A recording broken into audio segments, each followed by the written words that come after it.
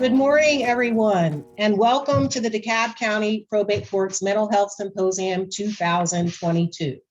I am Bedelia C. Hargrove, the probate court judge in DeKalb County, Georgia. I was appointed as probate court judge in DeKalb County in 2017 by Gerald Rosh, who was the former probate court judge here in DeKalb County. I was then elected in 2020 for a second term. Prior to becoming the probate court judge in DeKalb County, I spent 20 years practicing law as a solo practitioner. During that time, I served as a court-appointed attorney and a guardian ad litem for both the DeKalb and Fulton County probate courts. During that time frame, I also served as a hearing officer for the Fulton County Probate Court. I was appointed by former retired probate judge Pinky Toomer to handle the mental health hearings for Fulton County. And later I was appointed by Gerald Rosh, who was the probate court judge here in DeKalb, to be a substitute for the mental health hearings in DeKalb County. I also served as a county administrator and a county chair has joined the conference. Time period. I am so happy that all of you are able to join us today. I want to thank you all for your attendance here today, and I want to thank you all for your support of this symposium. I want to go over a little bit of an evolution of this symposium and how it came to be. In or about 2018, I started thinking of a way for my court and hospital attorneys to communicate so that we could make sure that we were doing the best that we could for the citizens of DeKalb County. That was my perspective from DeKalb County. I first held a mental health roundtable on June 8th of 2018. That roundtable consisted of me, several members of my staff, approximately 10 hospital attorneys, and several probate court judges. That meeting was held here where I am today in this very courtroom. That small meeting escalated into the Mental Health Symposium that we hosted in 2019, October 25th, 2019 to be specific. The Mental Health Symposium that I first hosted in 2019 had 20 plus speakers, and we were able to get almost 160 attendees. It was an in-person event, so we actually had to cap the number of attendees. It's safe to say that a lot of good information was shared and received at that symposium, and it was a great success. Of course, at that time, October 25th of 2019, it was my plan for this court to host a mental health symposium every year. Seemed simple enough to me, but little did I know COVID-19 was lurking and would come to cause all of us a lot of problems. So due to the high demands that were placed on probate courts, specifically during the pandemic and the judicial emergency, I decided to refrain from conducting mental health symposiums in 2020 and 2021. So suffice it to say, that fact is what makes this year's symposium a little bit more special to me because it's so enlightening to be back. I feel like we're back, even though we're not in person. We're all here and we're ready to give some great information. I will say that I have run into a few stumbling blocks in trying to put this symposium together, but I'm glad that years ago I learned to turn stumbling blocks into stepping stones. And so that is why we are able to be here this morning to share this good information. I now have a number of acknowledgements that I want to make, and please bear with me because I remember in 2019 I had a number and I think it might have been a little longer than some might have liked, but nonetheless, I always have to give thanks for those who support me. I first want to thank John Metelsky, DeKalb County's Director of Innovation and Technology, and his team for agreeing to assist me with hosting this webinar today. His assistance serves as a tremendous help to me, my panelists, and the almost 275 persons that registered. Secondly, I want to thank Diamond Lewis and her staff at DCTV for live streaming this symposium today. Third, I want to thank all of my family members for their continued support of me, all of my efforts, and all of my endeavors. And of course, a special thanks to my mother, Bedelia Carol Hargrove, and my sister, Antoinette Hargrove, who I believe are patched into this symposium today. I also want to send a special thanks to my aunt and uncle in Virginia in the event that they have patched in this morning, Mary and Orlando. They have been huge supporters of me and my family throughout my entire life. And to the extent that you are present this morning, I just want to say hello and thank you both for your continued support, because there will be more to come in the future, I promise you. Fourthly, I want to thank my entire staff at the DeKalb County Probate Court. Many of them have helped me today to put this symposium together. All of them that were present during the pandemic from March 14th of 2020 forward helped, did whatever they needed to do. Their support was unwavering, and I needed that support in order to run an essential services court. I'm here to tell you today, you cannot do this job as a probate court judge in the state of Georgia without a staff that is willing to show up, to care about other people, and to go the extra mile. And that is exactly what we had to do during the pandemic, and we still have to do that.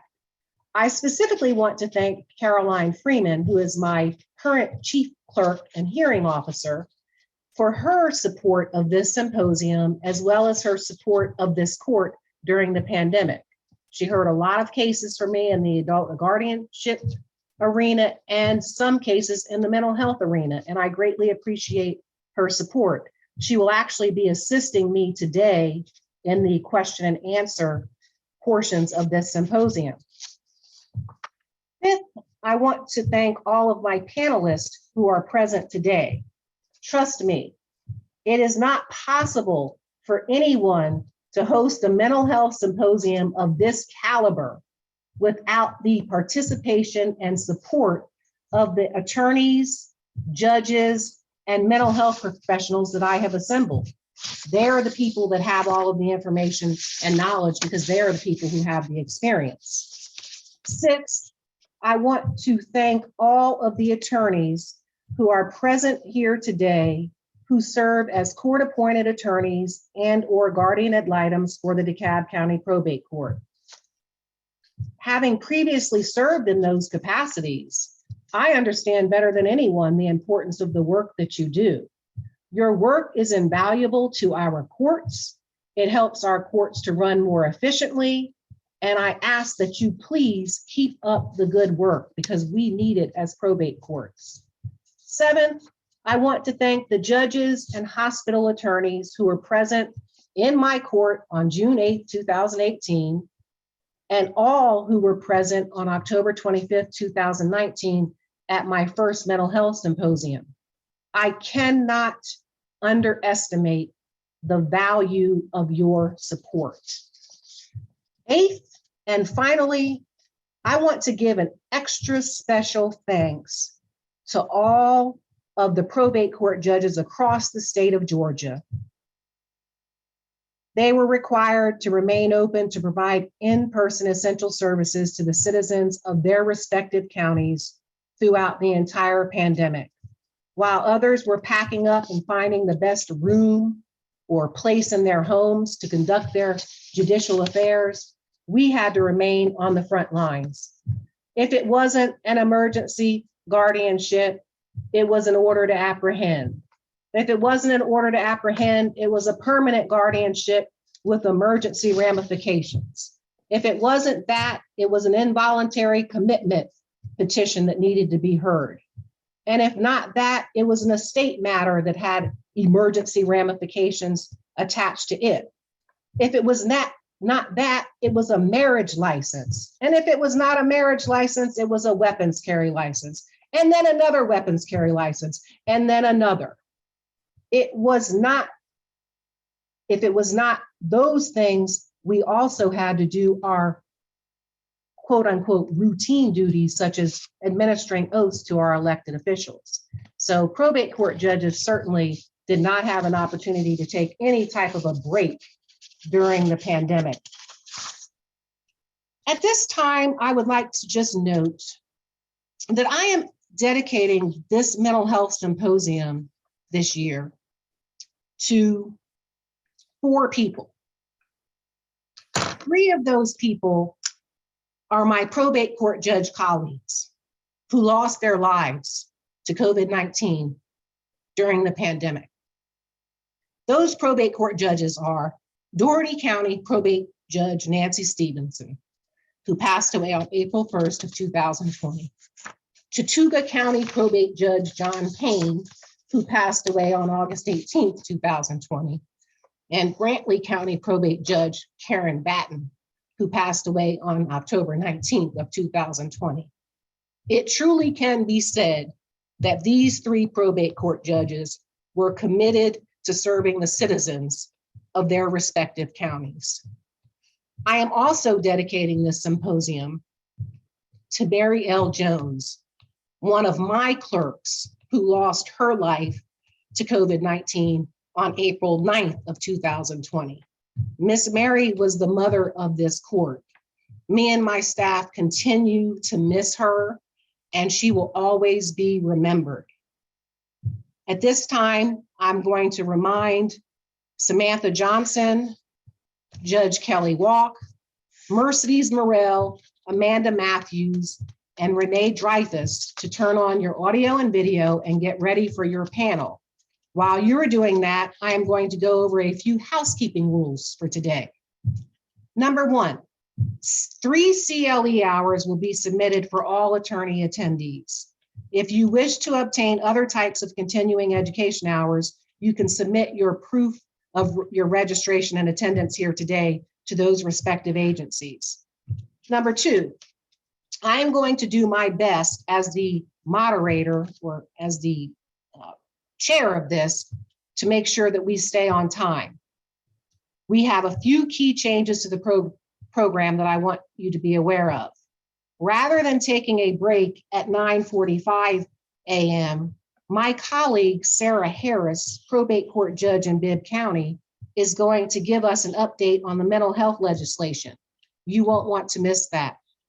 Rather than taking a break at 11:15 a.m., DeKalb County's CEO Michael Thurmond is going to make a special appearance, and we certainly look forward to hearing from him. We will be using the question and answer function to take questions during the 15-minute time slots. We will try to answer as many questions as we can during that time. Caroline Freeman is going to assist me in trying to get as many questions put together and put out to the panel as possible. Without further ado, I would like to introduce the moderator for our first panel, which is the Dynamics of Orders to Apprehend and Involuntary Commitments. Samantha Johnson will be moderating this panel. Samantha is a Senior Associate General Counsel with Grady Health System. She devotes a substantial portion of her time to advising Grady's Care Management Department, which includes case management and social work, and Grady's Emergency Medical Services Division.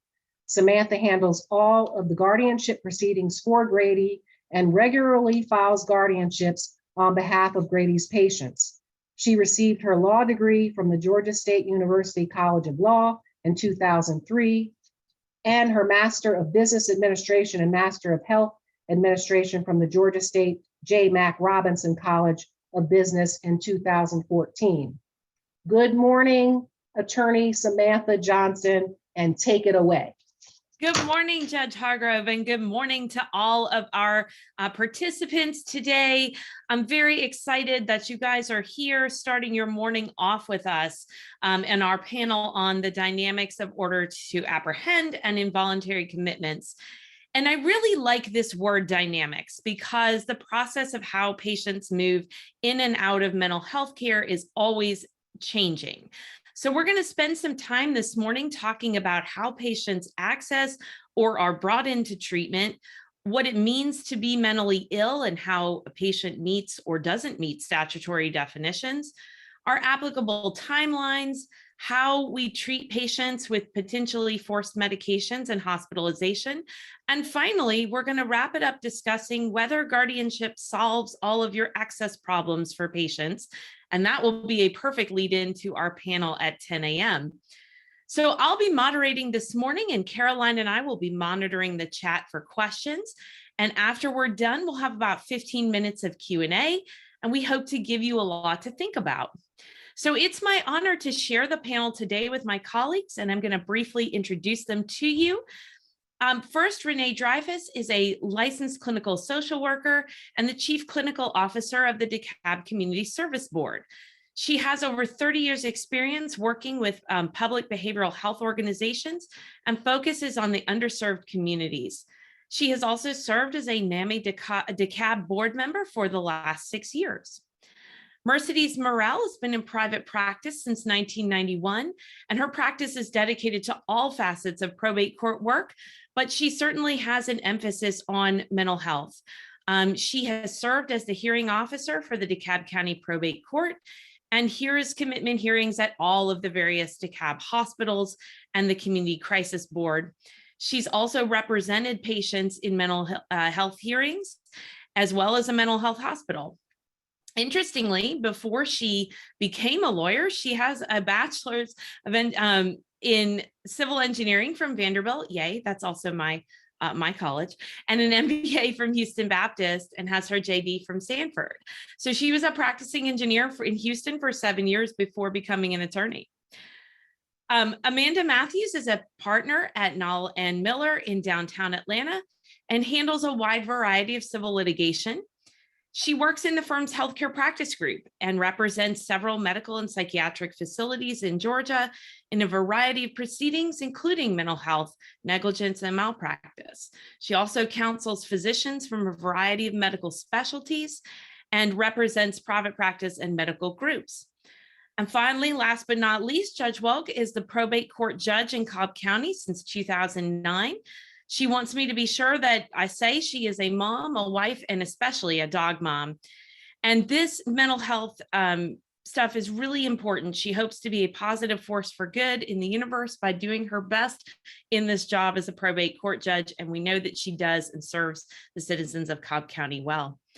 So with that introduction, I'm going to hand off to Renee, who's going to be our first speaker this morning. Hey, good morning, everyone. Thank you and welcome.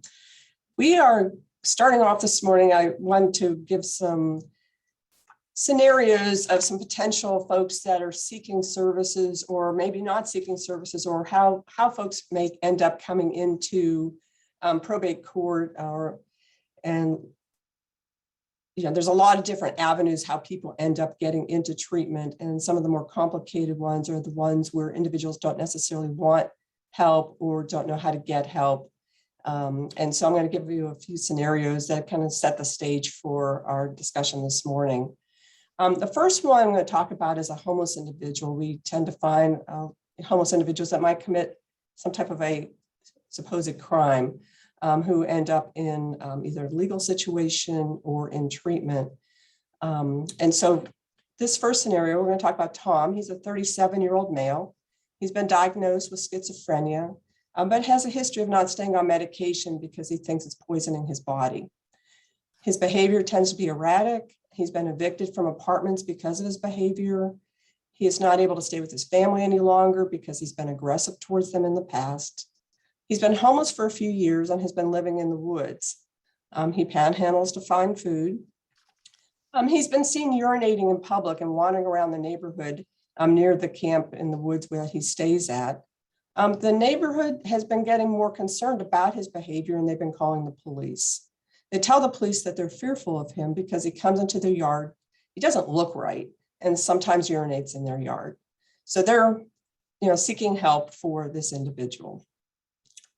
A second type of scenario, we have a parent seeking services for an autistic young adult. Another challenging area because of resources available for individuals with autism that are in crisis is always difficult to find. Mary and Bill have a 20-year-old daughter named Kim, diagnosed with autism spectrum disorder. Kim has significant behavioral issues that are difficult to manage. She graduated high school and has not had any structured activities because her behavior has kept her from being involved in some of the activities her parents have tried to involve her in. And as such, her behavior has been decompensating because of her lack of involvement in care and in lack of structured activities. Her mother ended up having to stop working to stay home with her because of her behavior, and she's become more aggressive towards her mom. And the parents are starting to feel exhausted. They are devoting more and more time trying to care for their young adult, and they're worn out, and they're just saying, please help us. In a third scenario is an older person who's been acting inappropriate. So we have Maria, a 75-year-old woman. She's been living alone since her husband died 5 years ago. Her son, Mark, has been attempting to help convince her to move in with him and his wife, but she's been refusing to do so. She wants to stay in her home. He's been visiting regularly, however, and he noticed that she's been drinking a lot more. He's been starting to find bottles, empty bottles of alcohol around the house. She's been looking more disheveled. The house is in disarray. She's been calling him a lot, and in recent weeks, she has fallen. At his most recent visit, he found his mom laying on the ground with a lit cigarette in her hand, and she was intoxicated. He's talked to her about getting help several times, and she has refused. He realizes he must do something before things get any worse. So these are just a few examples of some of the types of scenarios that come before us for people seeking help. Sometimes families are able to get individuals to a crisis center or to an emergency room. Other times the family member, the person that's needing help doesn't want help. And then they're stuck and they reach out and are trying to seek assistance. So I'll turn this back over for the next panelist. Thank you, Renee, for introducing us to the folks we're going to be talking about today. I imagine some of our participants, particularly if you represent these patients or if you represent clients who come in and ask for help for their family members or others, you will recognize some of these folks that Renee has introduced us to. So I'm going to turn it over now to Mercedes Morel, who's going to talk to us about how these particular folks fit into the criteria for involuntary treatment. Thank you, Samantha. In order to talk about these people, I'm going to have to give you a brief overview of how the involuntary commitment procedure works in general. And when you hear people talk about involuntary commitment, you think of confinement, and what you really should be thinking about is involuntary treatment for the individual. Specifically, how do you get that involuntary treatment in Georgia for someone with a mental illness or an addictive disease, such as an alcoholic? And when they may not know they require treatment, as Renee said, or these individuals do not want treatment. Title 37 of the Georgia Code covers the procedures for involuntary treatment of people with mental illness and addictive diseases.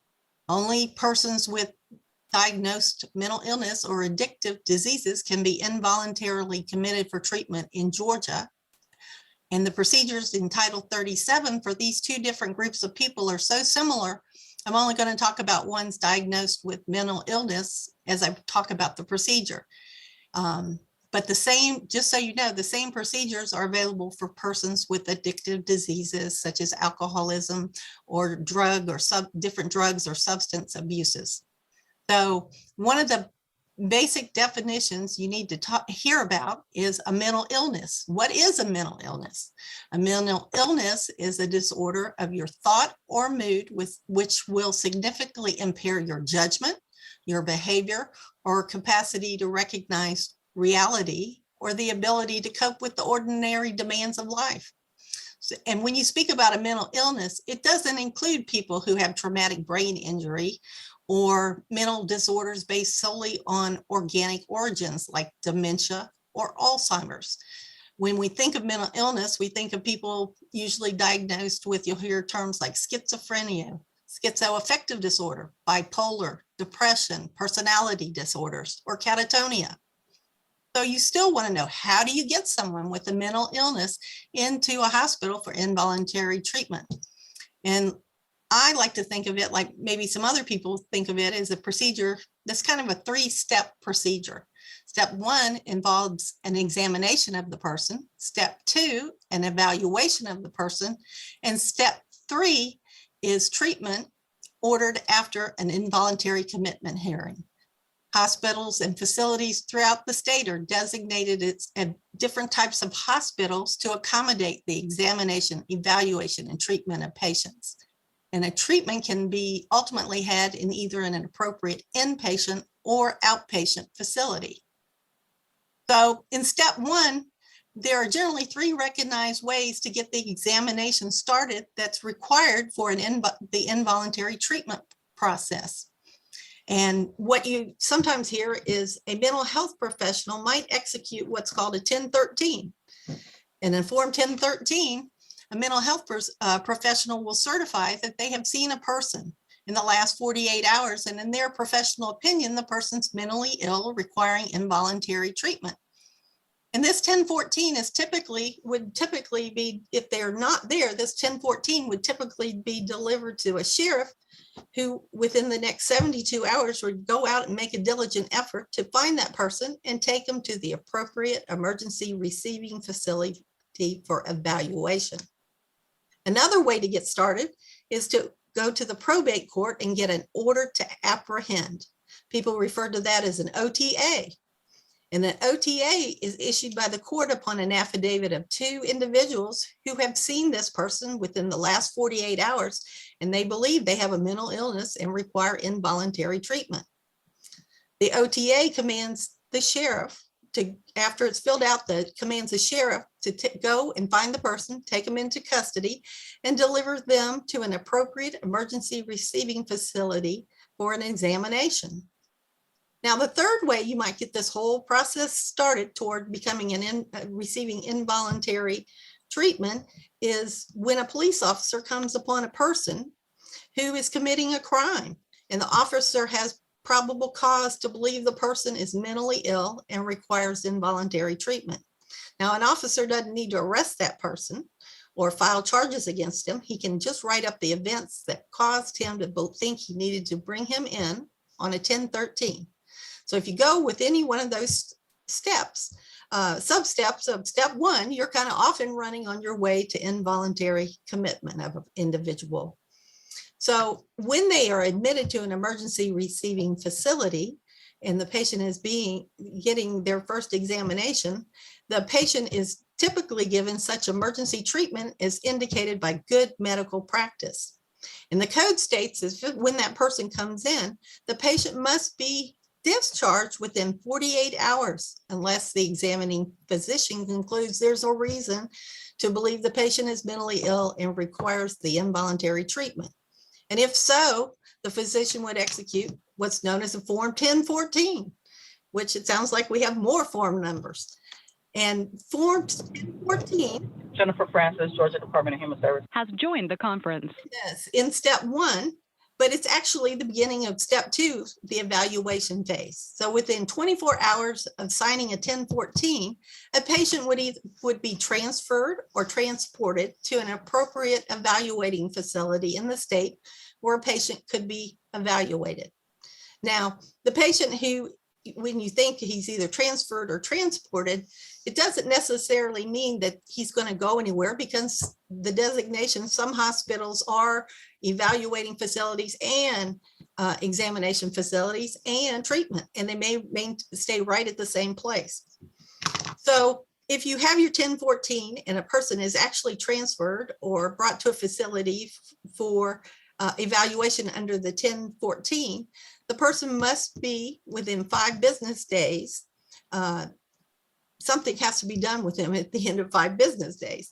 But don't get hung up on the number of days for evaluation, examination, or treatment, because I believe Amanda's going to speak to you about some timelines that are important in terms of getting treatment for someone. During the evaluation step, it's still again appropriate for the facility to give this patient such treatment as indicated by good medical practice. And at the end of the 5 business days, if the chief medical officer for that evaluating facility where the patient has been examined still believes the patient needs involuntary treatment, he will cause a petition to be filed with the probate court requesting a hearing for involuntary commitment. This petition occurs at what I like to think of as step 2, but it's actually the beginning of step 3 for treatment. You're going to hear people commonly refer this to as a 1021 hearing, and it may also be referred to as an NIT hearing, which stands for need for involuntary treatment, or some people call it a retention hearing. I'm going to call it a 1021 hearing for today. The 1021 petition requires an affidavit of 2 different physicians who have examined the patient within the last 5 days, and in their opinion, the patient's mentally ill, requiring involuntary treatment, and the patient does not meet the outpatient criteria. And as part of this petition, the doctors will have prepared an ISP, which is an individualized service plan, stating the short-term treatment goals for the patient while they're there. Now, step 3, which is really the involuntary commitment, is the court-ordered treatment after the 1021 hearing.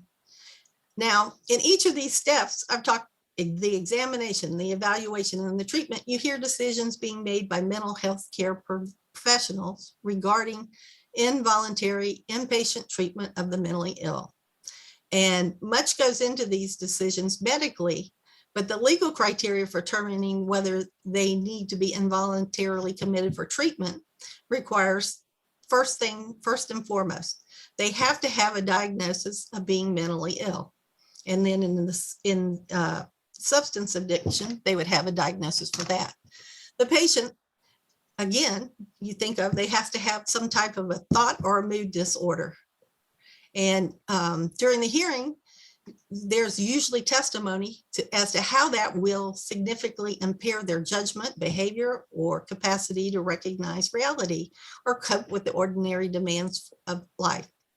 For example, we talked about, Renee's given us some example, or you yourself may have seen or passed someone standing on the corner yelling loudly and having a conversation with themselves, and you think they're displaying some very unusual or bizarre behavior. Has joined the conference. This guy probably has a mental illness, and you're wondering why has left the conference. Doing anything about him. Well, the short answer is they probably don't meet the legal standard for involuntary inpatient commitment or treatment. So what is that? Has left the conference. The standard is they have the mental illness, but in addition, they have to do one of 2 things. They have to either present a substantial risk of imminent harm to themselves or others as manifested by recent overt acts or recent expressed threats of violence, which presents a probability of physical injury to themselves or other people. Or the other option is they're mentally ill and they're so unable to care for their own physical health and safety as to create an imminently life-endangering crisis. Now, those are big standards to fill, and the doctor usually will attest in their affidavit in the 1021 petition as to whether the patient requires, in his opinion, involuntary inpatient treatment, and which of these 2 standards inpatient treatment is being sought. And at the request for involuntary treatment, any outcome is going to be limited to the least restrictive alternative available to the patient. And during a 1021 hearing, it's just like any other court hearing where testimony is presented as to the patient's mental illness and their need for inpatient treatment. And at the conclusion of the hearing, the court must find by clear and convincing evidence that the criteria for inpatient commitment has been met.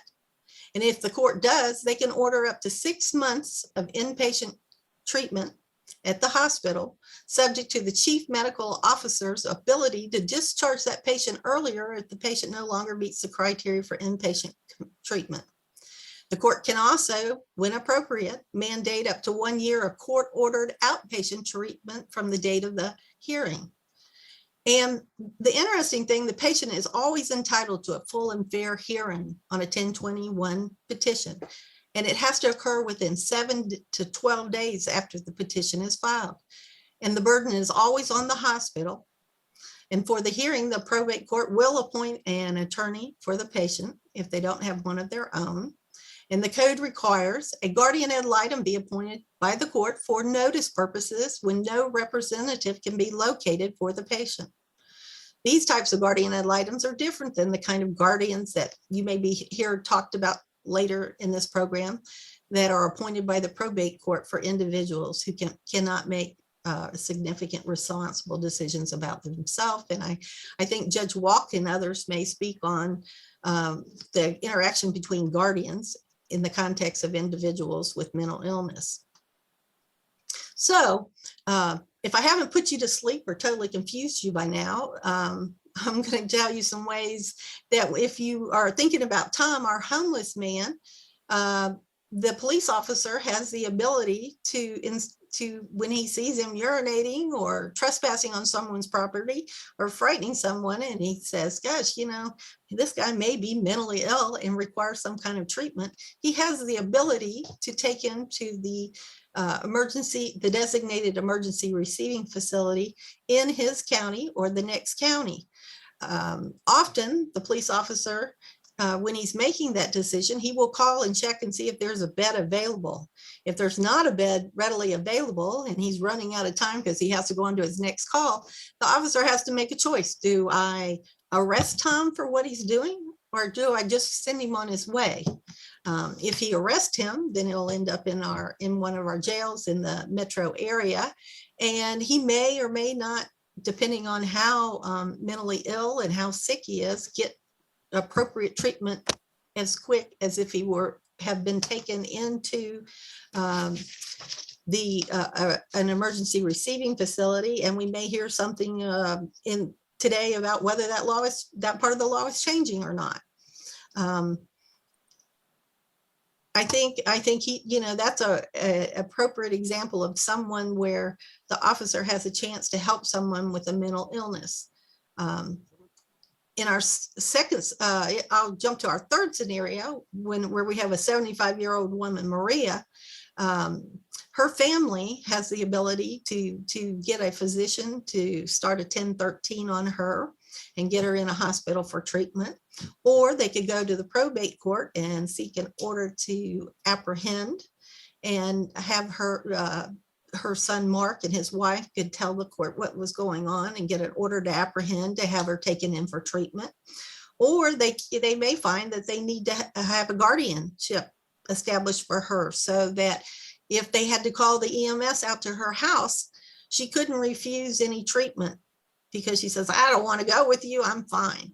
And a lot of times when EMS are called to an individual's house, the reality is if the person says, I don't want to go, they don't take them unless they're threatening at the moment to kill themselves or something really, really terrible right that moment.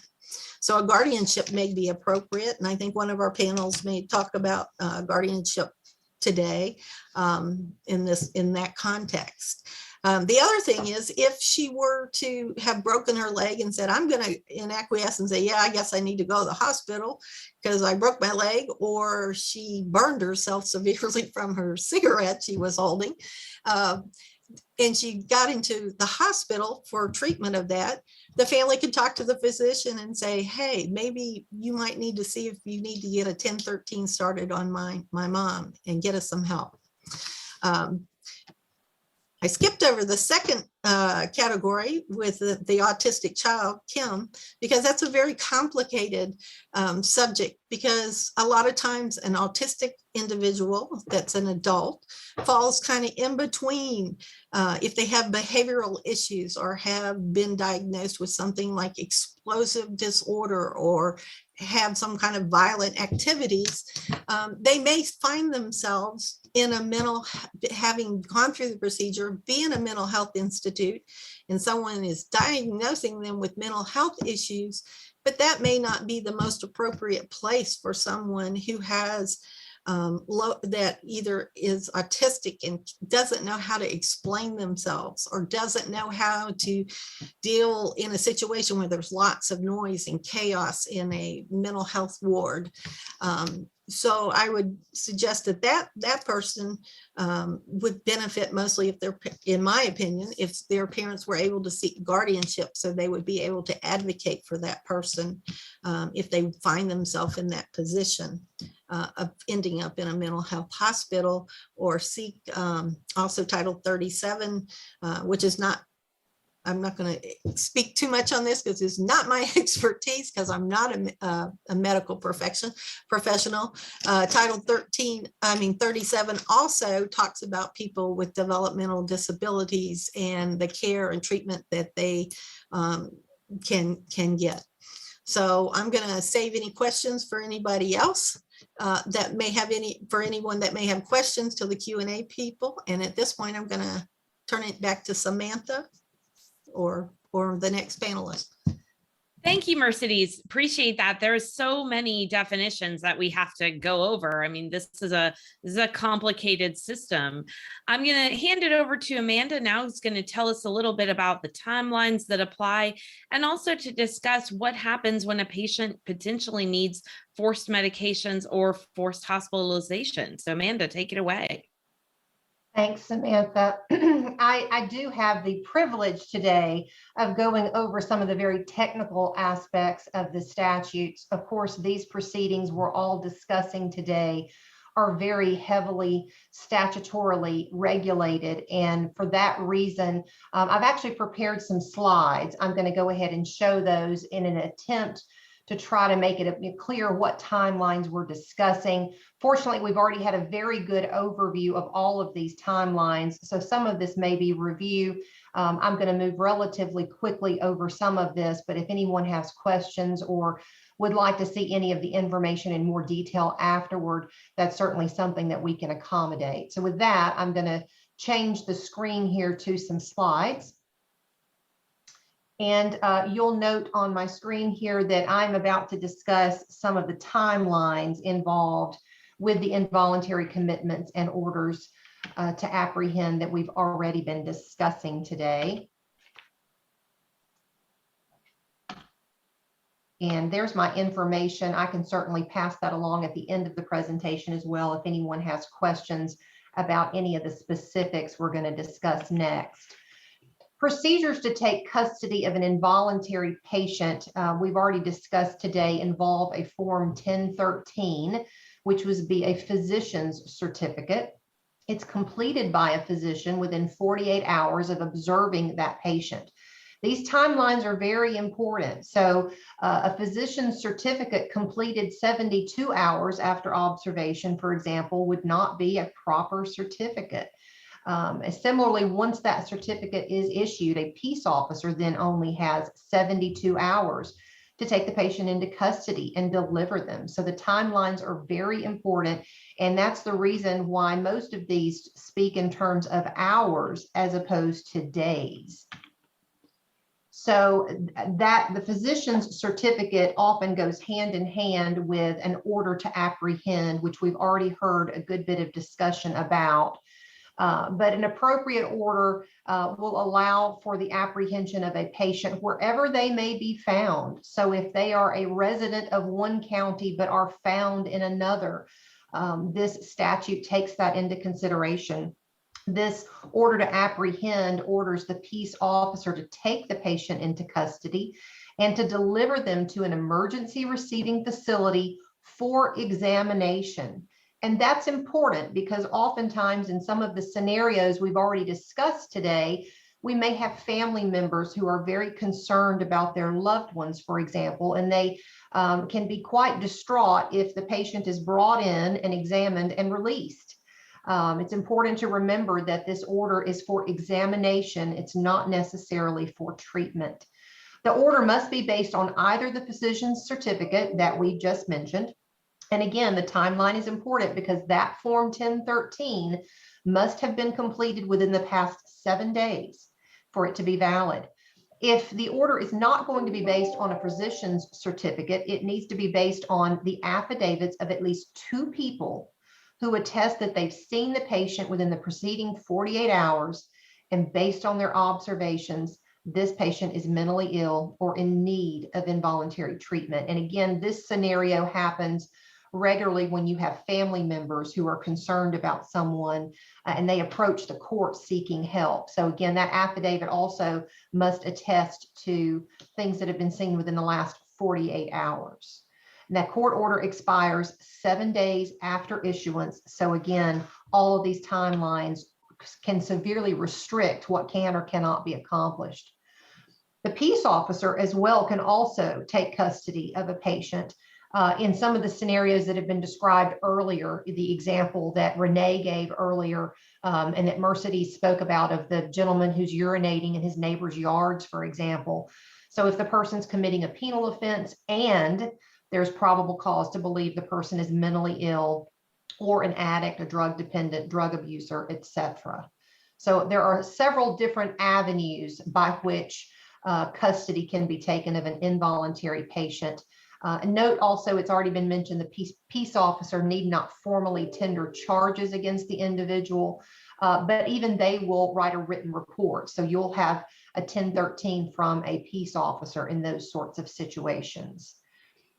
It's also important to note for the lawyers that are attending today, in determining opinions as to the mental condition of a person, a physician can rely upon their own personal observations, but can also rely on the testimony of behavior observed by others. So this can be quite helpful, and it's certainly helpful in the medical context, but it's also helpful in the legal context as well. The emergency receiving facility would then have the patient. So in our scenarios we've described earlier today, the individual is picked up by the peace officer and is delivered to an emergency receiving facility. At that point, you have a 48-hour rule. Now, no one has officially called this the 48-hour rule unless perhaps Amanda Matthews. So that's just my lingo for it, because a patient admitted to a facility pursuant to a 1013 must be examined within 48 hours. And at that point, they must either be discharged or involuntary commitment proceedings must begin. So there's another exception as well if the patient's under some sort of criminal charges and the facility has received notice of that. One thing we're going to talk about in more detail in just a moment as well is that Georgia law says that emergency treatment should be given as indicated by good medical practice. And we're going to talk in more detail in a few moments about forced medications and instances when the patient may be not in favor of receiving the treatment that perhaps would be in their best interest. The involuntary patient may be detained past that 48 hours if the examining physician concludes there's a reason to believe they're mentally ill and they execute a certificate for a 1014. And a 1014 starts a whole nother clock. So within 24 hours after the 1014 is executed, a patient must be transported from the emergency receiving facility. And these phrases can get interchanged sometimes inadvertently, but the emergency receiving facility, an example of that might be an emergency room. And they need to be transferred to an evaluating facility, which would be a mental health hospital or a mental health treatment center for that treatment. Obviously, they could be one and the same. We certainly have mental health facilities that can act as both the receiving facility and the evaluating facility. But oftentimes, for example, we certainly see patients or family members that are confused when their loved one is transported to an emergency room, and then within a short period of time, they're suddenly transported to another facility or to another hospital. And this is why sometimes it has to do with beds, of course, but this is the process by which this process goes. The same physician or psychologist who executes the 1013 can also execute the 1014. Sometimes they happen much quicker than this, but these are the outer bounds of how long the facility can take to issue these forms. Now, once the patient is admitted to the emergency evaluating facility, and again, it could be one and the same of the hospital where they were initially treated, then we have a 5-day rule. This 5-day rule details that the evaluating facility may detain them on a 1014 for no more than 5 days. And when we calculate that time period, we exclude Saturdays, Sundays, and holidays. Now, within those 5 days, the patient must be discharged if they are not found to be mentally ill or they only meet outpatient criteria. Otherwise, the evaluating facility would again go to the commitment process. So certainly a patient at times can consent to stay, but otherwise the facility would want to file a 1021 petition. Okay, so let's talk about the 1021 petitions. If within that 5 days, the patient's involuntary commitment, the patient is determined to be in need of continued treatment on an involuntary basis, several things must occur. The first is a service plan should be developed. We have to have the chief medical officer of the facility determines and recommends that proceedings should be initiated for involuntary treatment, and an individualized service plan should be developed within that 5-day period. After that, the filing of a 1021 will start officially the hearing process to determine the need for involuntary commitment. And again, the 1021 must include the opinions of 2 physicians who have examined the patient within the preceding 5 days. So again, all of these timelines are extremely important and must be complied with. The 1052, which is a petition for hearing, should be filed at the same time or along with the 1021 petition. And again, it indicates that there are 5 days excluding Saturdays, Sundays, and holidays within which this petition should be filed.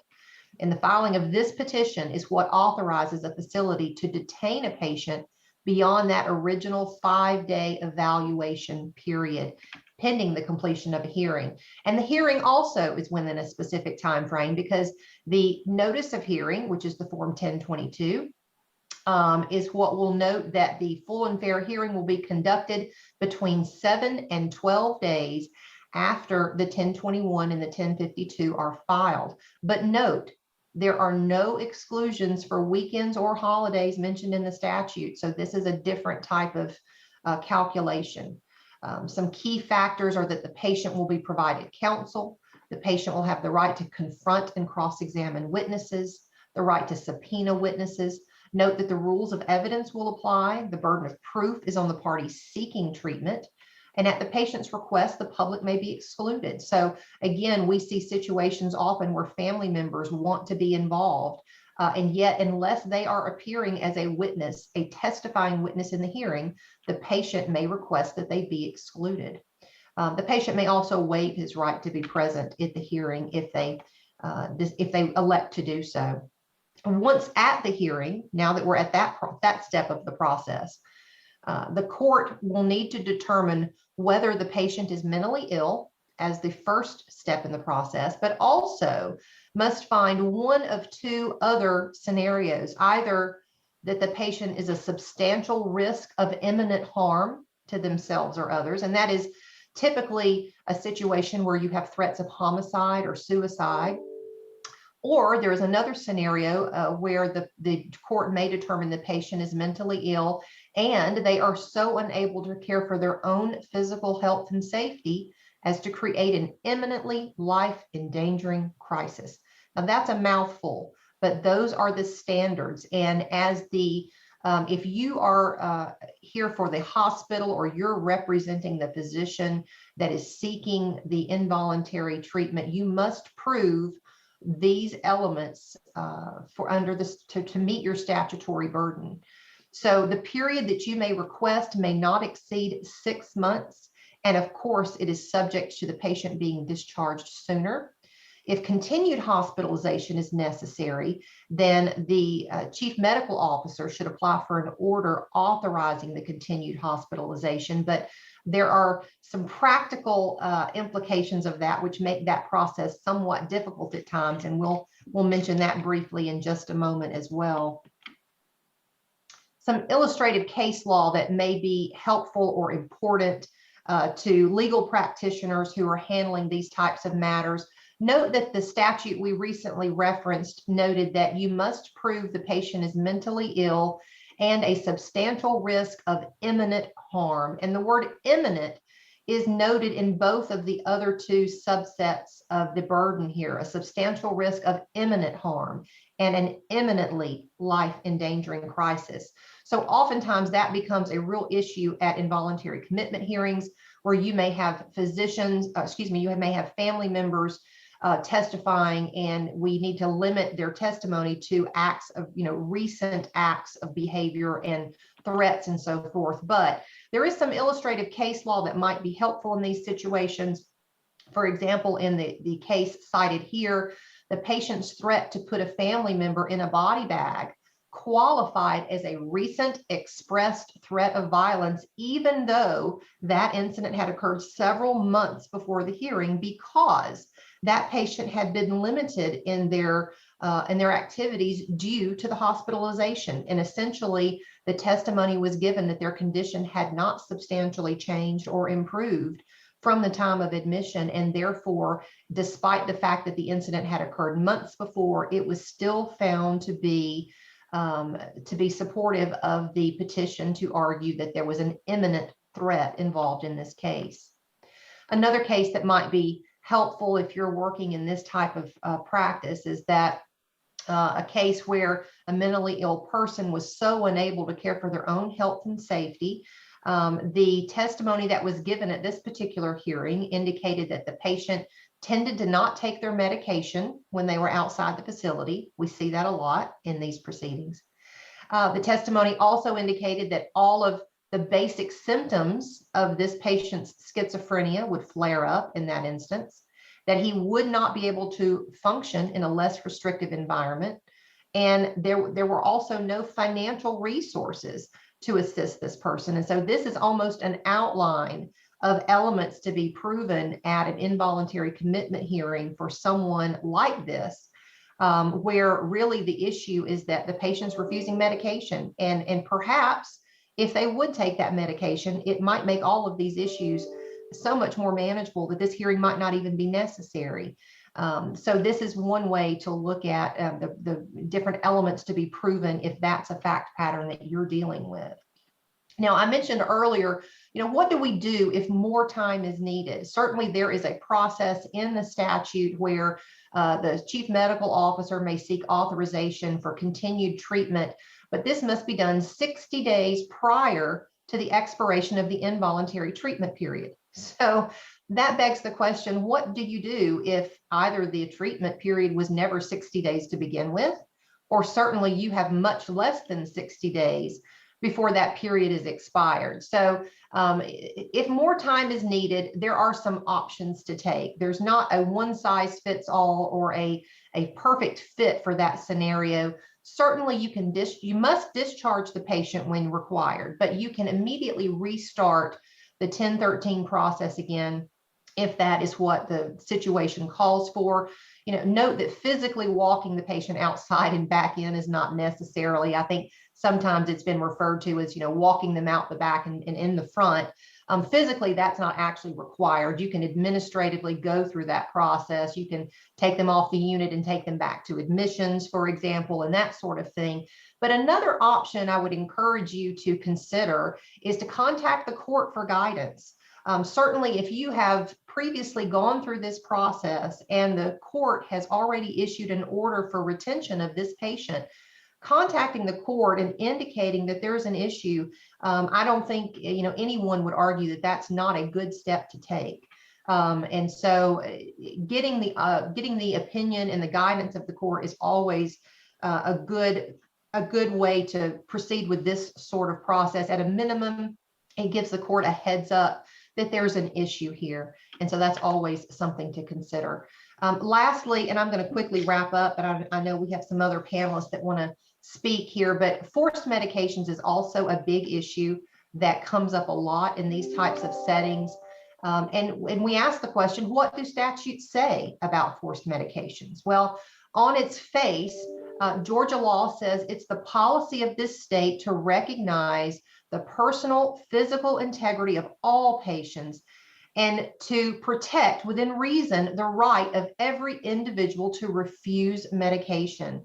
And one example I often give family members when I'm speaking to them in connection with a involuntary commitment hearing is I give them the example that if you or I were to go into the doctor tomorrow and be given a cancer diagnosis, even a fatal cancer diagnosis, we have every right to say, thank you, but no thank you. I don't want treatment. And to go home and spend our time with our families or take that trip we've wanted to take or do any number of things. We have the freedom to do that. Certainly that situation becomes much more complex when the concern arises that due to a mental health condition, that patient may not understand or appreciate the ramifications of that sort of decision. So the involuntary commitment process that we've been discussing today is taken very seriously because it effectively takes away a person's constitutional right to refuse treatment on some level. So the question then also arises, okay, well, if we've retained the person physically in our facility, can we also force them to take medication against their will?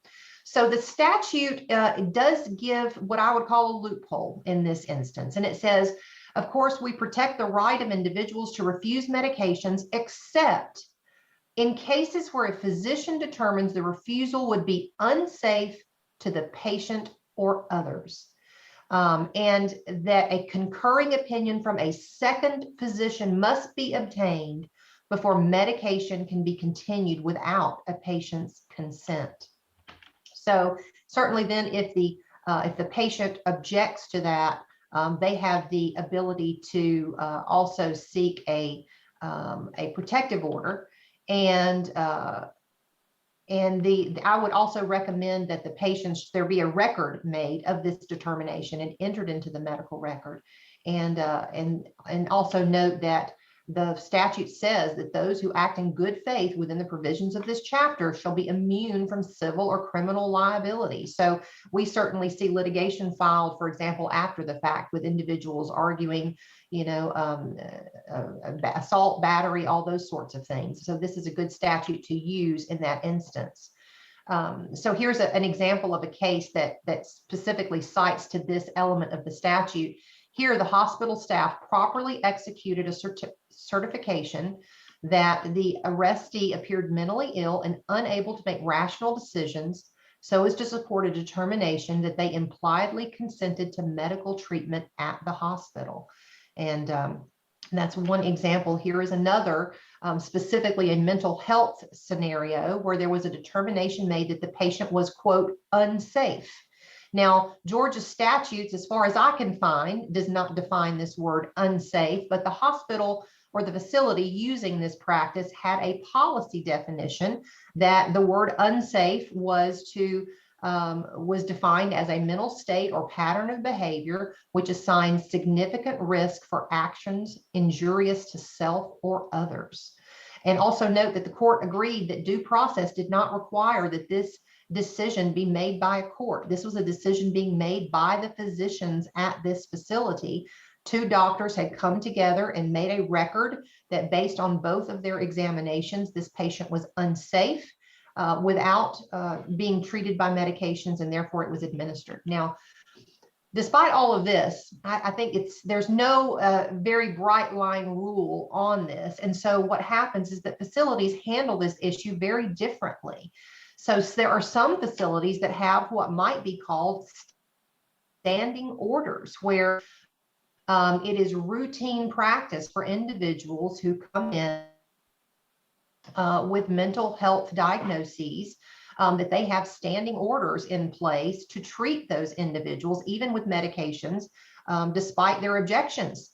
There are other facilities who handle this issue on a case-by-case basis, making individual determinations. And there are some facilities who, in the absence of a bright line rule on all of this, don't seem to do this at all. So there is quite a different process that's taken depending on where you are and depending on what the facts of your situation can be. And it can be quite complicated, as you've seen, with all the different deadlines and timelines and the different law that's involved. So I would encourage you to certainly seek out counsel if you find yourself in a situation where the bright line rule does not immediately provide you with the answers to your questions. But I'd like to turn it back over to Samantha at this point. I know we still have some really great commentary on these processes that we want to discuss before our panel takes questions.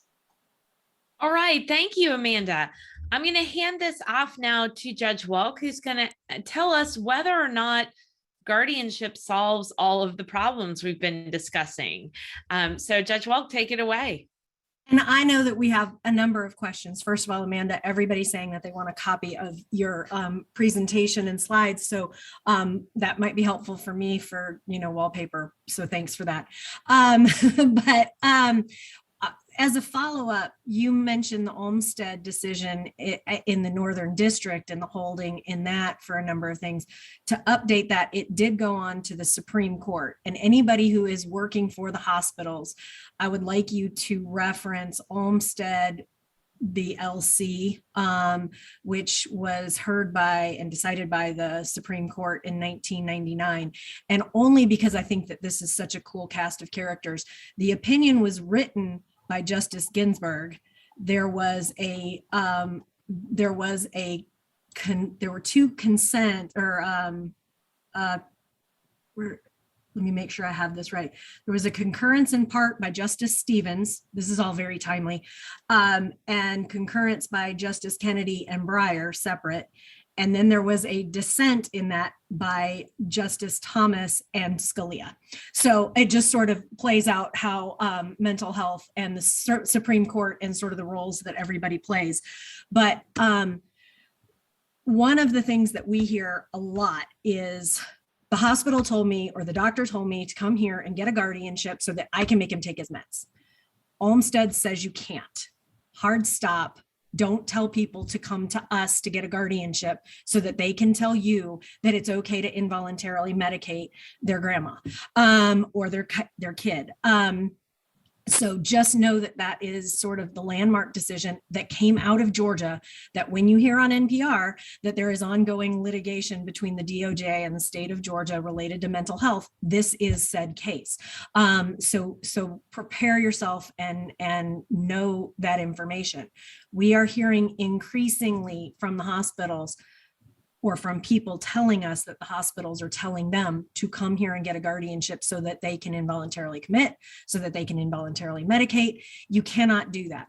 The guardianship code, and this is very confusing to everybody, the guardianship code grants the right to consent to medical treatment to the guardian. It removes it from the ward, the patient, John, or Kim or Maria in Renee's cast of characters. It would remove that right to consent from them. There is nothing that removes the right to refuse treatment in the guardianship code, which is why we will frequently have situations where we do have people who refuse a mastectomy under a guardianship as medical treatment. We do have people who refuse certain kinds of treatment medically. And I hate making this distinction because I think it's all medical, because your brain is a muscle, your heart is a muscle, but whatever. But we have many more people who refuse mental health treatment. And that is why this process of going through all of these steps matters. I'm going to divert from my assigned task from Samantha for a second, because I want everybody on here who cares and who is impacted by these things. And I know there's a lot of practitioners who will never deal with a a mental health treatment situation. But I do want to make sure that what I see is that we don't see people we don't know what happens to them. So if you work for a hospital and the order says, let us know when they're discharged, when they're changed to an outpatient, when they're whatever the order requires, let us know. Individualized service plan, treatment plan, whatever needs to be individualized. Don't give me the Xerox copy of the last 7 people that you treated for schizophrenia. I know the difference between a 1013 and an OTA. And when you come in and ask me for a 1013, I know what you mean, but in the vernacular, it confuses parents and children of people who need this treatment. When you say, go to the judge and get a 1013 so that you can get them committed, I can't commit anybody. I can give them a ride from where they are to a doctor.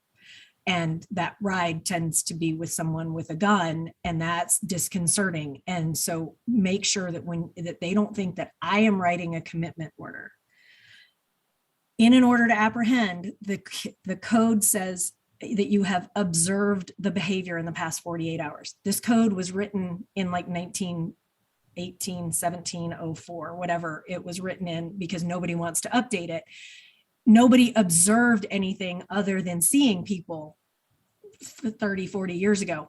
So am I observing Amanda and Judge Hargrove and Samantha right now, or am I not? Because that was not part of the contemplated observation. Is talking through a door observation? Is getting a text message from a phone number you know to be your son observation? Is a voicemail message observation? I'm going to kill myself. Is a Facebook post observation? There's case law on this. Most of those things are not. And it is typically just go and see the person. So keep in mind what observe means before you have your clients come to the probate court if they haven't observed them. Time calculation, if you're ever in doubt and you can't find the code section and you need an answer, is 131. I have it memorized because I look at it all the time. It's buried in there. It's a bunch of code sections, but 131 is the time calculation. And a lot of times hospitals will get people to consent to voluntary treatment, but acknowledge that they lack capacity. So if you are having incompetent people consent to voluntary status, and then they say they want to check out, and then you start the 1013 process 5 minutes later, that's going to look really bad in your hearing. I just wanted to let everybody kind of know that those are some of the things that are problems on our end. And the two reasons that 1021s fail.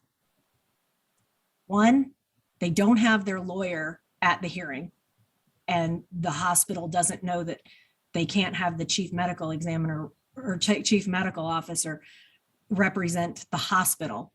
There's civil practice requirements of corporations need, whatever. And two, you bust timelines.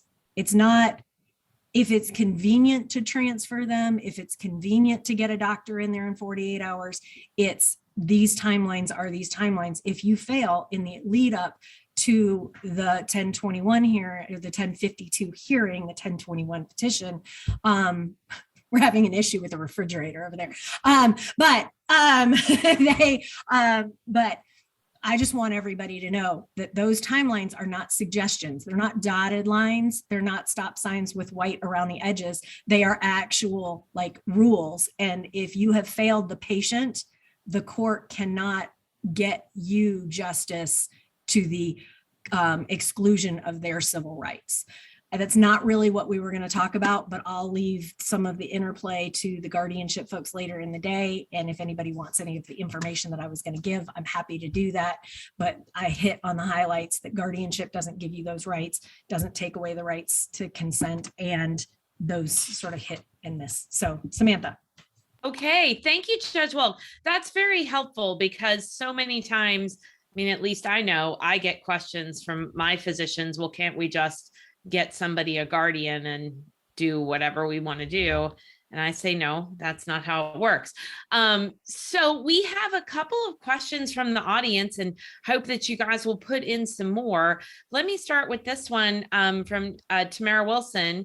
She asked us, what types of facilities are considered appropriate evaluating facilities?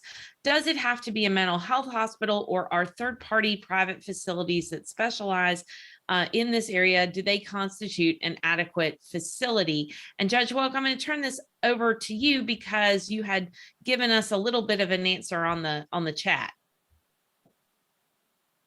Yes, and I just gave Judge Haney the citation to the Olmsted, which is 527 US 581 for anybody who's interested in that citation. The question about the emergency receiving facilities. There is a list, and it is on the DBHDD website of certified emergency receiving facilities. Some of them are private hospitals for profit. I can speak to my county. We have Ridgeview. There are some that are state hospitals. We don't have a state hospital in our county, but Georgia Regional, Muskogee, Columbus State Hospital, the state hospital in Savannah, all of those hospitals that are state. And then we've got a Wellstar facility, which is an emergency receiving facility, Wellstar Cobb. I found out when one of the nurses told one of the sheriffs that Kennestone had been removed from said list, and the sheriff's deputy told his supervisor, and his supervisor texted me. I tried to find the list. It's not that easy to find, and I wish I would have looked at it again, but there is a list on DBHDD, and I will try and get that information back and get it out to you all so you can find the active current list if you're looking for what those are and near you. And another thing, speaking on behalf of my more rural probate brethren, there are a lot of issues with sheriff's deputies picking people up, having to get them medically cleared in one facility, then get them to a mental facility that is not a medical facility, again, pet peeve, but then having to then get back. And if you have a female patient, you may have somebody who takes a female officer in the sheriff's department may take an entire shift to go get that person on your order, take them to one facility, sit and wait and get cleared, and then take them another county over to another facility, sit and wait and get them admitted, and then drive back and do your paperwork, is sometimes more than an entire shift for an officer. So keep in mind that the process is a really burdensome one. It is the most unsafe thing that our sheriff's office does. They hate getting them because they just don't know what they're walking into. Sometimes people have a bag packed and we're ready to go. And sometimes people are naked and wielding a knife and you just don't know what you're going to get. Absolutely. Okay, we have another question on involuntary outpatient treatment. This one comes to us from Logan Millions, who is the attorney for Pathways CSB in Noonan. The question is, when a provider is seeking an order for mandatory outpatient treatment, the code requires a certificate from a physician or psychologist stating that the patient meets the definition for a mental illness or drug dependence and the definition of outpatient. Is this form is this a certificate that's also required for 1021? The 1021 only seems to have the definition for inpatient. So what is the difference when you are trying to seek an order for outpatient treatment? And Mercedes, I think I'm going to task this one to you and to Amanda to answer. Amanda, do you want me to get that, or? Well, it's interesting because almost strategically, we actually left out involuntary outpatient treatment from this panel discussion because it really is a unique animal all its own. I think the short answer to that question, unless someone has a different opinion on the panel, is that it is a different proceeding. So that's the reason why it is left out of the 1021 process. It is not necessarily the same. Mercedes, what's been your involvement with the involuntary outpatient? I could say that the outpatient and involuntary court-ordered mandatory outpatient commitment can follow on the 1021 form, but when you apply for the petition for hearing, at that time that it is filed, the code requires you to attach to the petition the outpatient plan. So you can either ask for a 1021 commitment hearing when you file. You can ask for a 1021 inpatient commitment followed by an outpatient plan at that same time, or you can file and just ask for the outpatient part. And the timing and the dates are a little different if it's just the outpatient part, I can't tell you exactly the dates off the top of my head, but I know they're different if it's just the outpatient part. But it does have to have a certificate from the physician, very similar to physicians like the outpatient.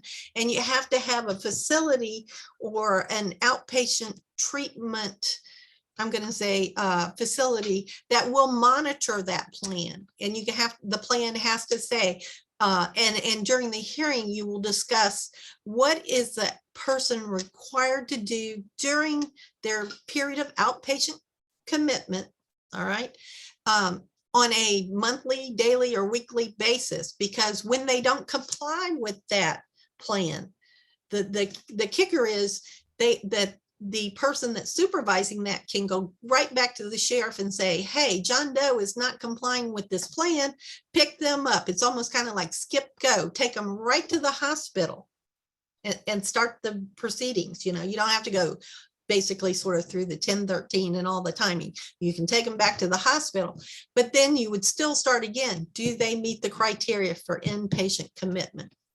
And be aware as well, because oftentimes you're going to have a separate facility who is fulfilling the requirements of the outpatient treatment. So you need to be sure you have the correct people involved. I know I've been part of other proceedings where it becomes very complicated when you don't have witness testimony, for example, or an affidavit or whatever evidence you need, a plan outlined specifically by the outpatient treatment facility. Otherwise, you end up with a hospital perhaps who's providing inpatient treatment, being the recipient of an order for outpatient treatment when they are not the facility who will be administering that plan. So it gets very complicated. Be sure that you've really thought through all the facts and you have the appropriate persons at the hearing if you're doing them back to back. That's just some practical tips from past experience. And I'm going to have to say, a lot of times you have to deny the outpatient part because you don't have the person who's going to supervise the plan there. The code requires that plan be attached to the petition that when you're requesting it with the court. So you can't come into the hearing and have your doctor testify that this person, it's a little different standard. It's kind of like you need the plan so that the person doesn't imminently and predictably be returned to a hospital. It's kind of like the plan is so you don't have to come back to the hospital. And if you don't have a person, I've had a hospital say to me, well, can I come back later and attach the plan? Can we think of one? And I say, no, it doesn't work that way. And you have to deny the request right there. You have to deny their petition. And it's heartbreaking because it really would benefit an individual to have that in place. But you can't just show up to the hearing and say, this is what we think we want to do. You have to have it all in advance when you file for the petition, just like that individualized service IPS that you do in the original commitment hearings. And a lot of times people don't realize when you do the outpatient at the same time as the commitment, that you can order up to a year for the outpatient commitment. That date starts running the date that you have the hearing. So if they ask for 2 months in the hospital, followed by the outpatient, by the time they get to their outpatient, the first 2 months have already been used up if they keep them in the hospital. So you really then just have a 10-month period. So, and my experience just in practical, unless the person really doesn't want to go back to the hospital, the outpatient plan does not work like it should. Because the person doesn't care, you know, they're not going to follow the steps that are with them. And most of those steps require the people of ones that I see, the person is required to follow with an assertive community treatment team, like an ACT team in the community, and they involve lots of touches with lots of mental health professionals on a weekly basis. And during the pandemic, they only were able to get one maybe in-person touch in, and that would be a nurse giving the medication to them. The people would have to do the rest of their contacts via Zoom or telephone. Anyway, I know our time is running short for our panel. Well, we have one more. This is a quick question to be answered. Can the chief medical officer also be one of the two physicians who signs the 1021? Amanda, I don't believe so. I mean, he has his own form he signs. And then you need 2 additional physicians. Judge Walk, I see you nodding over there. What's your position on this? I think I've seen it. I think I've granted it. So tell me it's yes. I have too. I was going to say yes. It's like a lot of things in this area of the law. It may not necessarily be abundantly clear. I have seen it as well, and have seen that granted. But the same way that we talked earlier about how different facilities and different counties seem to handle some of these issues differently, I think you are going to find a different approach. And if you're in front of Judge Walk and she allows it, who's to say that you're not going to be in front of Judge Hargrove at some point and she doesn't? And I don't know whether she does or not, but I believe I have seen that as well, where the CMO is also one of the treating physicians, and that has not been a problem that I have seen, but I can certainly see it being an issue. I don't recall seeing anything in the code, and I haven't looked for this purpose. I don't recall seeing anything in the code that says 2 doctors other than the chief medical officer. Right. So I think that I think that they do have to sign the other form, but I don't think that is sort of like being the drafting attorney and the notary. Those are not inconsistent disqualifying roles necessarily. I could be wrong, and if I am, please correct me. We're all trying to get to perfect. So Agreed. And I think you're probably correct, unless an attorney representing the patient makes a big deal of that. So, we can make a good argument or find law that says otherwise. Yes, agreed. All right. Other questions from the group? John has shared with everybody, and thank you, Tracy Altman, for sending us this link, the DBHDD page that has the list of emergency receiving facilities. Remember, some of them may also be evaluating facilities. I've actually had a case like this where an attorney complained that the patient was sent upstairs from our ER to our psychiatric unit, and weren't we supposed to let her walk out and bring her back in? And the judge thought that sounded like the silliest thing he ever heard. Why can't you just take them upstairs? So you are not required to necessarily let your patient out and then have the sheriff bring them back in if your facility happens to be both. So we're going to go ahead and wrap up today. Thank you to my colleagues, to the panelists. Thank you, everybody, for listening in this morning. And again, Judge Hargrove, thank you so much for having us this morning. We're looking forward now to hearing Judge Harris talk to us about the legislative update and why all the stuff we said this morning may be changing in the next 5 minutes. Great. Thank you, Samantha, so very much. Thank you, all of the panelists. You are a very intelligent group of people, and I learn so much from you when I have an opportunity to speak to you and hear from you. And I also appreciate you all's attempts to go ahead and answer all of the questions that were presented during your panel. So that worked out very well.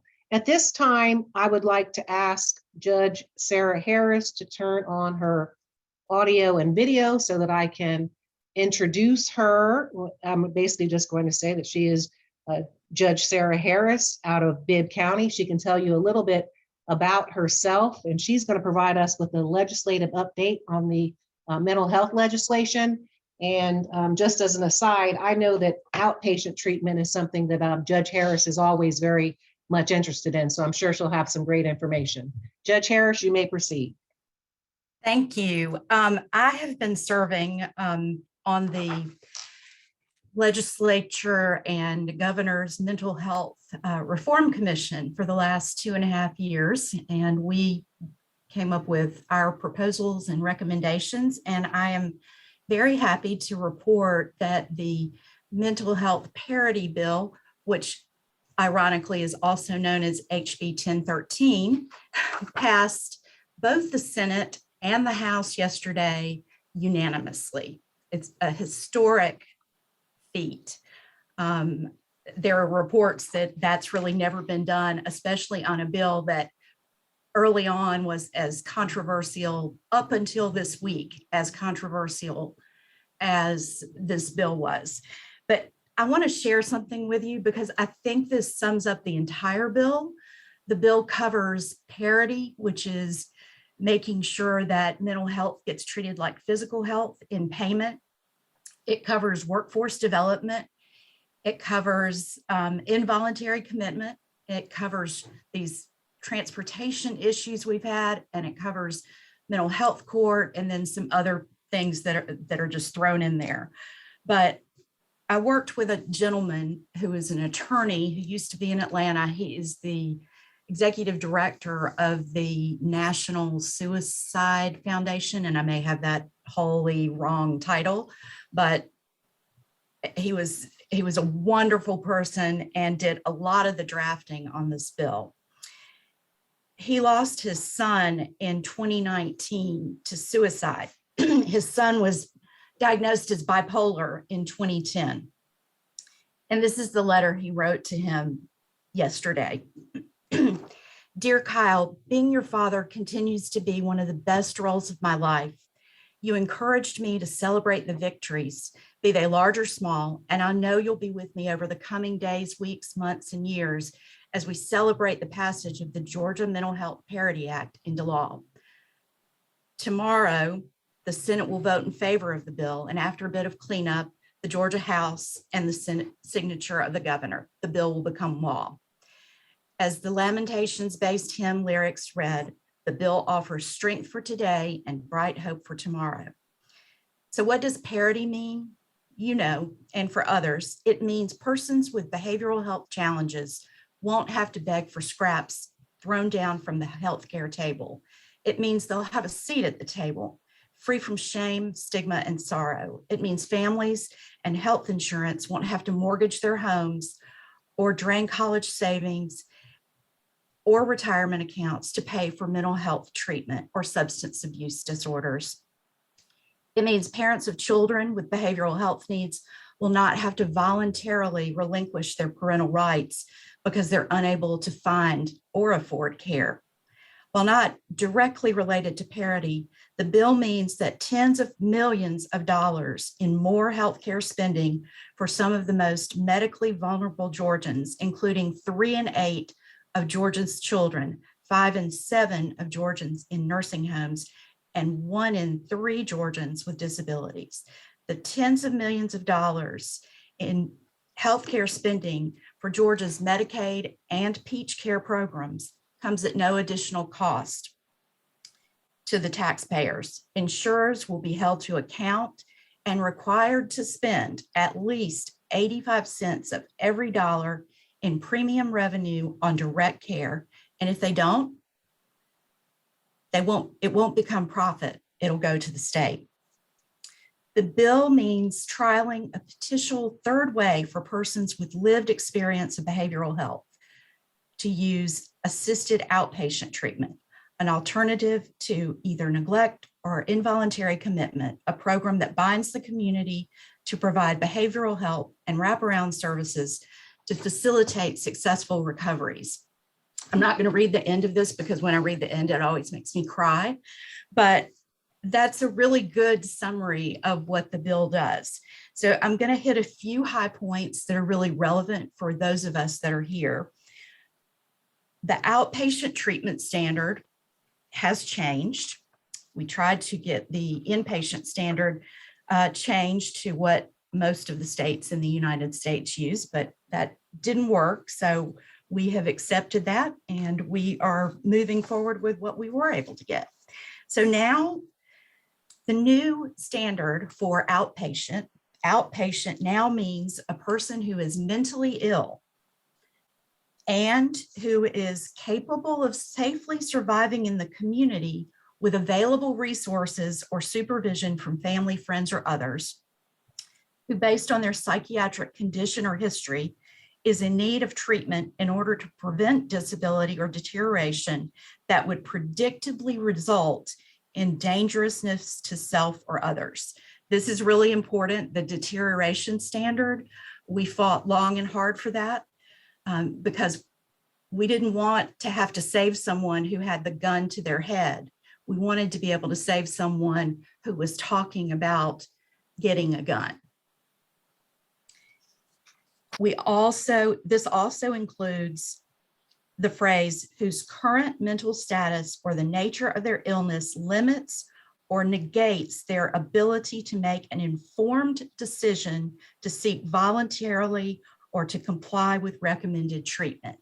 This was added because many of the cases across the country, the appellate cases refer to the statute saying, as long as you can show that the person did not have the ability to understand what they were doing. So as distinguished from someone who says, look, I don't want to take medicine. I don't want to take this.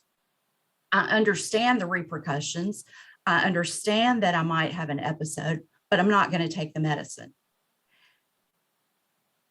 We wanted to make that distinction, and we felt like that would give more impetus for the next step, which is to we're creating a pilot project with DBHCD. And what it will be is called assisted outpatient treatment. And it is a super intensive form of what we think of now as outpatient treatment.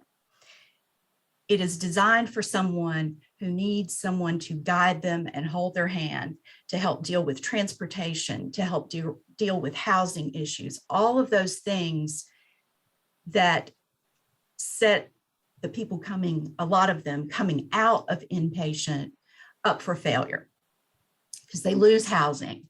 They don't have transportation. They can't go get their shot or their medicine or whatever it is. They can't participate in group, or they can't get to whatever program they need to be in. So this is designed to be not a fee for services type situation. There will be money designated for positions. So there'll be a caseworker, there will be a peer support specialist, and there will be, and I can't think of the third thing, but there will be someone overseeing the program. It'll be coordinated with the court. So every month or every 2 weeks, whatever the local community as a group of stakeholders decide works, they'll come back to court, just like mental health court. They'll come back in, they get a rah-rah speech, hopefully from the judge, or they get a lecture from the judge. You've got to do this if you want to stay in the program. Otherwise, we're going to send you to be evaluated and you might be hospitalized. The lowering, I hate to use the word lowering of the standard, but the change of the standard should make it easier for us to identify some people who could be successful in this, because I would agree that a lot of the people we see coming from inpatient and asking for outpatient, they simply aren't really capable of maintaining outpatient treatment. And I've denied outpatient treatment sometimes because I'm like, they're not going to be successful. They're never going to get from the hospital to where they're supposed to go for treatment. And they're certainly not going to get signed up for treatment. The assisted outpatient treatment program takes care of all that. If they're in the hospital, everything is set up for them before they leave. Everything, their hands are being held to walk through this process. And eventually over time, that hand is loosened so that they can stand on their own. And that's supposed to be the idea behind it. The states that have implemented this program have seen a vast reduction in the jail population of mental illness, of repeat mentally ill persons going into a crisis and having to go to the crisis stabilization unit. I do think that there is likely to be an uptick of people going to crisis stabilization units and maybe going to hospitals as a result of this. But I think it will eventually level off, because once you get some of those people that are constantly in the jail, and I think Judge D'Antonio will talk about this a little later, once you get those people, everything will settle down and you'll get back into the norm. But that's the big, huge change for us. The other one, and I'm just going to touch on it briefly because it has been mentioned, is the transportation issue. So now a police officer, and this applies for both substance abuse and for mental illness, although I will tell you, and we begged not to include substance abuse in the AOT program because it is not an evidence-based treatment program for substance abuse, but I don't think the legislators understood that, so they kept putting it back in. So it's in there, whether it's used or not. I won't even start to talk about that. But the second thing is now a peace officer can take a person to an emergency receiving facility if the peace officer has probable cause to believe that the person is a mentally ill person requiring involuntary treatment, and the police officer has consulted either in person or via telephone or telehealth with a physician. Now, physician is defined, they reference it back to 37.341, which is basically everyone who can do a 1013. So any of that group of people who can sign a 1013 can be consulted by a police officer, either by telephone, telehealth.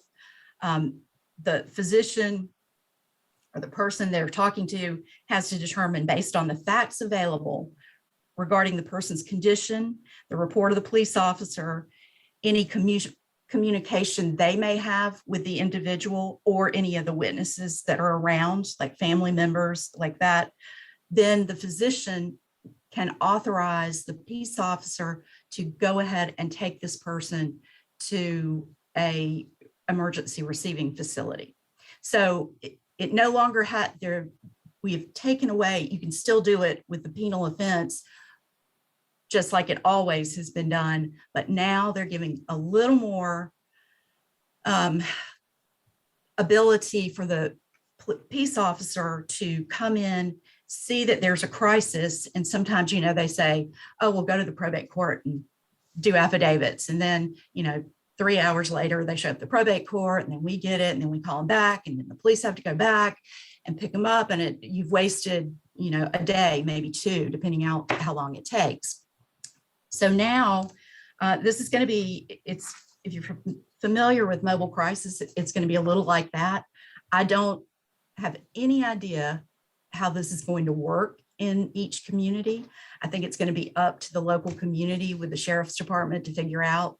I know we've talked here about the possibility of, we have a private group that does our jail, and it may be the mental health group at the jail will be the contact, or maybe it will be someone from our CSB, from River Edge, but it doesn't limit, it doesn't give any limitations or tell you how to do this. Originally, they just had the word physician, and we all laughed and said, have y'all lost your mind? What physician is the police officer going to call? So we did get that changed, but I think that's probably going to be helpful to the courts because it should cut down on OTAs, but it's going to all depend on how each community responds to it. And for the judges that are on this call and the CSB, any of the other providers, we're going to be giving more information about these pilot projects and when you can apply for them. So that'll be coming in the near future. Thank you so much, Judge Harris, for all of that information. And I also want to thank you for your time and hard work associated with that mental health legislation. I'm quite sure you've had to spend a lot of times out of pocket from Macon-Bibb County. So thanks so much. And thanks for agreeing to participate today. At this time, I would like to ask Dana Ashford, Judge Christopher Baller, Carlton Coleman, Mark A.C. Robinson, and Heather Nadler to turn on your audio and video. At this time, I'm going to introduce the moderator for our second panel, which is the Challenges of Adult Guardianships with Mental Health Components. The moderator for this panel is Dana Ashford. Just a few words about Dana Ashford. She is a solo practitioner. She has been practicing law for approximately 20 years. And while I could say a whole lot of things about Dana, I think I'll just leave it to one thing. She's very, very busy because she's a serial filer of petitions in my court. So Ms. Ashford, please take it away. Okay, thank you, Judge. So this part of the presentation regards challenges of obtaining guardianship, and we're also going to talk about conservatorship regarding folks with mental health issues. What I wanted to do is we're going to give a hypothetical situation, and each of the panelists is going to sort of play a role in hypothetical, but I wanted to go ahead and each panelist to introduce themselves, and I'm going to start first with Heather Nadler. Good morning. Thank you, Dana. My name is Heather Nadler. I am an attorney. My office is located in Peachtree Corners, the law office of Nadler, Biernath. I have been practicing for just over 20 years and concentrate my practice exclusively in elder and special needs law. I'll follow Judge Wolf's introduction. Say I too am a wife and mother, not a dog mom, but a turtle mom. So we'll leave it at that. Thank you, Heather. Okay, Judge Christopher Baller. Hi, good morning, everyone. I'm currently serving as the probate judge for Gwinnett County. Prior to that, I was in estate planning and elder law attorney with a practice in Beaufort. And in 2012, when Judge Clark retired, I ran for his seat and won a contested election. And I'm in about my 10th year here as the judge and have been a member of the bar for about 21 years now, and really enjoy what I do here. Although I will say that 2020 was not so great, but things are getting better here and feels more back to normal. Thank you, Judge. Carlton Coleman. Good morning, everyone. My name is Carlton Coleman. I'm the Public Guardianship Office Section Manager, having been with the state of Georgia 25 and a half years. In addition to my position, I am also a member of the Board of Directors of the National Guardianship Association, where I've served as past president. Thank you, Mr. Coleman. And Mark Robinson. Good morning. Thank you, Dana. I'm Mark Robinson. I am an attorney in private practice, primarily do estate planning and probate administration, and then happen to serve as one of the county conservators and county administrators for the DeKalb County Probate Court. Thank you, Mark. Okay, so I thought what we might do to make this more presentable or easier to understand is to go through sort of what it looks like when a family is going through a crisis with somebody that is mentally ill, a family member that is mentally ill. These are very difficult cases, as everybody up to now has discussed, because mentally ill folks may have symptoms that come and go, that may be treatable with medication, that medication is sometimes refused. And family members are sort of at the end of their rope when by the time it gets to attorneys like me and Heather, and to courts like Judge Baller's court. And then if a guardianship and or conservatorship is awarded, then we get to those people that serve in those roles, such as the Department of Human Services, where Carlton Coleman heads up the Public Guardian's Office, and to people like Mark Robinson, who serve as county conservators as far as handling finances.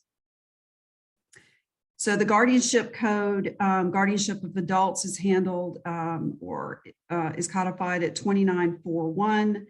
And then the conservatorship code is starting at 2951.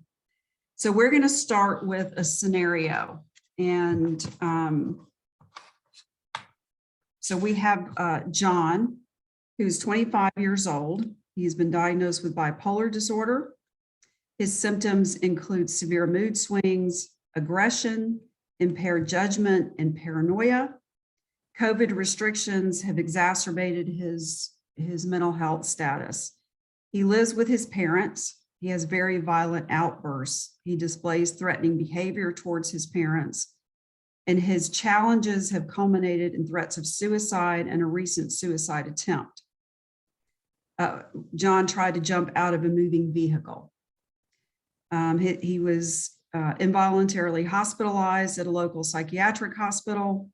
His parents do not want him to return home because they are afraid of him. John is unable to secure housing for himself. He's very easily influenced. He is unable to make financial decisions. He is qualified as disabled and he receives Social Security income for which he does not have anyone to help him as his payee. He frequently gives his money to his quote friends. He does not want his parents to control him. He does not want to take any medication. He does not acknowledge that he is mentally ill, and he wants to control his own money. So frequently, since this is sort of already, since John has already been involuntarily committed and he's about to be discharged from the hospital, frequently attorneys like myself get phone calls from parents or family members saying, what do we do? We were told to call a guardianship attorney and to pursue guardianship. And so what I would like to start with is to start with Heather, assuming that Heather, you get the call from these parents who are in a total panic and don't know what to do with their son, and he's about to be discharged from a psychiatric facility, having been in major crisis and still refuses to take his medication, and they're afraid he's going to come home, but they also want to protect him as much as possible and to help him as much as possible. So if you were to receive a call from these very overwhelmed parents, what is your first sort of interaction with them about the guardianship process and possibly having a conservator appointed to handle his Social Security income? So my first interaction with them is going to be really kind of a reality check, because as a lot of people have already said, you know, they've just been told, go get guardianship.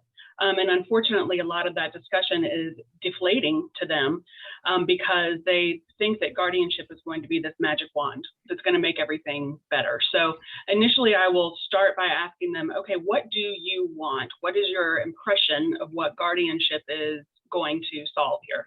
And with the scenario we have on John, if I were to ask them, I can, guarantee practically what their response is going to be, which is that they want to get him somewhere where he can continue this treatment forcibly, where they can make him take his medication, where his behavior will get stabilized, because he does well when his behavior is stabilized. They want to see more of that. They want to get control of his finances, recognizing that he's giving assets away, and they want to get him into a long-term stable living environment.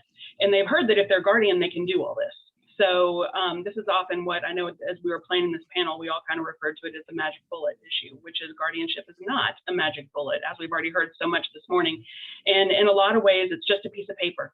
And that piece of paper is not going to make your loved one be more compliant, quit being a pain in the neck, and agree to all the things that everyone around them can see are truly going to serve their best interests. So that's kind of the first thing that I have to talk to potential clients about, that really, this might not work, or even if we did get guardianship, it might not play out the way you think it's going to, but let's at least talk through it.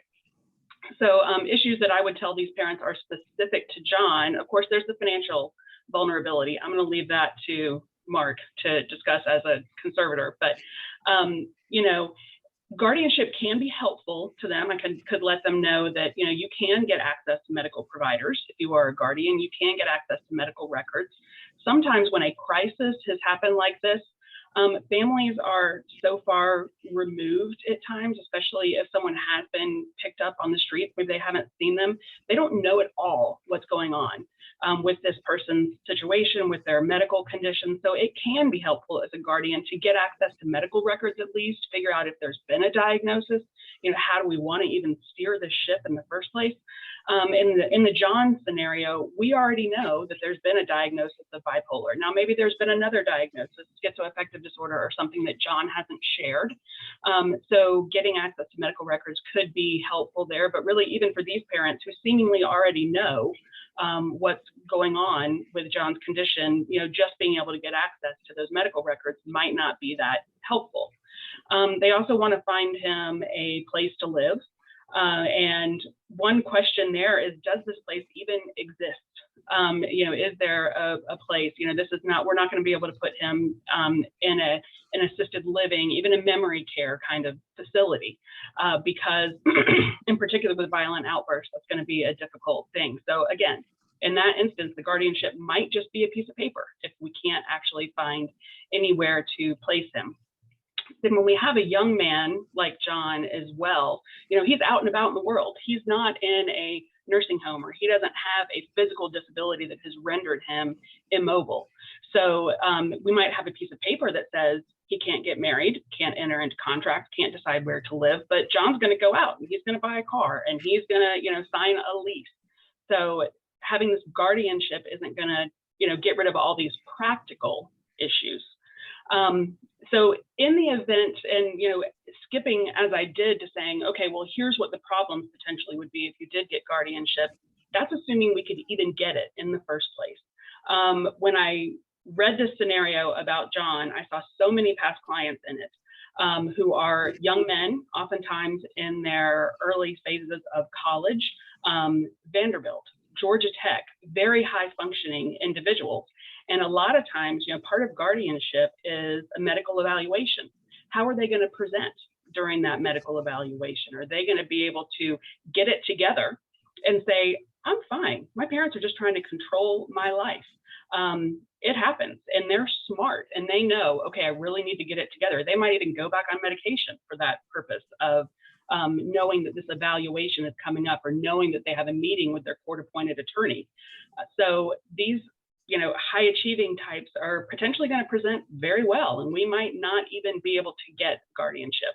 So these are all the kind of things that I would want to present to parents. And like I said, it can be very deflating to kind of bring them back up potentially after having these conversations. We might look at, okay, what resources are out there? Now, 99 times out of 100 people have heard of NAMI by the time they get to me, but just getting them plugged in with resources that might be able to help. Is there a person, mental illness oftentimes burns family bridges big time, because people, just get burnt out with the situation. It's very long term, as we heard in the previous presentation. So there might be a situation where if we could bring in somebody else from the outside, especially someone who's a professional, and of course it takes resources and able to do this, but if we could bring in a social worker or a care manager who could become a friend and a professional friend, and maybe help the person who's living with mental illness, as well as those that are in their world, the employer, the landlord, to try and understand some of this and be a go-between. There are some resources out there potentially short of guardianship. And another thing is, a lot of times a family's biggest fear is, well, they're going to end up in jail. And sometimes ending up in jail isn't the worst thing that can happen, really, because that can get someone plugged in with the mental health courts and open up even more resources that can be available to them. So in having this initial conversation with them, these are all the things we would go through as far as saying, here's the reality of it. That's what I view as my job, not saying, oh, sure, I'm getting you a guardianship and everything's going to be great, because that's just an incredible disservice to the client and to the family. And then another big part of that conversation is who's going to serve. just because we get a guardian, they say, oh, well, I'm not going to be the guardian. So who's going to be the guardian? Who's going to be the conservator if we did go this route, and if we could even get it? So that's kind of where I start with these discussions. Okay. So if, Heather, if your clients or the parents, John's parents, want to go forward with seeing if they could get a guardianship and or conservatorship for John, that would entail filing a petition with the probate court, correct? Yes, correct. Okay. The probate court where it's in the county where he is, John. Okay. Okay. And would both parents have to file that petition? Well, we would need two petitioners to get the ball rolling. Typically, I would suggest, since they're both here, they're both on the phone and involved, we can use those two petitioners. If we thought we needed to boost up the case a bit, as typically I don't use a doctor's affidavit in conjunction with a guardianship where someone has, developmental delay or autism, something along those lines. But if we have the concern that this proposed ward, John, is going to get his act together for that evaluation, then I might choose to use one parent as a petitioner and get a medical affidavit to bolster that petition a bit. Okay, thank you. Okay. All right, so I wanted to read the actual legal requirement that would have to be met for the appointment of a guardian. And in these sorts of cases, the law would refer to John as a, quote, proposed ward. So the question would be, is a guardianship necessary because the proposed ward lacks sufficient capacity to make or communicate significant responsible decisions concerning his health or safety? That would be for the appointment of a guardian. For a conservator to handle money, assets, finances, the question is a conservatorship necessary because the proposed ward lacks sufficient capacity to make or communicate significant responsible decisions concerning the management of his property? And so assuming that Heather's clients, the parents of John, file a petition for the appointment of a guardian and conservator, that case may end up in front of Judge Ballard. And Judge Ballard, I know that these are, especially for practitioners and for the judiciary, these are very difficult cases. For cases where you have a young person who is mentally ill that has just suffered from, a crisis, a suicide crisis, and the parents are coming in and seeking protection for him basically through the court system.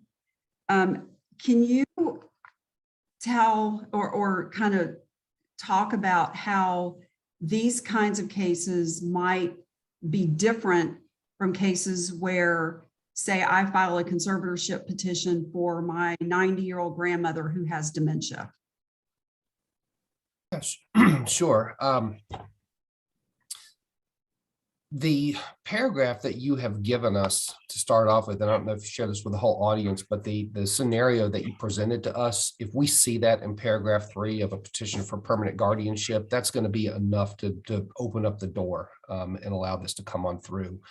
If you just put something like doesn't take medication, that's not going to be enough to get it through. So I think we're off to a good start here as far as what the court's looking at.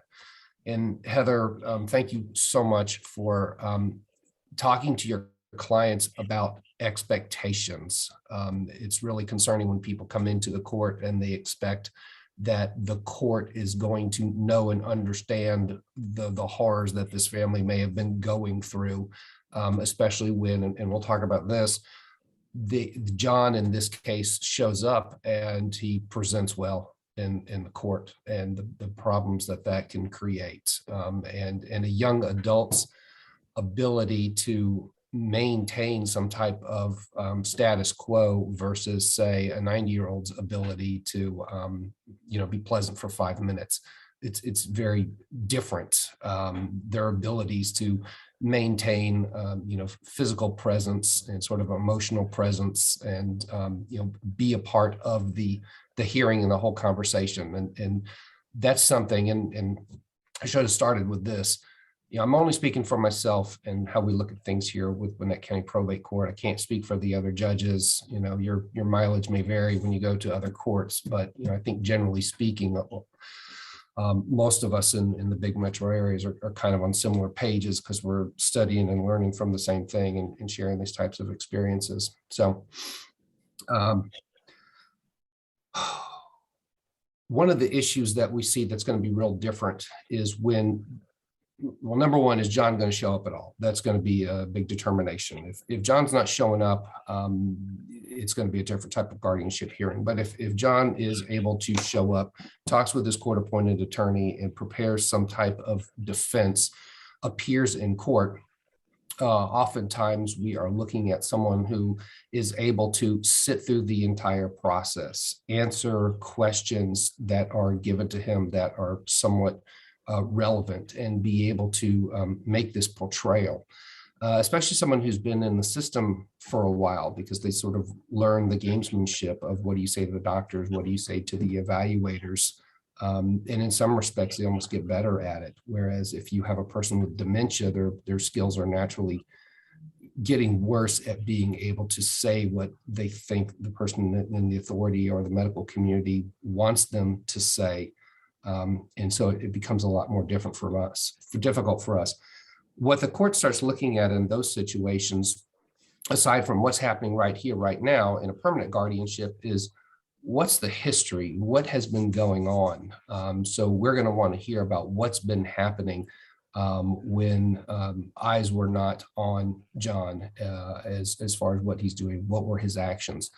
We want to hear what type of dangerous behaviors has John been engaging in.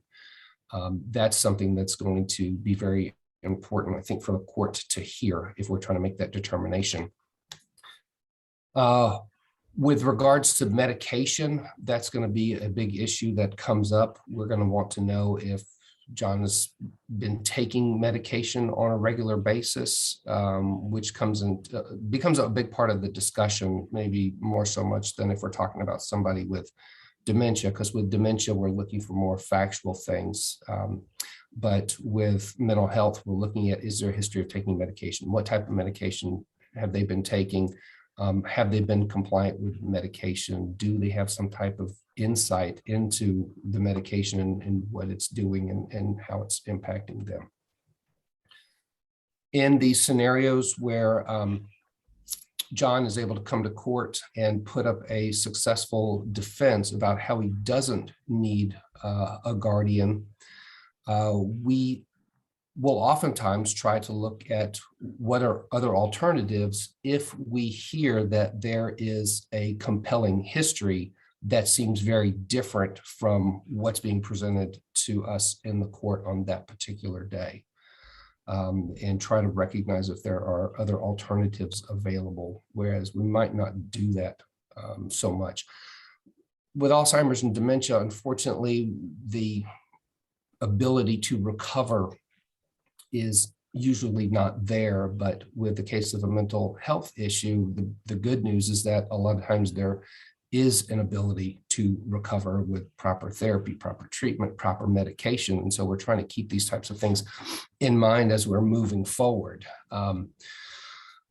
I don't know that I always agreed with some of the things that I've heard from other judges when they've had senior adults in their courtroom, where it's more of a, well, let's go ahead and put you under guardianship today because I know you're just going to be back here tomorrow. And while that probably historically is correct, I think with mental health, that's not always the case, and you have to take it into consideration. And certainly we've got the laws to balance here. And I know when these petitions come in, that people are in crisis. There's a real backstory here, and there's years and years of what's been going on, and the court's only going to get maybe an hour of that. And if they're represented by counsel, hopefully we're going to get a good hour or two of that. But if they're self-represented, we may only get 5 or 10 minutes, but we know that there's more there, but we still have to follow the law and got to be able to present your case and show clear and convincing evidence.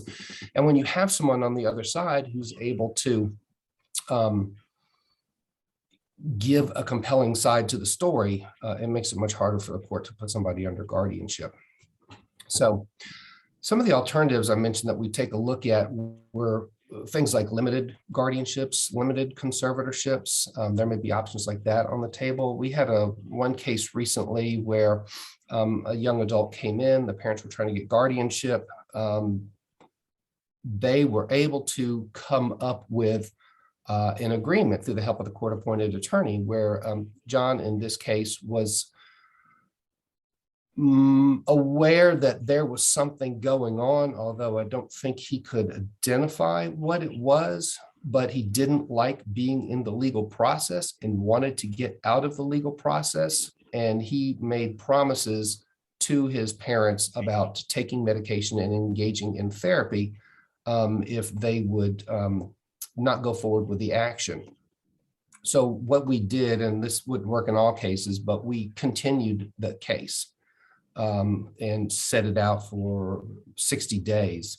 And they were able to work with him during those 60 days. He was able to get compliant, gain a little bit better insight because the parents had the threat of the guardianship and the conservatorship. And after 60 days, they were able to dismiss that guardianship. And that was, one of the cases that worked out well because as far as I know, they haven't come back or at least had a potential to work out a lot better. We see a lot of issues with people complaining about who they would want to have as a guardian. So in John's case, it's obvious here his parents don't want to see him come back to the house because of the violent issues. And I would imagine in a hearing like that, we're probably going to hear significantly from John about how he doesn't want his parents to be his guardian. And it's good to recognize those things. Oftentimes, if you are dealing with someone and you create this negative history between the two parties, having that person as a guardian is not going to be helpful going forward. And I think we're going to hear from Mr. Coleman later about that. So one of the big differences we see between young adults and senior adults is that with senior adults, there seems to be more of an opportunity for a family member to step in and get involved.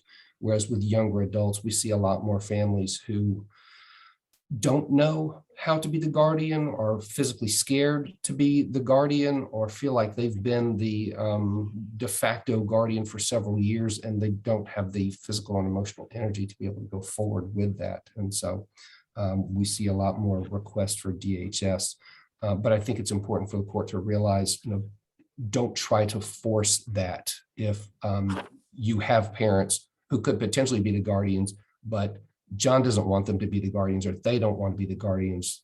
You got to be mindful of not forcing that situation because it's not going to work. And that may be something that an issue that you can talk with John about. Hey, do you recognize that you need some help? Is guardianship a possibility as long as it's not your parents? And that is a strategy that we've seen work in some of the courts before. Medication is, of course, a big issue that comes up. Parents see the court as a way to force someone to take medication, and it's an ongoing conversation. I'm sure Heather has a conversation with her clients up front. Our court appointeds, I see them have that conversation with petitioners. This guardianship is not going to give you the magic bullet to force medication or to force someone to be able to go into treatment potentially against their will. That's going to be a separate issue, but medication comes up a lot, and we have seen differently from senior adult situations where we are able to work out the agreement regarding medication. Another strategy that I've seen people use successfully, and we have sort of brought up to the courts to consider, is the issue of dismissing the guardianship petition. So if we have a guardianship petition, we go forward with it, and the guardianship petition fails. My last reading of the law was that you can't bring that guardianship petition again for another 2 years unless there's a different set of circumstances. And so oftentimes we will see parties use that as some type of a leverage to create a strategy that the petitioners are able to almost use as leverage and hold over someone's else's head, while at the same time preserving their ability to move forward and file for a guardianship. And there's also limited guardianships as well that we've seen be successful, where someone in John's case maybe doesn't want the guardianship, but the court-appointed attorney makes some recommendations to them. Hey, rather than having a full-out guardianship, would you be willing to engage in a guardianship where maybe the petitioners only have certain abilities? For example, the ability to apply for benefits. And the petitioners are able to get this limited guardianship power where they can go and apply for benefits. And we see a lot more selectively crafting and creating guardianships like that than we might see with a senior adult, as a way to keep the parties together, keep the parties engaged, but try to solve some small part of the problem that maybe John is having. If he is eligible for benefits and he's not getting those benefits, the parents being able to do that can be helpful. Or maybe the ability to communicate with doctors, not to consent to medical treatment, but the ability to talk and communicate with doctors. Or if you have somebody who is in jail, the ability for petitioners to communicate with their court-appointed counsel. Judge Bauer, and you've mentioned sort of family agreements and that type of thing, and trying to put those into place and holding off on a final determination on a guardianship petition. What role does mediation, formal mediation, play in the resolution of some of these issues regarding guardianship, or does it? As far as formal mediation is concerned, we don't send a lot of guardianship cases to mediation. We will do that in more for senior adults. If we see a scenario where mom or dad are in a safe place and it's their adult children who are maybe fussing about something, we might send them to mediation in that case. I mean, ultimately with guardianships, you're thinking about the person who's being put under the guardianship. What type of danger are they in? How quickly do we need to get this case to court? And I wouldn't want to unnecessarily delay something by sending to mediation. Not so much of an issue with estate matters, because it's not someone's life that's at stake. We're usually just talking about money or property, things that can be worked through.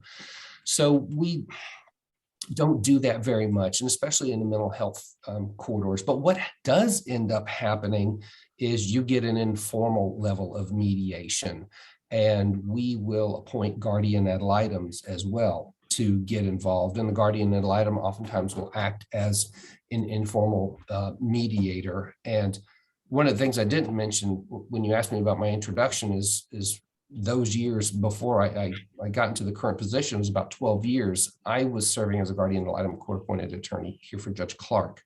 And I felt like I was here every week, as in all the different roles and mental health involuntary commitment hearings.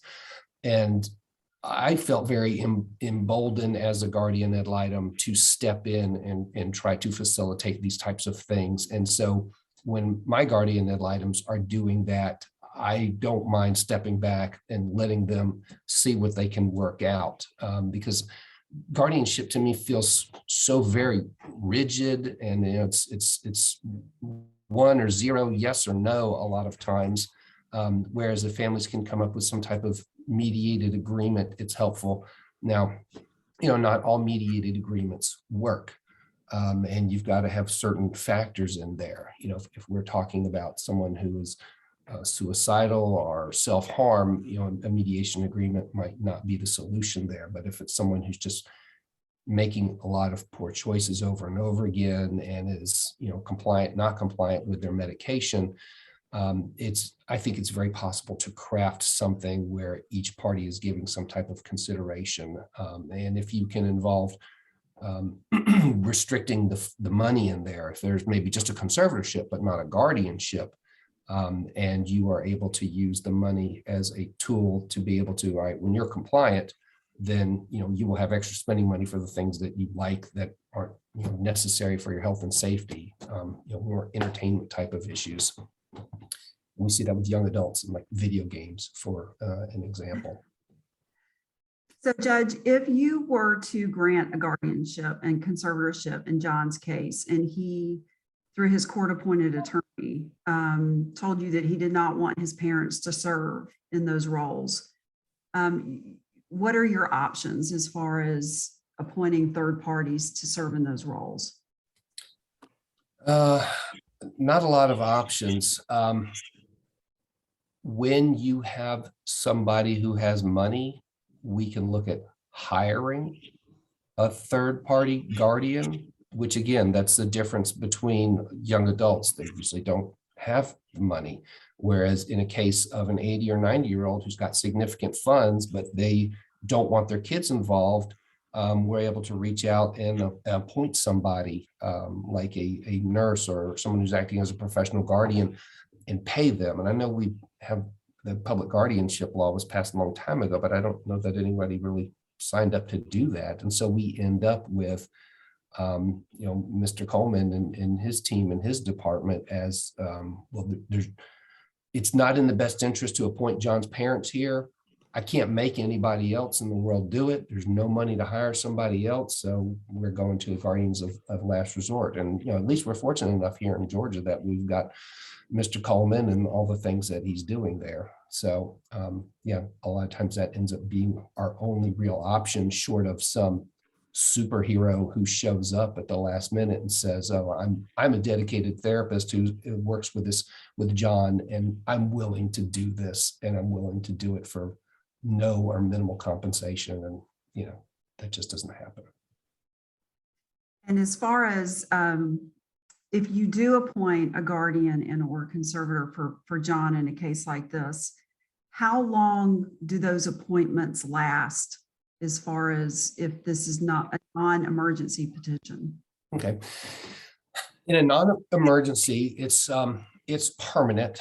And we sort of start out with that, this is forever.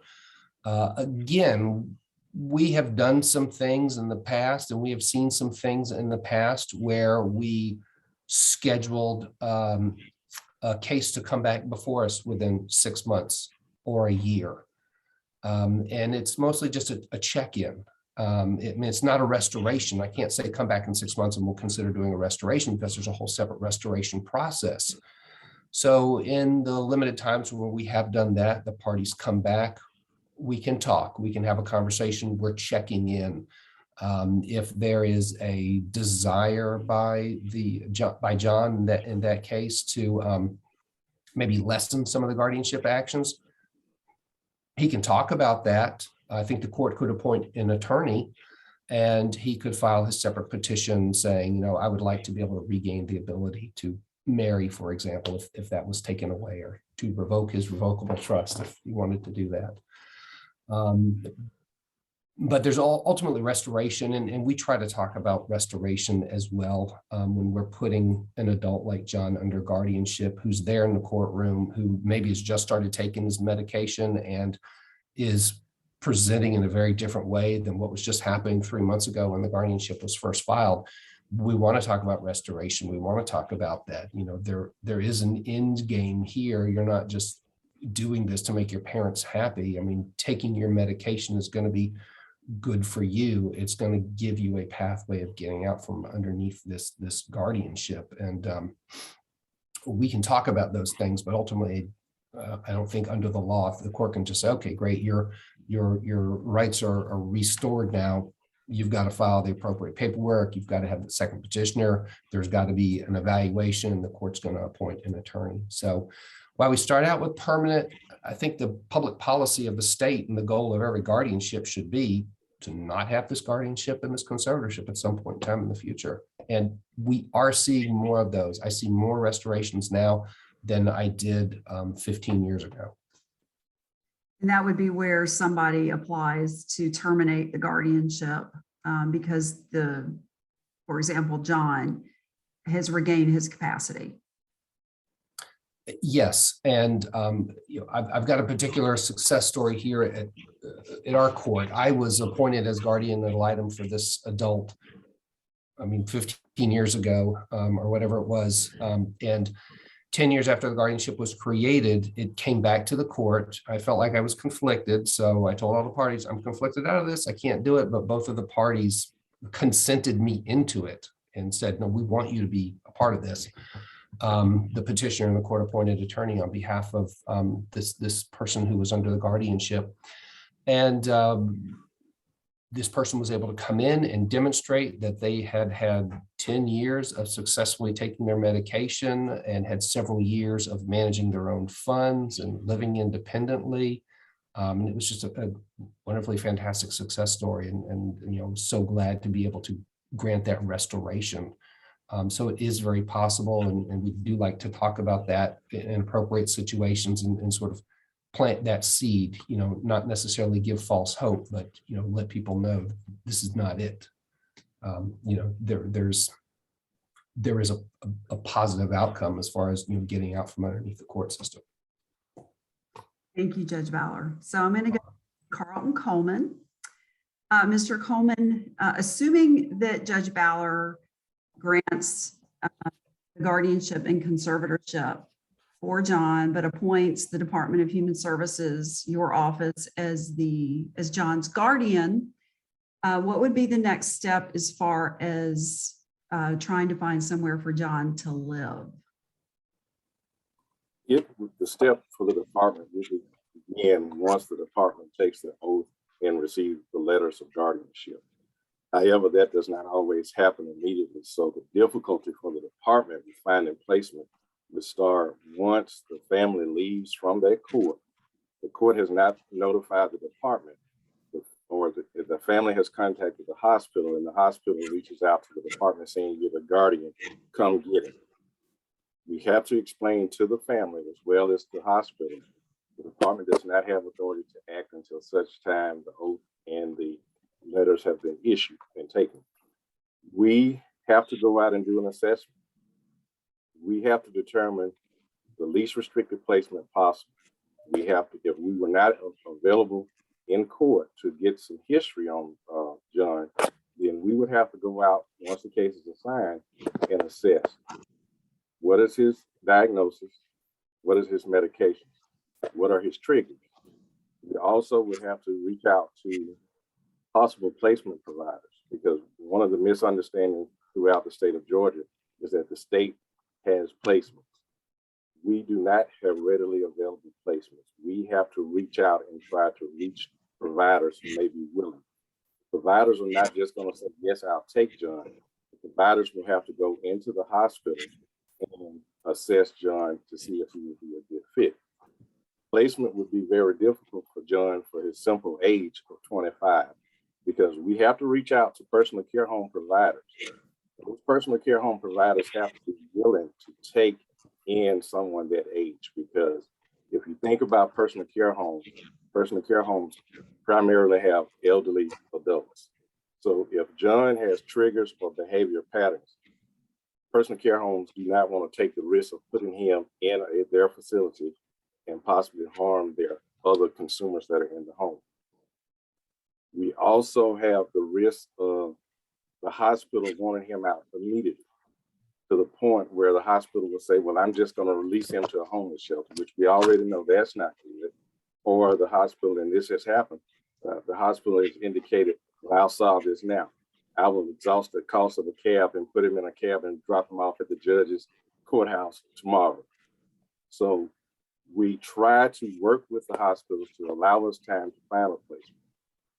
If we are able to secure a placement, then we also run into the issue of John eloping, because John may not want to be in a personal care home. John may not want to be in a placement where he has structure and have to abide by rules. So we have had clients where we put in personal care homes with mental illness that did not last for 24 hours. Also, we run the risk of putting him in a placement. The placement may not be able to manage his behaviors, because within 24 hours, he's back at an ER where he's being left provider say, I don't want to deal with him, he can't come back here. And we start the cycle all over again of trying to find placement. We also have to take into consideration what's his funds. We, as a state, may have to eat the cost for a couple of months until the conservator, in this case, Mr. Robinson, is able to research and access what funds he have to assist with the placement. The biggest challenge we have is that if John is in that placement and we were not able to find a placement close to his family, then we also run the risk of the family sabotaging that placement to try to get John closer to them, which that does not always work because they may not have placements in the area close to the family.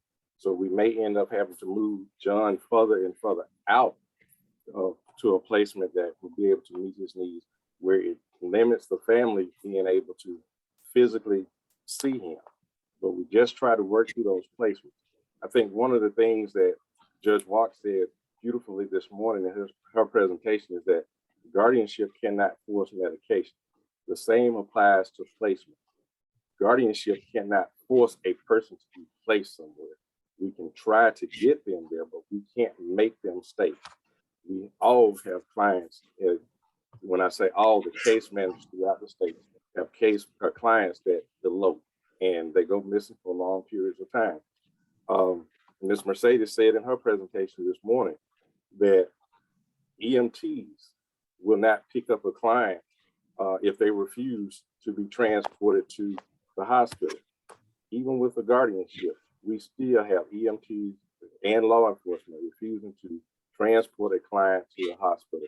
So Heather stated it beautifully when she started. Guardianship is not a magical fix.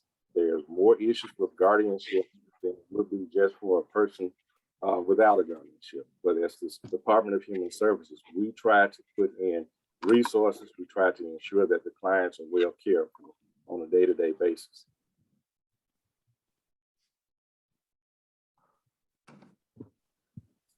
And just to clarify, Mr. Coleman, can the department make John, if he does not want to take his medication, can the department make him take his medication?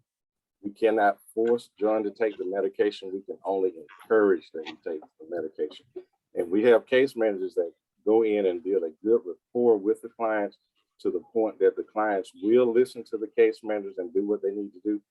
And looking at John's age, I try to encourage all the case managers to work with the clients so we can get them stable to the point that we can at some point go back to the court and petition for restoration to show the court that he is now stable, he's a productive individual in society, so he should be allowed the opportunity to have his rights restored and live a productive life without someone having a guardianship over him.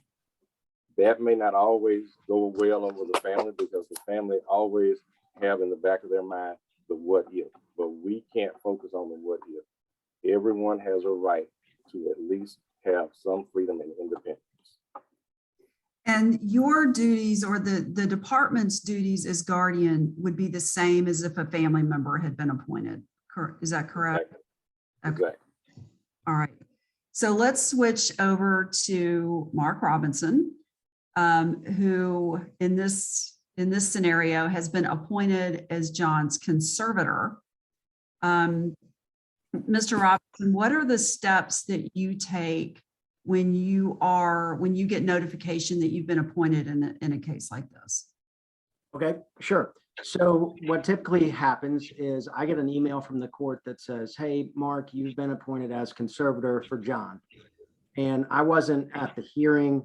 I haven't seen the petition or the evaluation. So the first thing I always ask for is, may I please see a copy of the petition, the evaluation, and the final order.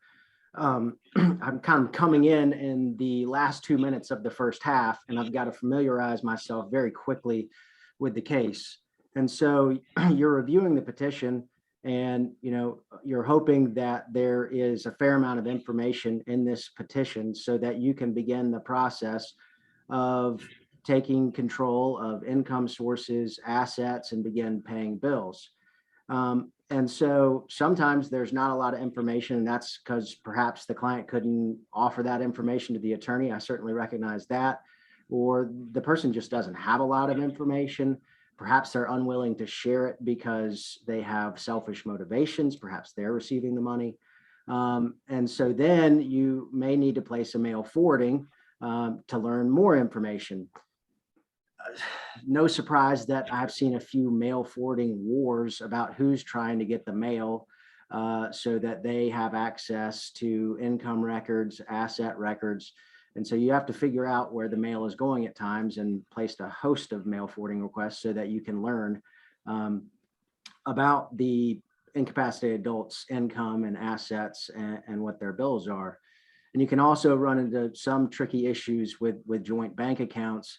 Once you're able to find where the bank accounts are, I think it's helpful to get bank statements so you can see who the pension providers are, see what type of income they're receiving. So you send the appropriate letters to Social Security to become the rep pay, to OPM or what have you, whatever income provider you're dealing with, and then have those redirected to the conservatorship account and perhaps take control or retitle bank accounts, because a lot of times, unfortunately, they're family members or friends that are taking advantage of the incapacitated adult, and you have to put a tourniquet on that as quickly as you can.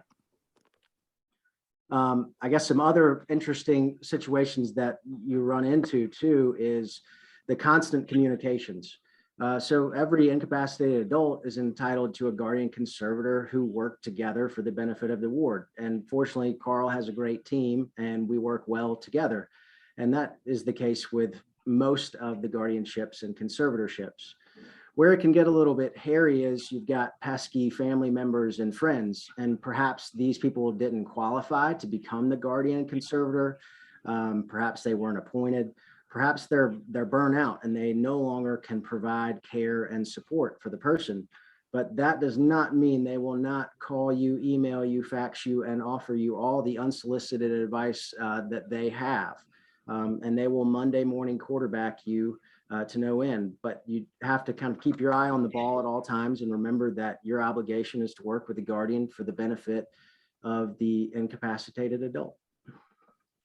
Some other issues, and this would be very relevant in John's case, would be how to get him spending money.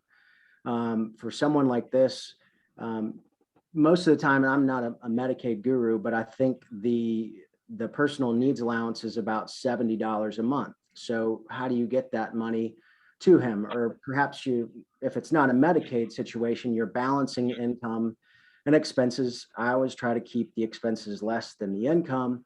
And so then you've got to figure out, okay, what portion of John's income is going to go to him for necessities, go out to a restaurant, get haircuts, things of that nature.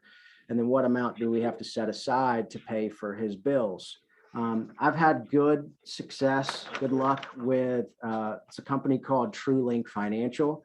They have a debit card that I can link to the conservatorship account and send money at whatever periodic time periods that I want. And then they have access to this debit card where they can use it to go out to eat, to go to the grocery store.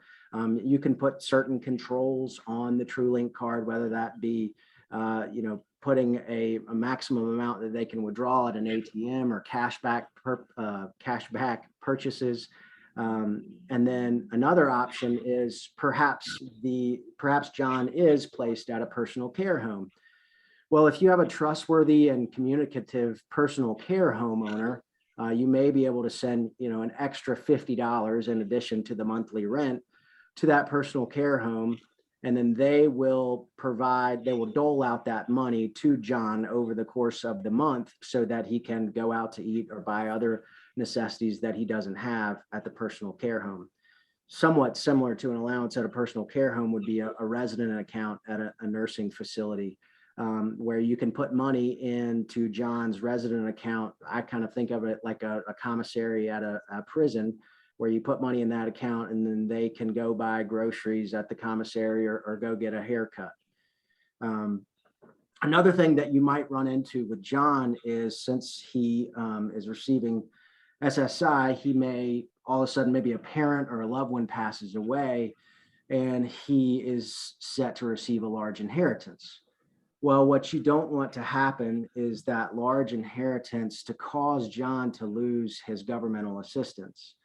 And so in that case, I would seek probate court approval to hire a qualified elder law attorney such as Ms. Nadler to set up a QIT trust so that the inheritance could be placed into that trust. The trustee would manage it according to the terms of the trust agreement, and John could continue to receive his governmental assistance. So I feel like that is a good tool that will help out the wards and the incapacitated adults in the long term. So Mark, as far as John being 25 and he has lost the ability to handle his finances, you have now been appointed as his conservator, and John wants to handle his own money. Do you have experience with people such as John, who instead of family members sort of hounding you about, your role and duties and responsibilities as a conservator, where the actual ward is sort of involved and wanting more money? In this scenario, John was giving money to his friends because they asked for it. And so even though he now has a guardian and conservator, he still wants to give money to his friends. So how do you deal with situations like that? And that's tough. I mean, I don't know of the best answer. You could decrease the amount that perhaps you put on a TrueLink financial card or gave to a personal care home. But at the end of the day, if you're giving John an allowance, then it's tough to kind of manage what he does after the fact, after he gets the money. That can be very challenging. You can talk to him and say, hey, look, when you call me and you want something paid for, you need to have used the money that I gave you on the TrueLink card or for an allowance. Now that you've exhausted that funds, the money tree's not in the backyard. You know the amount that you get for SSI, you know what I am paying. So it's just a matter of crunching the numbers, and this is what you get. And if you gave it away, then we're going to have to wait till next month. And hopefully that message will sink in. Sometimes it does, oftentimes it does not. Okay.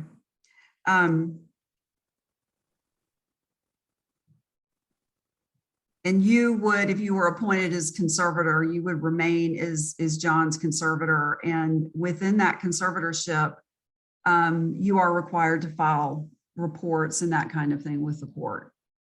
Yes, so 60 days from the date, and this is on a permanent conservatorship, 60 days from the date that the letters are issued, conservator is required to file an inventory and asset management plan that lists John's income sources, all of his assets, and then a proposed budget. And then each year thereafter, within 60 days of the anniversary date of the issuance of letters, a conservator is required to file another inventory and asset management plan saying, here's where the money is now, here's how I believe I'll spend it, and also an annual return, which is somewhat of a check register showing here's how I spent the money for the previous year.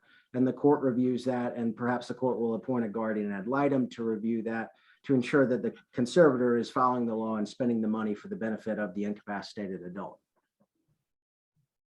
Okay, and those are required filings, as you said, annually, correct? That's correct. So you, as a conservator, you have to report for pretty much every dime that you spend of his money. Every penny. Okay. Okay. And just as everyone else is a sort of not being in the guardianship role, but being in the conservatorship role, do you find these cases just as challenging as everybody else on this panel? Absolutely.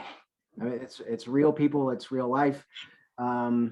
You never know what's going to happen day to day, and you do the best that you can. And a lot of times, one of the hardest things, and I just spoke with one of Carl's team members, is kind of sorting fiction from fact. You've got a lot of people that are bombarding you with information, and perhaps they have their own ulterior motives, but you've got to try to figure out who's telling the truth and how to handle that. And always remember, like I said, to kind of keep your eye on the ball, and how can the guardian conservator work for the benefit of the incapacitated adult.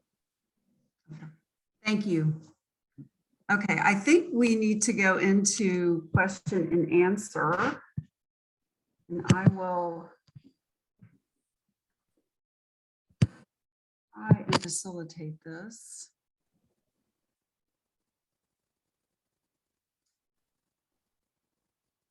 Okay, I have a question. I'm going to read this. Is there any jurisdictional issue if an emergency guardianship is filed, served, and granted while a proposed ward is present in the county, but then enters hospitalization in another county before the hearing on the permanent petition?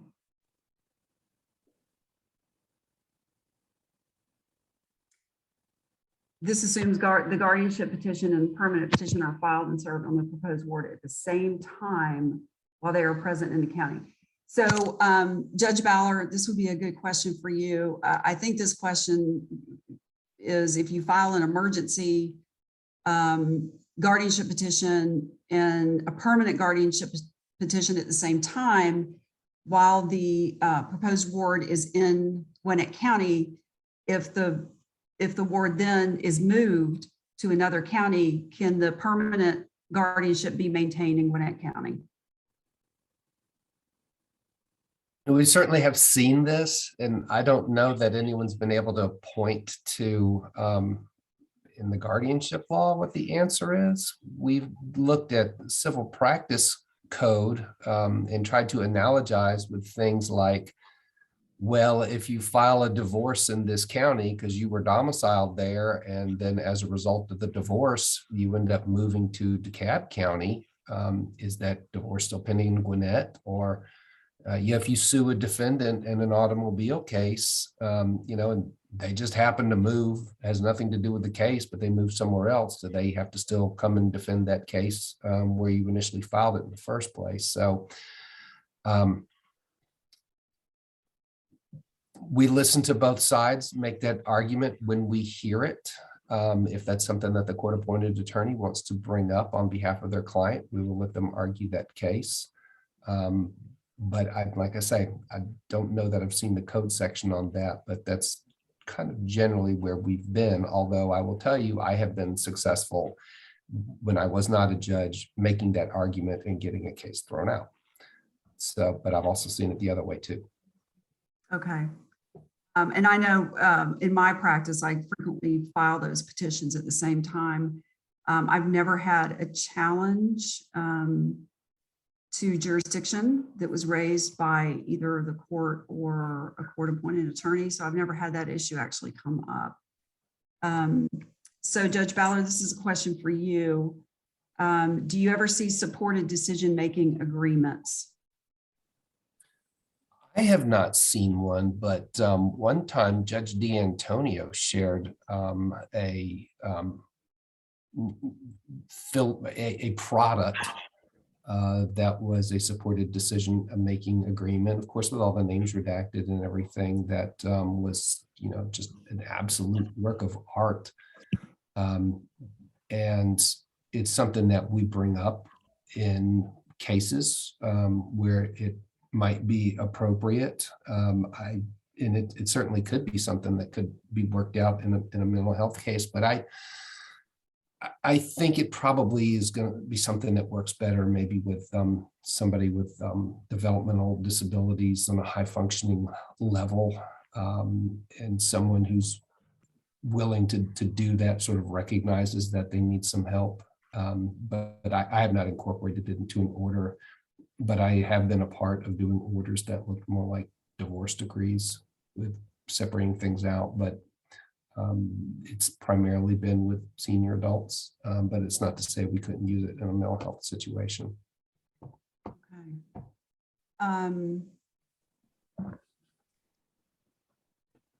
If a guardian is neglecting or abusing the guardianship,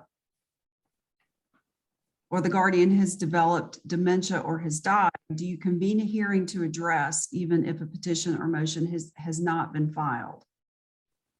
And here I would note that the court or the law does require that personal status reports be filed annually by a guardian to update the probate court about the condition of the proposed ward. Those have to be signed by the guardian. But I suppose if an issue came up where a guardian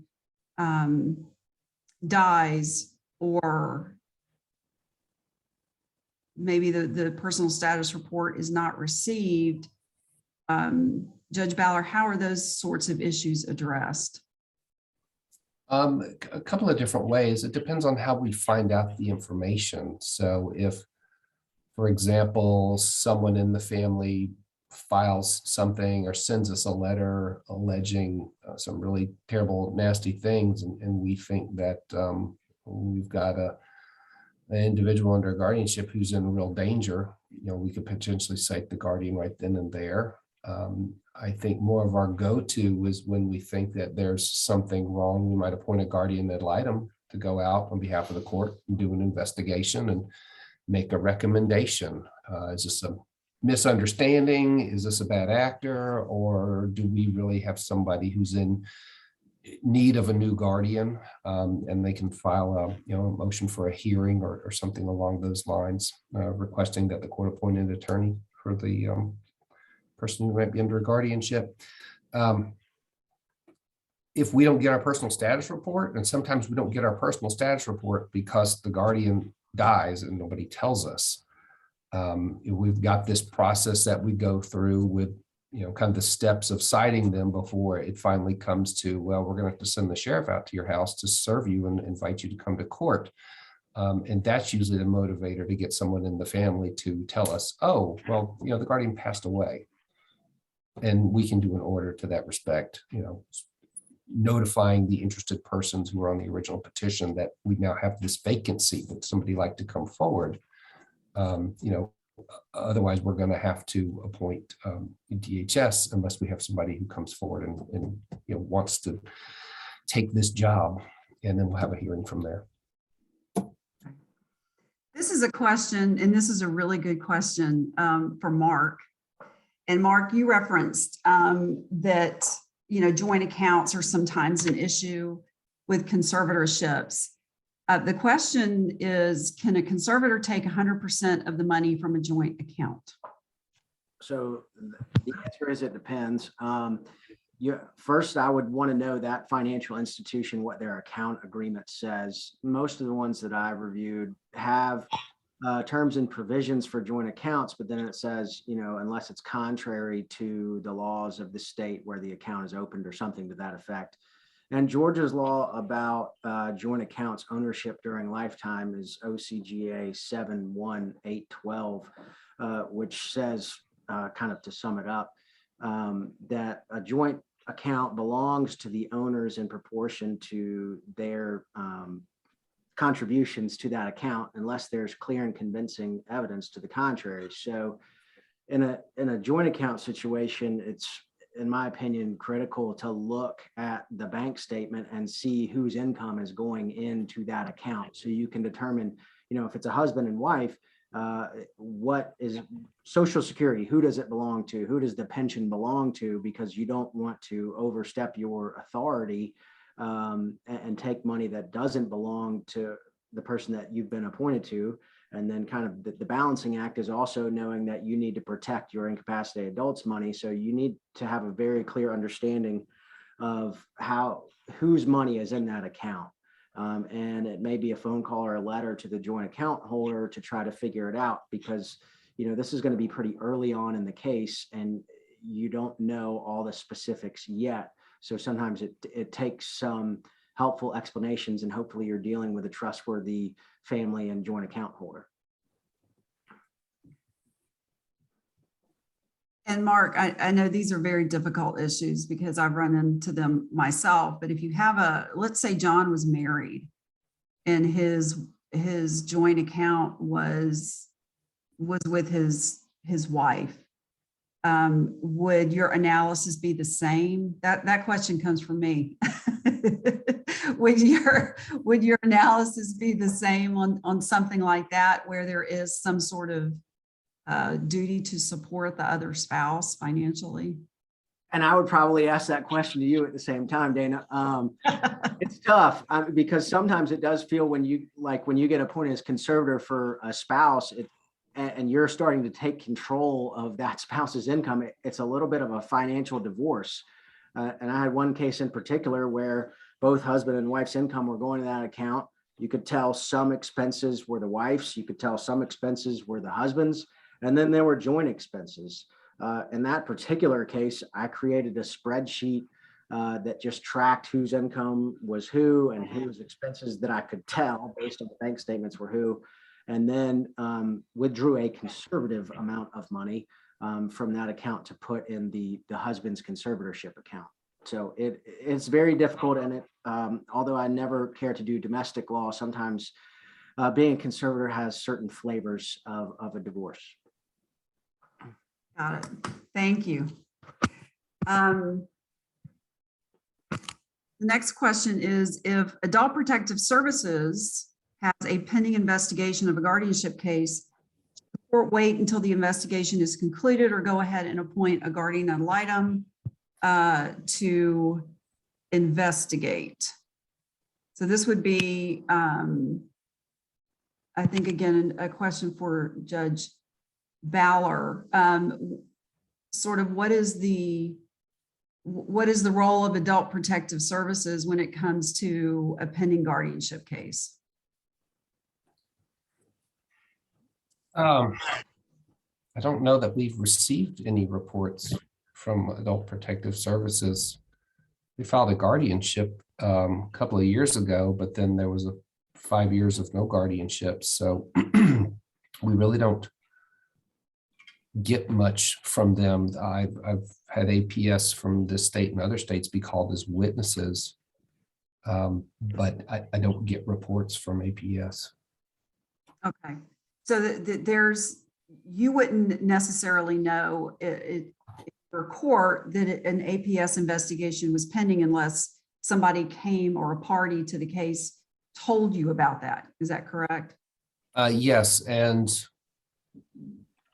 we had a situation where somebody tried to subpoena defects caseworkers, and the SAG showed up and argued that the subpoena should be quashed and their records were private, and that they weren't going to reveal that information. So and then the other side was able to not let that information get in because the person who was trying to introduce it didn't have the actual knowledge or information, and thought it even was hearsay for them to try to get that information in. So it's one of these things where I have had caseworkers come because I don't know, there was not an attempt to quash their testimony in other situations where it was. Okay.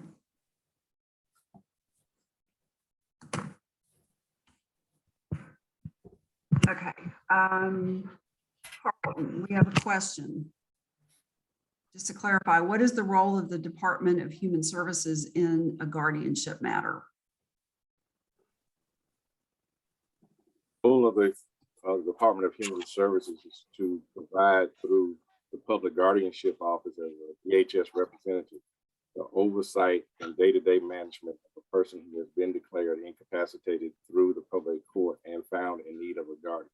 One thing I would like to add for all the participants on the symposium is to please understand that Public Guardianship Office is separate from Adult Protective Services. We are not one and the same. We are totally two different programs within the Division of Aging Services. So therefore, we have case managers who go out at a minimum of once a month to provide and monitor as well as visit with the client to ensure that their needs are met. They also assist with giving consent for medical treatments as well as to assist them with locating placement, or if someone transitions from a personal care home to a nursing home, we also assist with completing the admission package. One thing that is different from a regular guardianship with the department is being as a guardian is once that client dies, the department's responsibility ends at death. The department does not assist with final arrangements. Thank you, Mr. Coleman. And I think our time is up.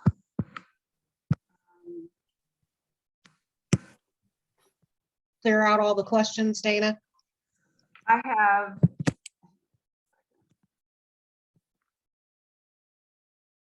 have two more. If we have time, or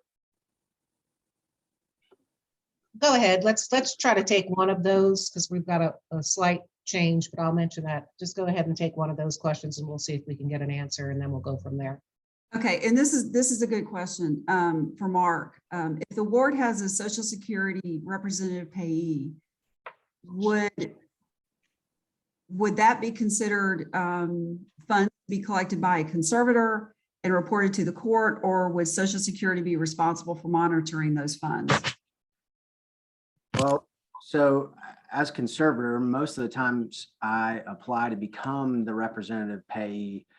And if the Social Security funds come into the conservatorship, then they have to be reported not only on the accounting documents filed with the court, but then Social Security will also send you a separate accounting document that you have to complete and return. I believe it's at least annually. I know some people, sometimes representative pay can be used as an alternate to conservatorship. I feel like most of the time when I get appointed, since it's kind of an appointment of last resort, it's probably wise for me to take over as the representative payee so that it minimizes the chance that someone is taking advantage of the incapacitated adult. Thank you.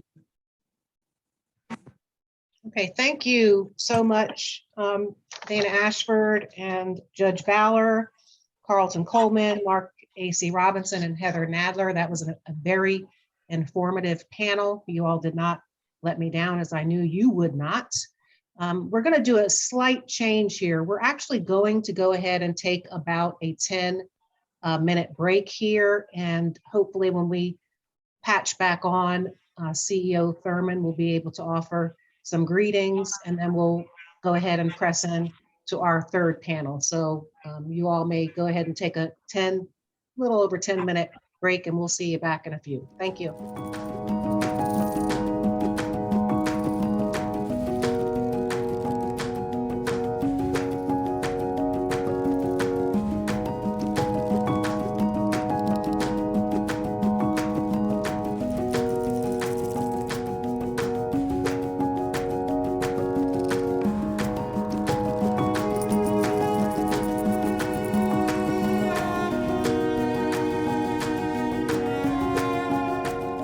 Okay, welcome back. Thank you so much. We just took a brief break, and I want to take this opportunity to introduce a gentleman who does not really need much of an introduction. He is our CEO Michael Thurmond of DeKalb County. I'm not going to say too much about Mr. Thurmond other than to say that I know he has been very busy over the last 2 years, pulling us through COVID and pulling us hopefully out of it. So Mr. Thurmond, please offer some words of guidance to everyone. Good morning. And first of all, Judge Hargrove, thank you so much for your leadership and actually the vision to organize and lead this particular conference today. It's very important, and we appreciate your leadership in general. Myself, appreciate your friendship and for the great work that you all are doing in our probate courts, and extend also congratulations and thanks to all of those who are on this call this morning on this Zoom link for the work that you all have done and are doing and will continue to do. You know, we're tired of COVID. COVID's not tired of us. It's not done with us yet. And, we're still dealing with the ramifications and the legacy of this horrible disease that has taken nearly 1,400 lives in DeKalb County alone. Nearly 1,400 DeKalb County residents lost their life officially as a result of COVID-19. But we also know in the importance of this particular conference today is that the physical devastation is tremendous, but the mental and emotional and psychological damage is even greater. very early on when I talked to experts at CDC and the World Health Organization, one of the things they alerted me to is that the number of people who will be impacted emotionally, psychologically from this disease will far exceed the number of those who may have become infected, the number who may have been hospitalized, and unfortunately, who may have lost their lives as a result of the disease.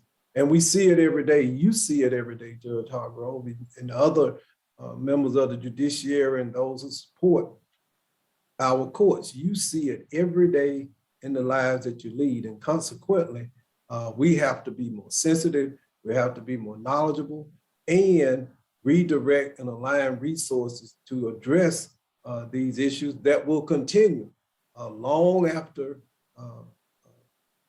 scientists and others determine that either the epidemic is ended or it's safe for us to become more normalized again in our activities. You and I know for a fact for the rest of our natural lives, life will be marred by before or after COVID-19. That's how traumatic this particular 2 and 2+ years have been in the life of not just DeKalb, but Georgia, the United States of America, but this planet.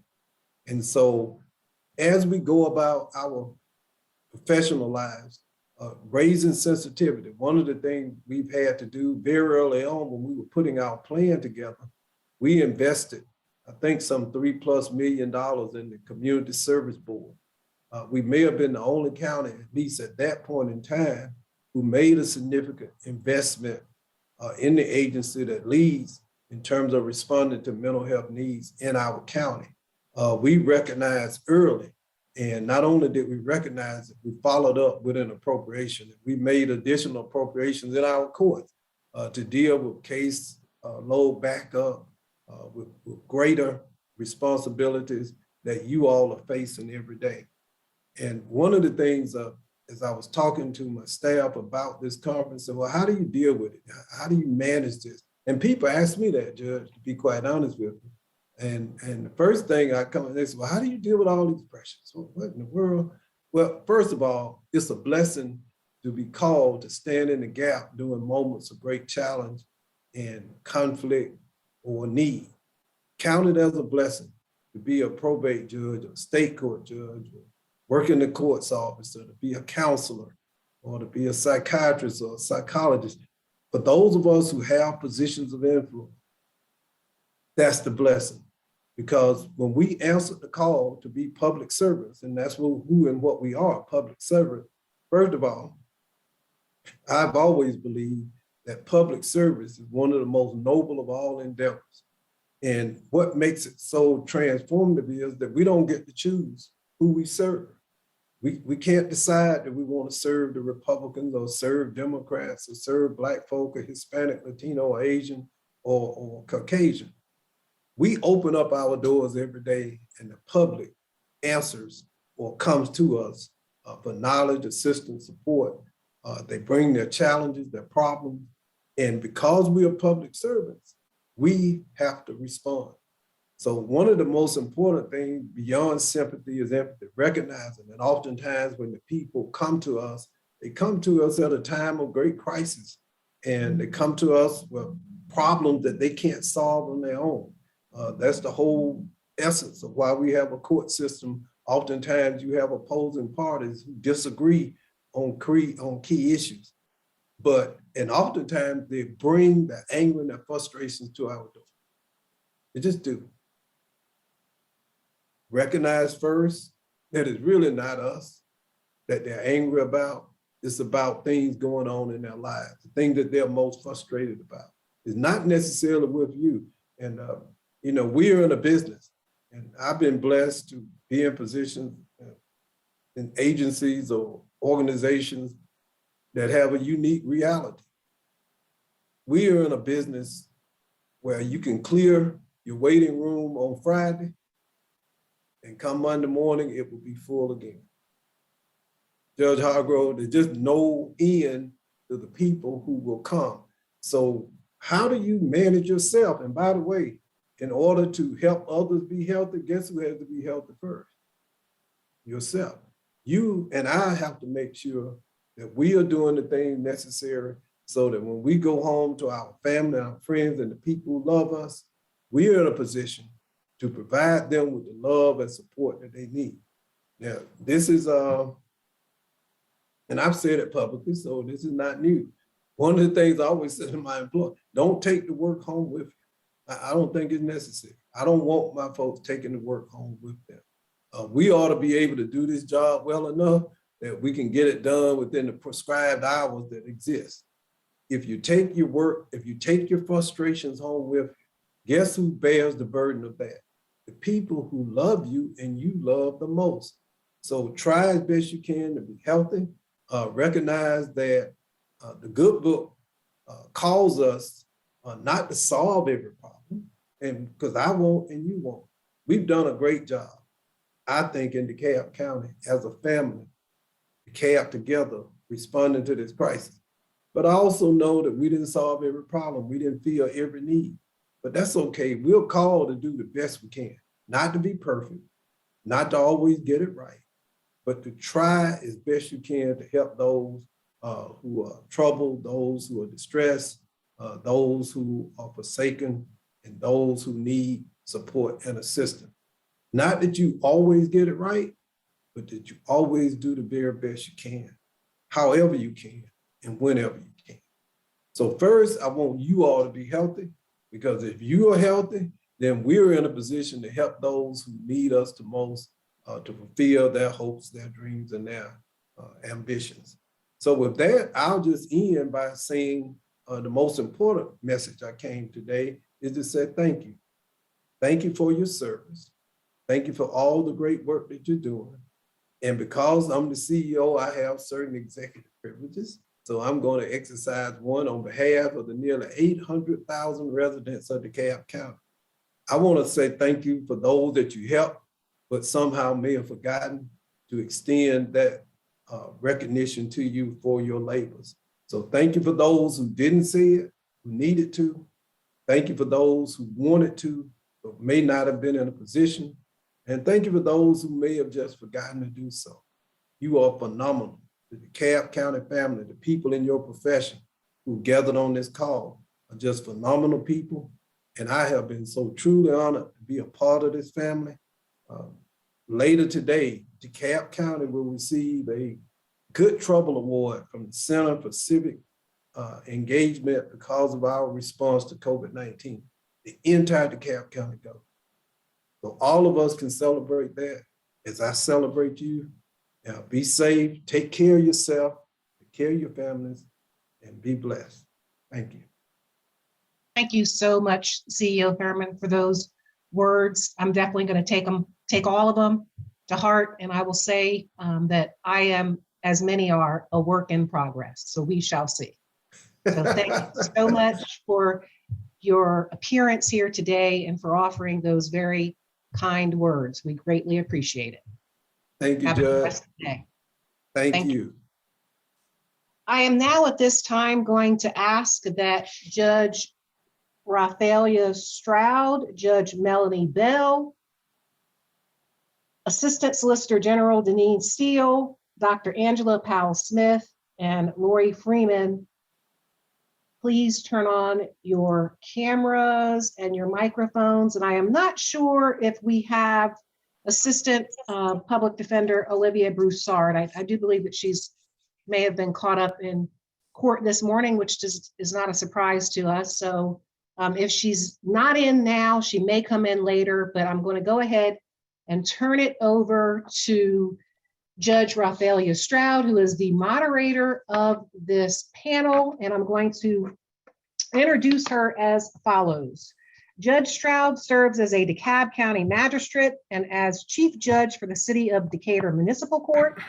She has presided over the DeKalb County Misdemeanor Mental Health Court for the past 11 years. The Misdemeanor Mental Health Court is an accountability court with a mission to decriminalize mental illness by offering treatment instead of incarceration. Judge Stroud is actively engaged in mental health policy development and training on several levels.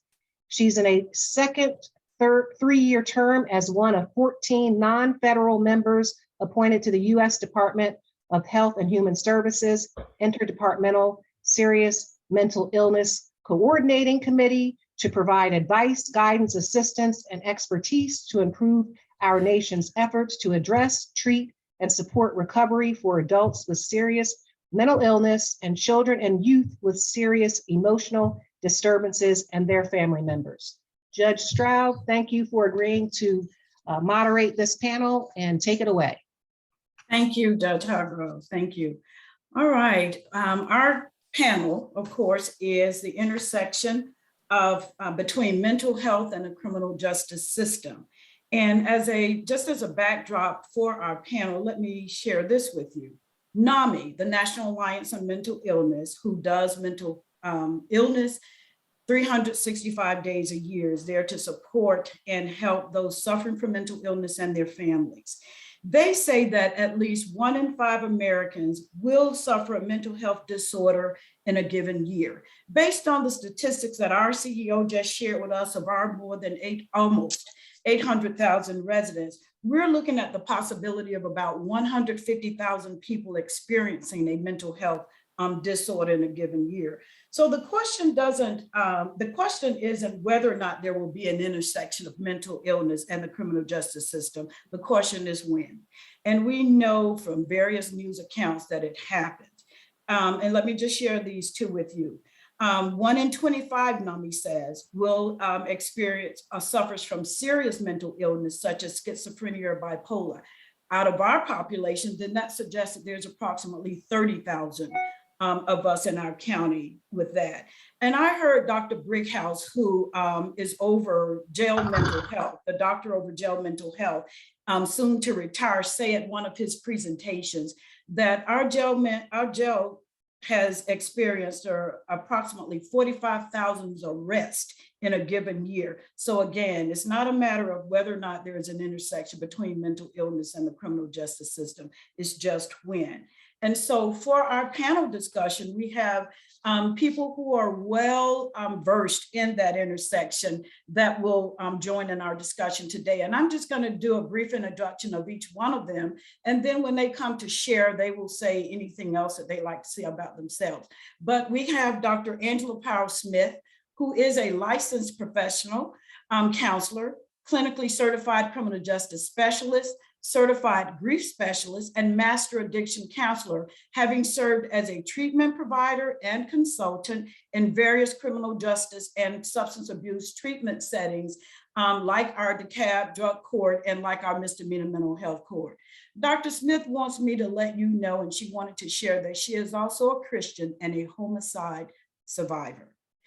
We also have with us this morning Judge Melanie Bell, and she has been the probate judge and chief magistrate of Newton County since 2017. And Judge Bell also served as an assistant DA for 13 years before taking the bench. So you will soon see and hear that she too brings a wealth of experience and information to this panel. We may have, as Judge Hargrove mentioned, our public defender, Olivia Broussard, who is a lifelong DeKalb resident and attended Georgia State College of Law, join us later. And she shares that she's been with the public defender's office for 3 years and proudly serves as the assigned public defender for the misdemeanor mental health court. We have two with us, Lori Freeman, who is the mother of 2 adult children, one of whom has a mental health challenge. Lori is a mental health advocate in our community and also shares and brings a wealth of information to us. And then lastly, we have Assistant Solicitor General Deneen Steele, and she has been with the Misdemeanor Mental Health Court interdisciplinary team for 7 years and also serves as a senior attorney in the diversion programs unit. And she's the proud mother of little Jeremy too, that she wants to share. So having made those brief introductions, I'm going to first throw to Ms. Freeman, who is our advocate. And I'm going to ask Ms. Freeman if she would please just share her intersection with the mental health and the criminal justice system to get us started this morning. Sure. Thank you, Judge Stroud. And thank you all to today's hosts and participants, my family, and most of all, my son, Jason, who has always blessed me with the opportunity to share our story with anyone in our community. My son, Jason, was around 6 years old when he was diagnosed with Tourette syndrome, which is a neurological disorder which manifests itself in verbal and motor tics. So for many years, up until the time he was out of high school, he had these issues along with obsessive compulsive disorder and ADD. And despite all this, he was just a lovely child. He was a catcher on his baseball team and a little league, middle school, started the baseball team in high school. He was a wonderful older brother to his sister and a devoted son. I could spend a day talking about all the issues that he had to deal with Tourette's, but we're going to move on to the legal implications of today's subject. Thankfully, the Tourette's waned or subsided as he grew older, yet he continued to have years of therapy dealing with that and other issues. And when he was 26 years old, he was a student in a community college here in Atlanta, and he had just seen a new psychiatrist for the first time a week prior to an incident which happened. The doctor put him on some medication for what she thought was depression, and then she went on vacation. 2 weeks later, he was a sophomore at the time and working on a late night paper for his school, and he asked me to use the computer. And I guess that wasn't unusual, except for the hour was close to midnight, and I thought that was unusual. So he had this blank stare on his face. Later, I came to know that this was just part of the prodromal or first stage of his break leading into the active stage. He has now a diagnosis of schizophrenia, but that night we knew nothing about mental illness. And he asked me to use the computer, and I said, honey, if you would just wait a moment, I'll be happy to share it with you. But this blank stare crossed his face, and very atypical of his behavior, he threw the computer on the floor. Didn't hurt me. Threw the computer on the floor. He put a hole in the door of my room. We only had one computer in our apartment. And then he pushed the television off of its stand and left my apartment crying. Well, I had no idea what was going on. It was very late, close to midnight. I couldn't call my parents for assistance. I called my ex-husband. At the time, he was not very helpful. Today, he is helpful and very much a part of our team, but that night, his answer was not the one I was going to go with. And so I called 911. And I do remember telling them that I thought my son was, I did tell him he was under the care of a psychiatrist and that something was not right. I couldn't put my finger on it, but it was just not the son I knew. And would they mind please coming over and helping me help him? So Jason had left the apartment and in tears, and 3 officers came to my apartment. Well, all I can say is within minutes, everything that I know today did not happen that evening. It all went south very quickly. And, you know, I don't hold any grudge today for the law enforcement officers. At the time, they did not have the tools for de-escalation, for crisis intervention team training that the hundreds and hundreds of officers across Georgia have today. And so within minutes, the communication skills were not there, the de-escalation skills were not there, and Jason was trotted off to jail. So my son, you know, who a week before was in class wanting to be a veterinarian, was now in an orange jumpsuit and remained in the DeKalb County Jail for 8 weeks. That was not a happy time in my life. In fact, it was a very frightening time and one I will never forget. However, I can tell you that I went into an altered state beginning that evening, and I began on the path of learning about mental illness first, and then later on taking the steps to learn about mental health recovery. So I was not able to visit Jason for a week. And when I did, it was for 30 minutes. And the son that I knew was not not in jail that day. He was walking in circles and quoting the Bible, and it was very frightening. He was incarcerated for 8 weeks, but I will tell you, thanks to my team of forensic psychiatrists, an attorney who was amazing, my parents, my family, my ex-husband, my friends, all of us rallied together to learn as much as we could. And Jason was able to, he was found incompetent to stand trial. He went to Georgia Regional Hospital for approximately 4 months, a very long time. And then followed by 8 months of mental health inpatient at an inpatient facility. And I had the very fortunate opportunity for him to be qualified for the mental health court in DeKalb County, the misdemeanor mental health court, which he participated in for 18 months. And that was a turning point for us. You know, every situation differs. After his time and then following the hospitalization and the mental health court, at the time his charges were dropped. Today it's a little different, the laws, but he is doing well.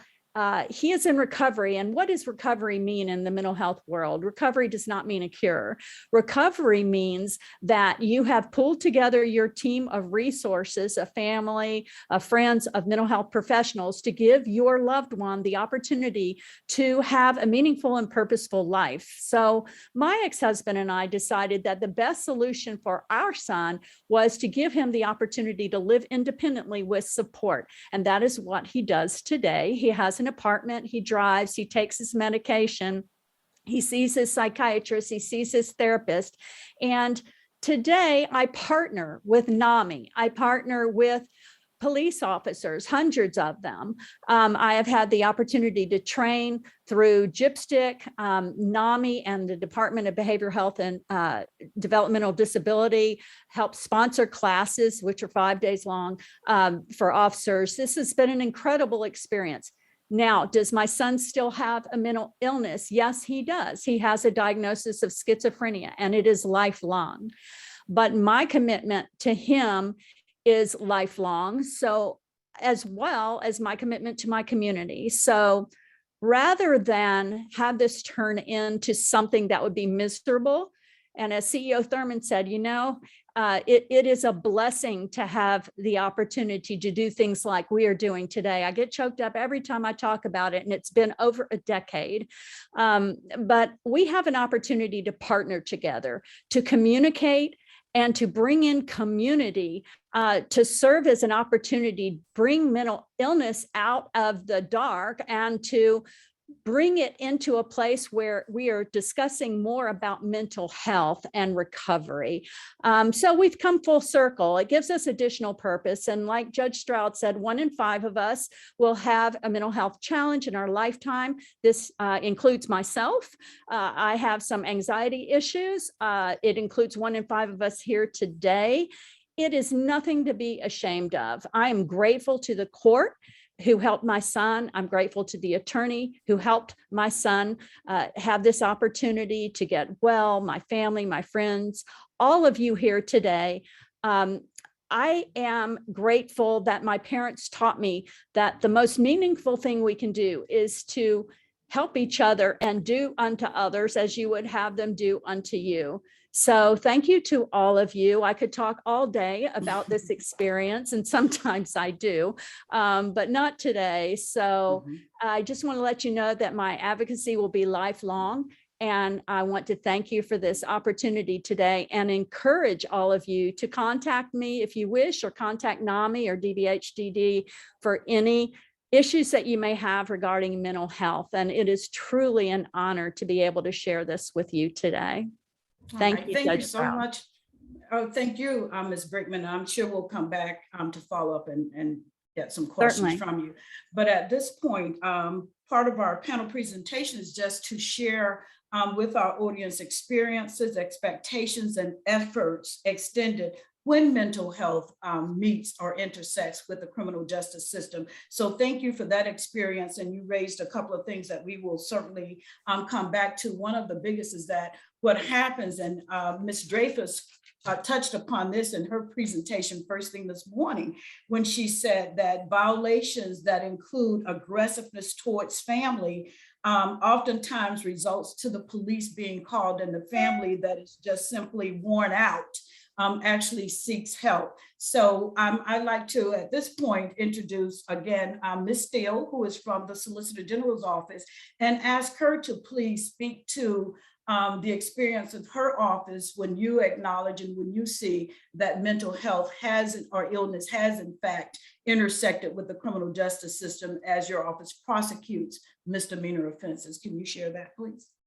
Yes, ma'am. So it intersects at different times. Sometimes we can see it in the police report. And as Ms. Freeman stated, she has helped with CIT training. So now a lot of our officers will put in a police report if they think someone is having a mental health crisis, or if a family member says they have a mental health diagnosis, so we can find out about it sooner than later. Sometimes it happens at first appearance, and a magistrate judge or whichever judge they're in front of will let us know. Like, hey, I saw this person over the weekend. I think they should be considered for mental health court. I will pull those files, check criminal history to make sure there isn't any red flags to say they might put someone in danger. But mostly I'm checking to see if there is a nexus between their mental health and the criminal activity that happened. Because just because someone has a mental health diagnosis and they committed a crime doesn't mean that their mental health was the reason for that crime. So we want to make sure the people who are coming in our court have a nexus between the offense and their mental illness. And if they do, we want to get them treatment. The best thing I think about the court, all the accountability courts, is even if a person doesn't come into one of the programs, they'll still get assistance with help, because as soon as our coordinator gets in contact with them, they're going to see, are they connected to services? Have they ever been diagnosed with a mental health diagnosis? Or is this a time to send them over to the DeKalb Service Board to get them diagnosed? So even if they're not ultimately admitted, they still got a diagnosis. Hopefully they'll decide to go to treatment, and if they need to get on medication, they will. And that's a plus for everyone in the community, regardless if they come into court or not.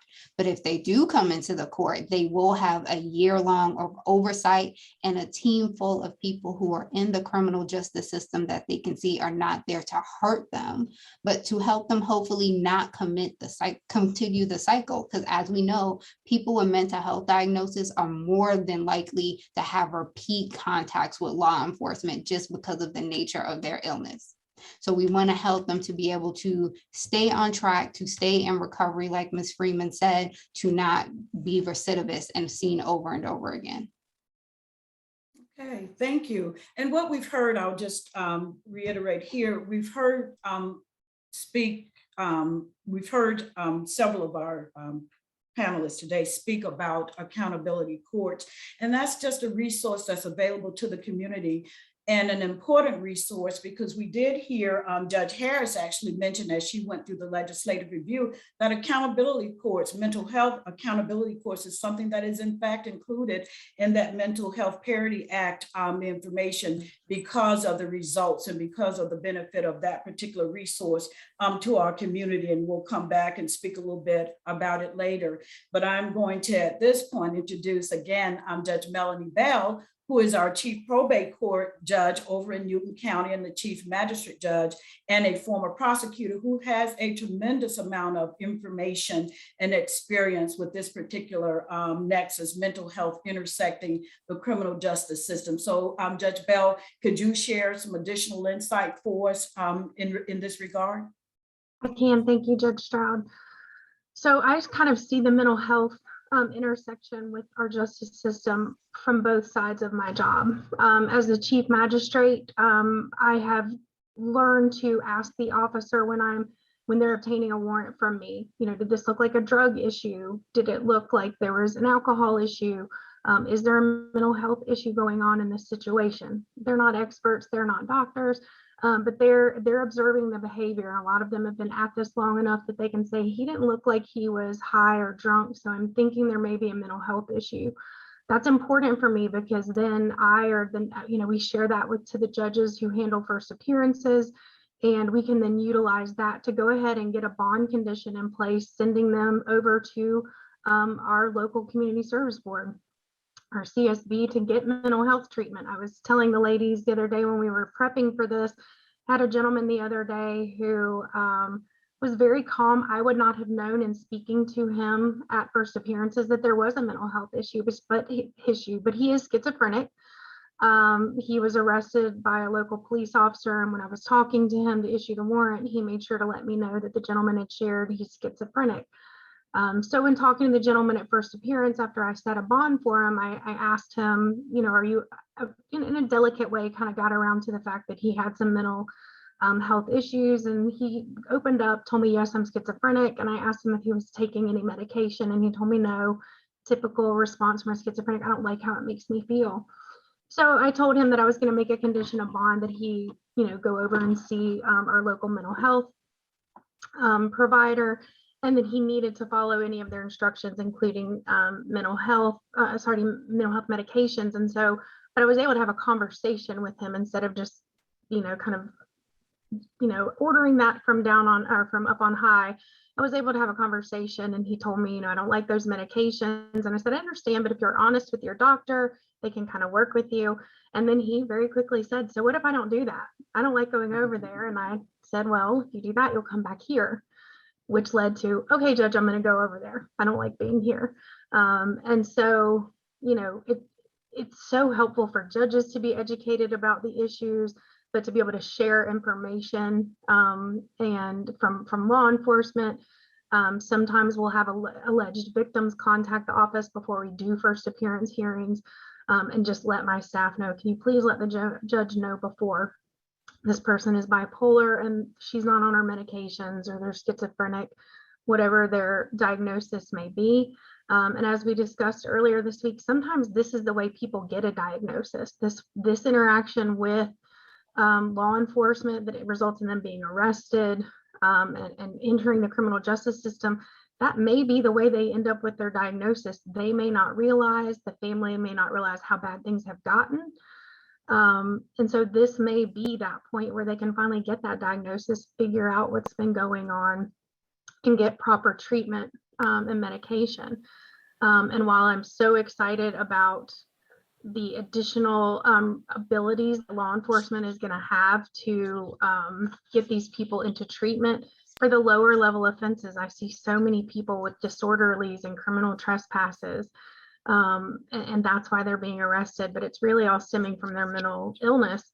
But unfortunately too, sometimes the security and the safety of our community requires that arrest. Sometimes the safety and security of the family members requires that arrest. But it does provide a way for someone to require treatment, just like you do in an accountability court at the very beginning, from a bond condition, to just get them comfortable with the concept of treatment and medication if necessary.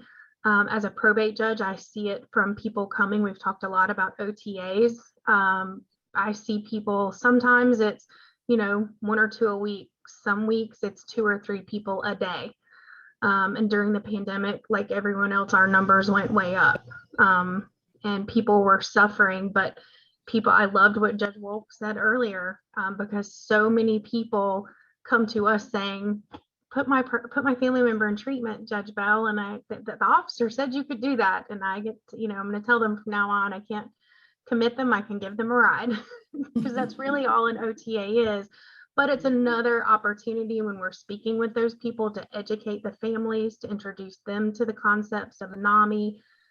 I always take the opportunity to say, if your life is in danger, your safety is in danger, call the police, and it's okay for them to be arrested. This is not the end of the world if they get arrested. There are accountability courts. There are other ways to help them get treatment. And you want the family to understand, not to sacrifice their safety in a dangerous situation for just protecting a family member from an arrest. So, and I can attest to those numbers. I saw them as a prosecutor of how frequently mental illness intersects with our criminal system. And I continue to see it as a chief magistrate. It's just, it's a problem that exists in this country, but I'm hoping House Bill 1013 is going to start pushing us in the right direction here in Georgia. Thank you so much, Judge Bell. And two things that I just want to just pick up on at this point before we introduce our next panelist is that even with accountability courts, which we hear a lot of, that comes after an arrest. But as was being said earlier, and I forgot which one of our panelists had this issue, they mentioned that with training of our officers, now with more crisis intervention training and knowledge, that they're being told about emergency receiving facilities where they can make a determination in many instances, in a lot of instances, based on those crimes, those low-level offenses, as you just mentioned, Judge Bell, to either take them there or to do something other than arrest. So that's one of the great benefits of crisis intervention training, which our advocate, Ms. Freeman, spoke of engaging in as she has started to engage all of the resource possibilities and information for her loved one suffering from mental illness. And if Ms. Freeman, I'd like for you to just come back and briefly speak to something that you shared with me before I introduce Dr. Smith, because our public defender isn't here yet. And that was the situation that occurred. And oftentimes what we see are those things that are on the news that are, of course, on that level and that scale of the situation on I-85. That involved a mental illness crisis that came upon. And the way that that was resolved, there were more than 150 officers on the scene at that particular time. And Ms. Freeman shared something with me in terms of how that was de-escalated and nobody ended up being hurt at that particular. Ms. Freeman, can you just speak very, very briefly to that for us? And then I'm going to come back. Yes, I believe that was a bus incident where everyone ended up getting out safely. The person involved had a mental illness. You know, Judge Stroud, I actually emailed the chief of police responsible for his officers and thanked him for bringing that person, to safety. And I believe he was even armed. It could have really He was armed. Yes, it could have been a horrible outcome. But to their credit, thanks to their commitment to crisis intervention team training, everything went correctly. And I felt it was my responsibility to thank him personally and tell him how much that meant to me as a parent of someone who has a mental illness, and to please thank all of his officers and the family members of the people who got out safely. And, as busy as he was, I don't know if I forwarded it to you yesterday, but I will. He wrote me back and said it was his honor to hear from me as a parent, and that he was very proud of his officers for doing the right thing. And, for the crisis intervention team training, it's 5 days, it's 9 to 5, but, we go through a lot of scenarios, role playing, site visits. And one thing that's important is that officers learn to see someone not just in crisis, but also in recovery, so that they have the full picture of what can happen. And everything went just, I won't say perfect because it wasn't a great day, but in terms of de-escalation, very proud of those officers, as I am all the officers who over the years have taken this training and are committed to doing this. Thank you for bringing that up.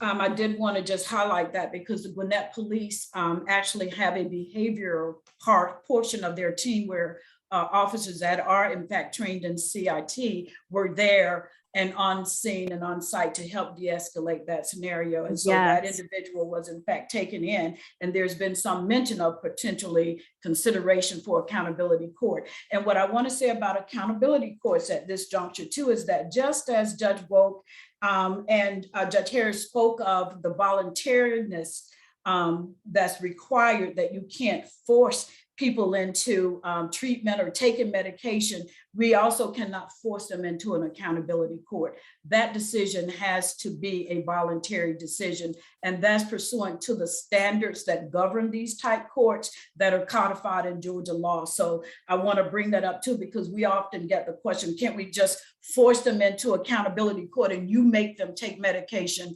that's still not the standard. We still cannot do that. Voluntariness is a part of that as well, or accountability courts as well. And so with that, I'm going to now move and throw to Dr. Angela Powell-Smith, who is a part of treatment.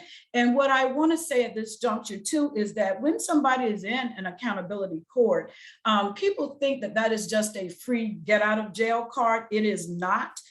What they're required to do in these courts is more than they would do if they just did credit for time served and were excused. Usually when they come in there, they made a voluntary decision that I don't want to be a repeat offender. I'm tired of going in and out of jail, because we require them to, once they make that voluntary decision, what they volunteered to do is to go into treatment and to follow the dictates of that treatment, whether it's medication, whether it's therapy, whatever it is. And that's what they're doing when they're in our court for no less than a year, because that's also mandated by our statute. So we have various treatment providers and programs as a part of this particular resource, if it's a part of what's happening with an individual.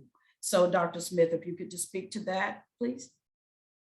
Hello, everyone. I want to put a context around what I'm going to say this morning. First, I want to say that I grew up in Southwest Atlanta, and there was some mental health issues going on in the community, and you knew it when they said they need to be on the 8th floor and graded. That was all the people would say when I was growing up. I have about 15 plus years working in the juvenile justice system. I work with the Department of Corrections in the prison system at Metro State Prison. And then one of the trainers, I helped program development, train a lot of the counselors that were working inside the prison. So I've been all around the state of Georgia, assessing prisons on the ACT team, private practice. And so I have a wealth of information in terms of experience, in terms of looking at mental health from different angles. So one of the things that you've been hearing stressed today is that all ages are affected by it, 1 in 5. So that means if we were to look at this screen right now, start counting out 5, we can see those statistics right now. So I want to ask a question, just wiggle your toes. Have you ever experienced anxiety? Have you ever had a grief and loss issue? Have you ever been stressed out? Have you ever experienced trauma? And so the difference here, mental health, a person has effective self-talk going on. With mental illness, you have ineffective talk going on. And we heard earlier about a distorted belief system. So what I would like to do here is just to paint a picture of what everybody said. And hopefully this will give for other people a layman's way of looking at this picture of criminal justice and mental health. And so what you show the iceberg, and this iceberg is what people see all the time. We're always talking about the iceberg. And it's interesting when we look at even the Titanic, they saw the tip of the iceberg, but what took the Titanic down was what was beneath the iceberg, because there's more ice beneath the iceberg. So let's look at this in terms of the iceberg, 10%. When the family is looking at a loved one, when the officers show up, when they come into the court, you only have 10% of what's going on. The other 90% is missing.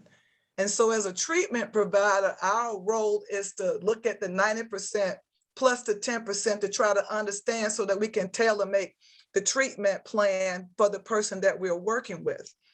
And so when you first think about the criminal justice system, we're looking at what can we do to reduce recidivism? What can we do with this mental health client that can reduce recidivism, the chances of them coming back into the system?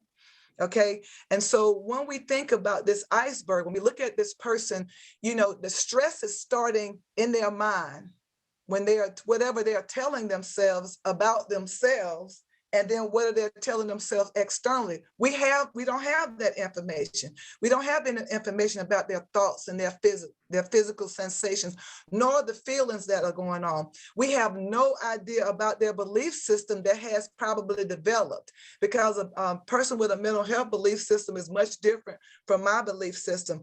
If their belief system is this medication is poison, then you have to speak a different language. I know at the misdemeanor mental health court, I kind of said, can you look at this like a vitamin? You need this vitamin, and this vitamin is going to help you be congruent so that you will be able to interact on job appropriately, live in your home, and minimize the risks that are involved. If you're in the criminal justice system, there are just some terms that you need to understand. You need to understand the difference between risk and needs. You need to understand program integrity. You need to understand responsivity, because the whole thing that we're doing is about responsivity, making sure that we match the protocol, the treatment protocol, which is appropriate for the client. And so one of the things that Lori said, she was talking about, her son is doing well. He's doing well because he is at that stage of change, because there are stages of change. Just because somebody come into treatment doesn't mean, okay, well, they're fixed, they're taking that medication. They may be in a different stage of change. A person may come to the misdemeanor mental health court, and they may be 8 months into the program before they finally decide to buy into the system. Because for the most part, they're looking at the system as an enemy. So now we have to get in there and change the mindset. And so it's a lot of adjusting of the mindset. The judges have to adjust their mindset. Everybody's just adjusting because it's a responsivity issue that's going on. And so when we think about the iceberg, I want to go back to the iceberg about that belief system, because treatment, being with the person, sitting with them, you learn more about how they're seeing the world and how they're seeing me and how they're seeing you. Because I remember experience in when I was working at Metro State Prison, I went to see a client and I walked in and she said, "Miss Smith, the monkey is in the room." Well, if I lack empathy, I would say, "What monkey in the room?" "Girl, you know no monkey in this room." I would be non-empathic, and that's how I respond. But if I'm empathic, I would say to her something like, "Okay, do you think the monkey would mind if I came in and have a talk with you?" I'm not saying that, I'm not dismissing what she's saying. Empathically, I'm entering her experience so I can just understand the context of which she's operating with, and that gives me the information. And so when we encounter people, especially mental health people, anybody, they are like a 1,000-piece jigsaw puzzle. And we don't know, we don't have a box saying, "Oh, that's yellow, that's green." All we have for me is that iceberg. And everything that I do, I educate the client about the iceberg. What are the behaviors that you're doing that's causing problems for you? What is it that your mother is saying? What is it that your sisters are saying? And then what are you thinking about this? So we have to go inside of that iceberg and help them to understand, because the more you educate them about what's going on, the better they are to try to stabilize. And it's the same way when I'm working with the mental health misdemeanor court. If I teach them a concept like total behavior and I use a card diagram, it doesn't do me any good to teach them the card diagram if I don't share that with the court. Because now I'm speaking the language, the clients are speaking the language, but the court does not have that language. So we bring everybody to the table so we're all speaking the same language, because when we're speaking the same language, we can get a better product. And so one of the other things that Lori mentioned when she was talking about some external factors. She said protective factors. That's what we call them.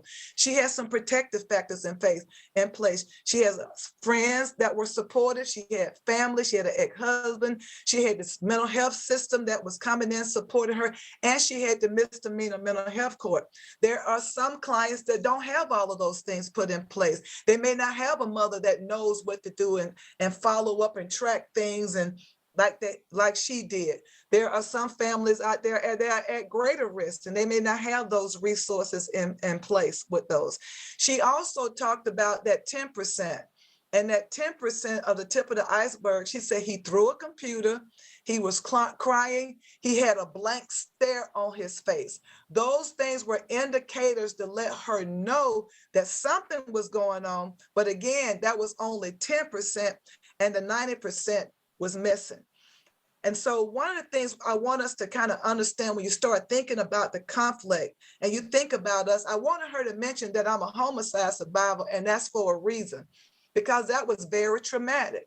So I'm not immune. I get triggered, and you get triggered by different things that go on in your family.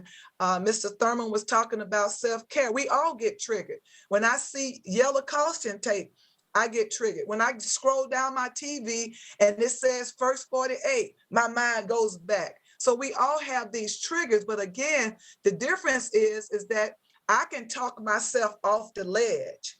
And another person that's at a greater risk, like her son, he could not talk himself off the leg.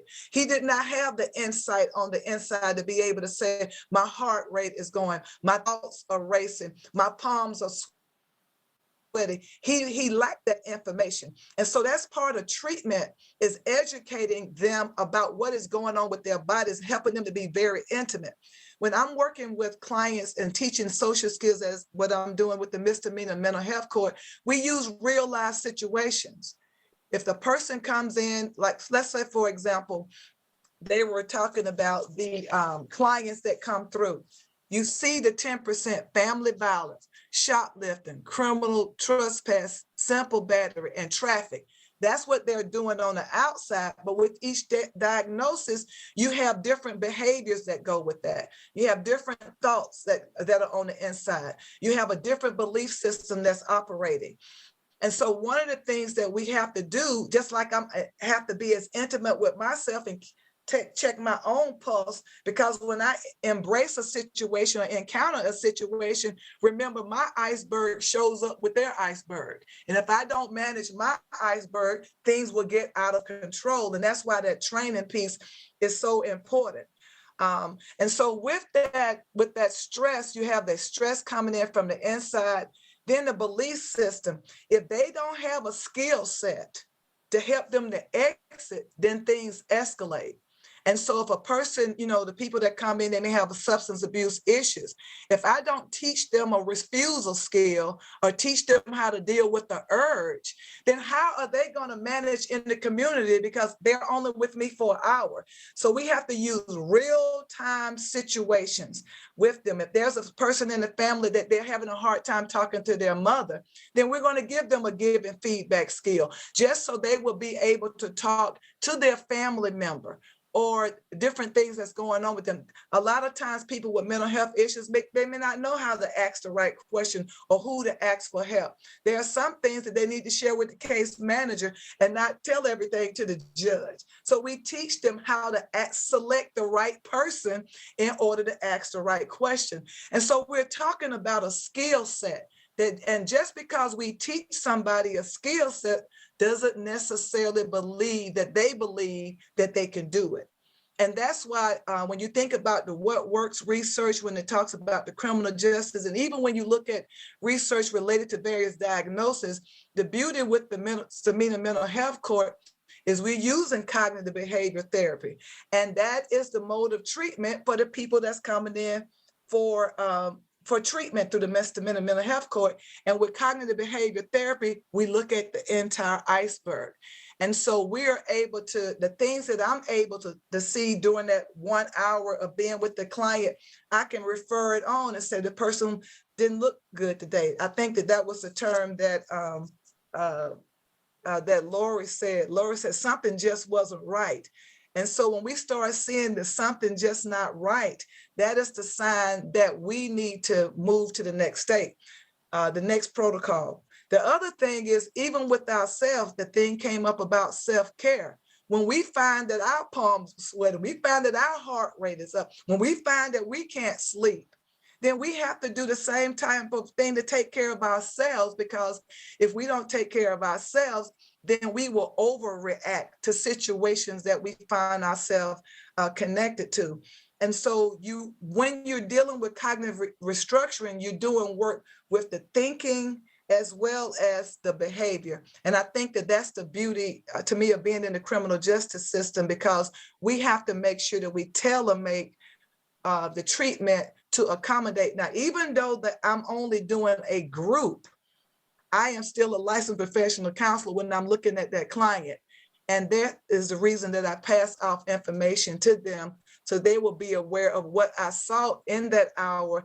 And not only that, was the scenario that they use, because they will use a scenario that would give us information about what's going on in the house, what's going on with their protective factors, what's missing, and the things that we need to pull in place in order to help them achieve that homeostasis.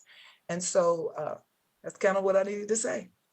All right, thank you so much, Dr. Smith. One of the things that I just want to pick up on that you shared, that part of the audience might not, because this was good information for me as we tried to prepare the other day too, is that you made a distinction between mental illness and mental health.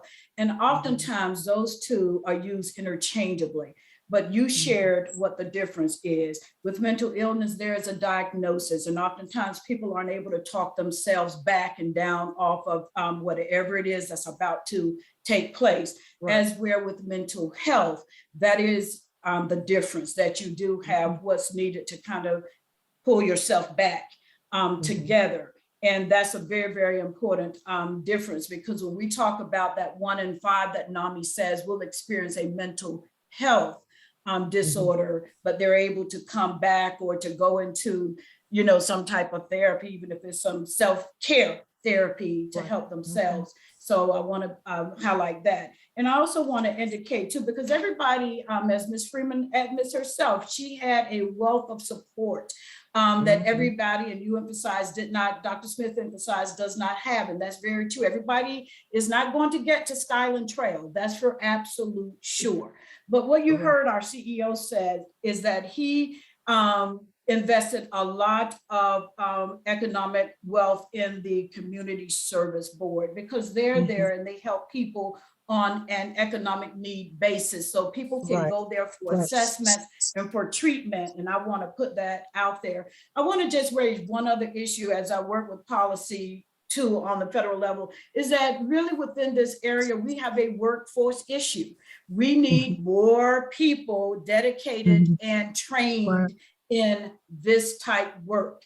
And that legislation that we have has a separate component that speaks to workforce and how we're going to encourage and inspire a greater investment and interest in that particular area. So I want to put those things out there for those who are here, because they have an interest in what's happening in our community with mental health and mental illness, because as has been said, with this pandemic, it is exacerbated and it's going to happen even more. So we should start to look for that.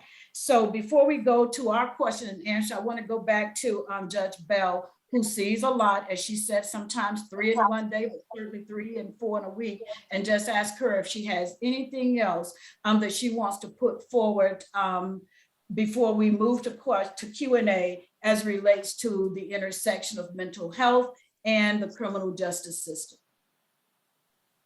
I just think the most important part of it is both education and working as a collaboration, and seeing, even though as a judge, I have to be independent, but that doesn't mean I can't share information with the public defender's office and the DA's office of things that I've observed in first appearance hearings. It doesn't mean that I can't talk to the person at first appearances and say, hey, I just want to tell you, we have a mental health court, we have a drug court, we have whatever, veterans court, whatever it is, and to feel there's a ability to do our jobs, but still be collaborative and do what's best for these individuals, because when these individuals are at their best, our communities are at our best.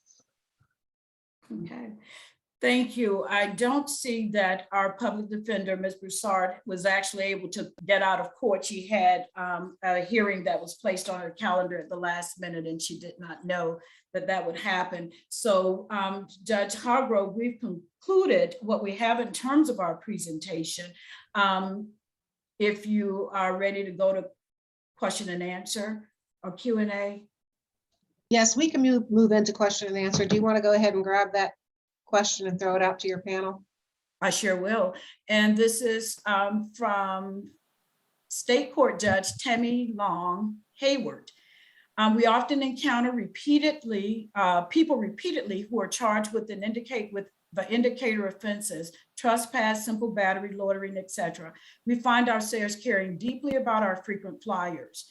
Do you speak to other courts and judges to help us manage the issues of our self-care and trying to understand the dynamics of the issues the defendants face? All right, Judge Hayward, I have an opportunity to speak when it's presented, as Judge Hargrove has given us one here today, but routinely, I can't say that I do, but we're open to it. We do speak to, I want to say that we do speak to our academy, our police academies when they come through, so that they're aware of this particular resource in our community and of ERFs. And sometimes I've had an opportunity, or we've had an opportunity to present at various conferences where we do share and are open to them, is all I can say for that. And I don't see anything else, Judge Hargrove, there for us, so. Okay, if anybody has any questions of these panelists, please go ahead and put it into the Q&A. In the meantime, Judge Stroud, I just wanted to ask Miss Renee Dreyfus, I believe that she is still on. If she could turn her camera on and her audio, she might want to add something to this conversation. I know you all had mentioned that it might be nice to have her. So if she is available and she can do that, she's with the Community Service Board. I'm here. Oh, absolutely. Great. Hello again. How are Hi. you? Good. Good. Since we have a little bit of extra time, I just wanted to ask you, since you've sat in on this, all three of the panels today, did you have anything that you would like to add with respect to this particular panel that is discussing the intersection between mental health and the criminal justice system? Yeah, I think just, we do see in all aspects of the care that we provide, a lot of folks that are involved in the criminal justice system at different intersections, whether they're coming out of jail, whether they're being picked up by law enforcement, they're on probation, parole, or in juvenile justice. And one of the things that we are doing a lot more of now is interacting more and setting up resources with the various law enforcement agencies. We just received funding for what is considered in-reach services for the jail and for juvenile justice. We're getting that started, and we're excited about being able to offer additional services for people and making sure that they're connected when they get out of jail or juvenile justice. So we're really excited about that. Of course, our crisis center is always available. It's been challenged with the pandemic and with staffing challenges as everywhere else. However, we have remained open throughout the whole pandemic, serving Fulton, DeKalb, and Clayton counties. I'm currently also working with the police department on a grant related to our mobile crisis. DeKalb County Police and DeKalb Community Service Board have operated the mobile crisis unit for over 20 years, long before it became a more popular avenue. And we're really excited that we're seeing more and more. We're hoping to be able to expand what we're doing and some of the different ways that we actually serve in a mobile crisis type of setting. Thank you. Thank you so much for that information, Sure. Dr. Dreyfus. We do appreciate that. And I do see another question here. Did you have anything, Dr. Smith? I just wanted to say that the training piece is so important. It is so important because, you have two issues going on. You have adherence and you have allegiance. And sometimes we can get stuck in how we do things rather than adhere to what the research is saying, how you work with certain mental health diagnoses or how you work with certain, and what the criminal justice system should be doing as it relates to the client. So I want us to not get stuck in a mindset that I got it, but be open to the fact that I need this training. And this training should not be, well, I got to do so many trainings for my job to do. We need to embrace the fact that we need to always be in some type of training because there's new information coming out, because it's all about trying to keep the community safe, keep the clients safe, keep ourselves safe. And the only way we can do it is that we need to be as iron sharpens iron. And the better we are at our training and understanding, the better we will be able to reduce the recidivism of people going in the system and the recidivism of people decompensating out in the world because they don't have the medication or they decided not to take it. Thank you, Dr. Smith. I do see another question, and I'm going to go ahead and read it from Ms. Williams. What role can the nonprofit community play in assisting our court systems with those who have mental health challenges? Ms. Freeman, I'm going to let you answer this one because Ms. Freeman is a part of our 501(c)(3) nonprofit that actually really helps the participants in our misdemeanor mental health court. So she can certainly speak to that from experience. Sure. Thank you.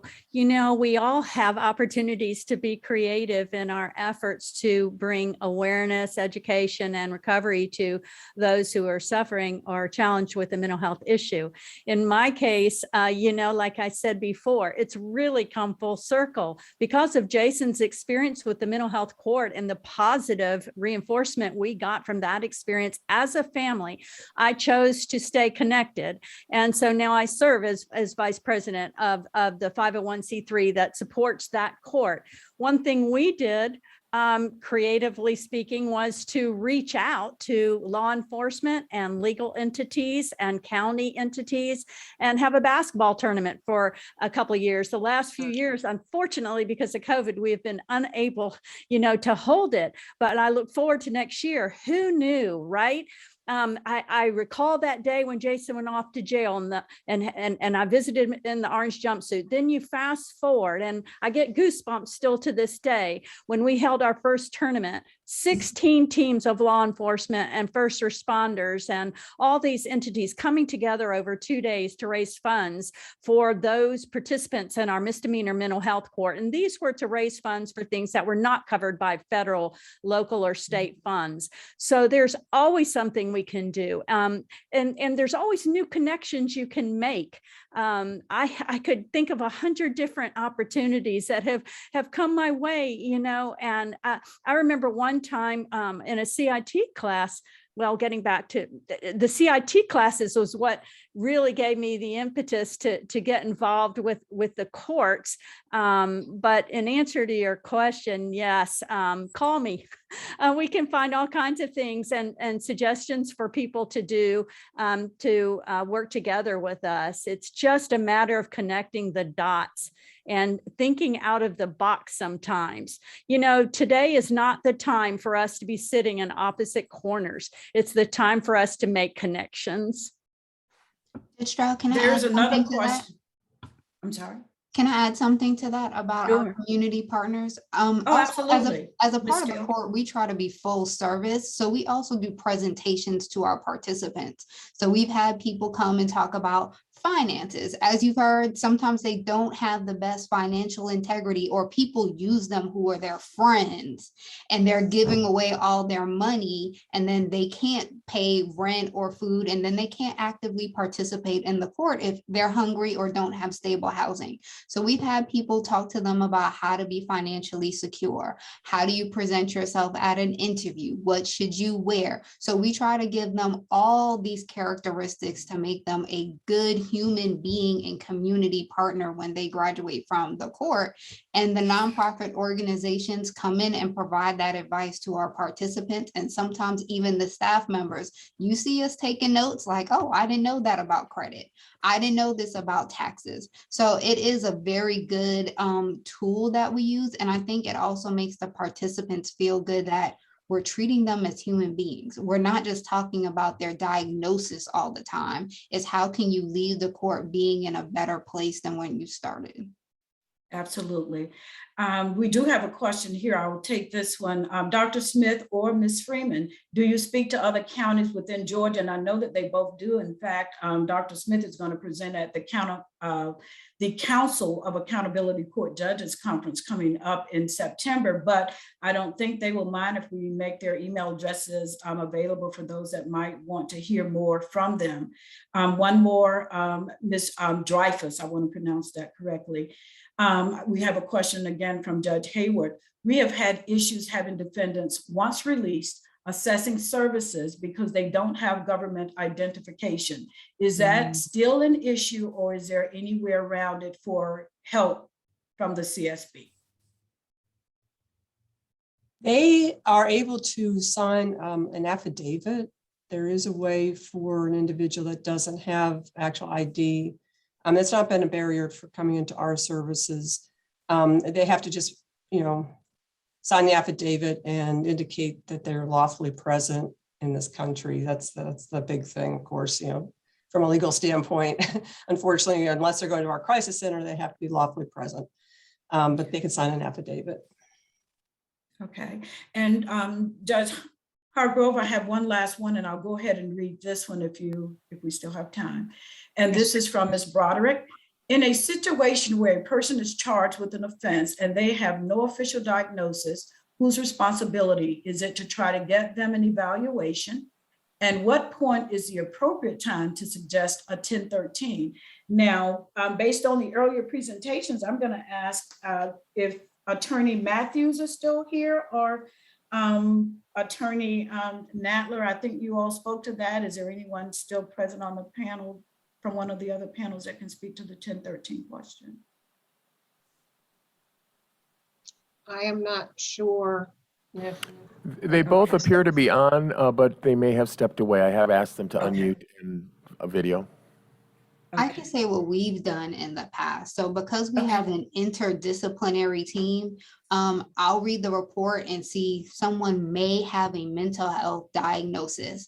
I'll approve them, whether they can say this is what their official diagnosis is. And once I approve them, that puts them in contact with our clinical evaluation team. The clinical evaluation team will meet with that person to see, do they already have a diagnosis, or do we need to send them over to the service board? Is that diagnosis old? Things could have changed. Research has changed. So something they were diagnosed with 20 years ago, that might no longer be their official diagnosis. If when they're meeting with clinical team or have an encounter with clinical team, they think something is off, they think this person needs to be seen immediately. Sometimes it's someone who's currently in the court. Sometimes it's a past participant. Our evaluators will make that call in their clinical expertise of when the next step is involved. They've been called to state court before when something is off with someone who's physically present to see if this is something that they can assist with. I think the best thing that we do is we stay in our lanes. I don't try to make a clinical evaluation as the prosecutor in the court. I can say what I have seen, what I read in the police report. If I feel from being a part of the team for 7 years, something is off, but I pass that on to the appropriate person who in their expertise can decide what the next step for this person is. And I'm always grateful when they train us. They tell us little things to look for. I've been in Dr. Smith's presentation when she explained to us what schizophrenia is like, and her and someone else stood beside me and they were both talking in my ear while I'm trying to have a conversation with the judge, and how distracting that was. It really puts into context what our participants are going to, but also puts into context, I need to be prosecutor and let the evaluators be the evaluators and the clinical team be the clinical team. But I pass on the information immediately. So if someone is in crisis right now, do we need to walk over to probate court? Do we need to call the sheriff's department? Do we need to call the DeKalb crisis line? What's the next step to get this person the help that they need right now? Thank you, Ms. Stick. If I could add something to that, for those, I'm lucky enough to have at least a felony mental health court in my jurisdiction. But for those who don't, and when we did not have one, just know that there's two ways, there's an evaluation that would take place at the CSB, but also as part of a criminal case. If a prosecutor realizes that there's an issue or is concerned there's an issue, they can bring it up to the judge. The defense attorney can, and a judge can even sua sponte or on her own. And this happens sometimes when I'm in preliminary hearings as a magistrate judge. If I'm seeing behaviors and I'm hearing evidence of what the behavior was like that day, I can order a mental health evaluation for purposes of the court for determining competency and responsibility. which can at times also lead to getting that first diagnosis and then making mental health treatment part of the recommended sentence or the sentence that the judges impose in Superior Court. So that's another option that's available. Thank you, Judge Bell. I want you to know that we bonded so well. I was coming right for you before you came on and volunteered. So thank you. I just want to share this last comment of support to close out.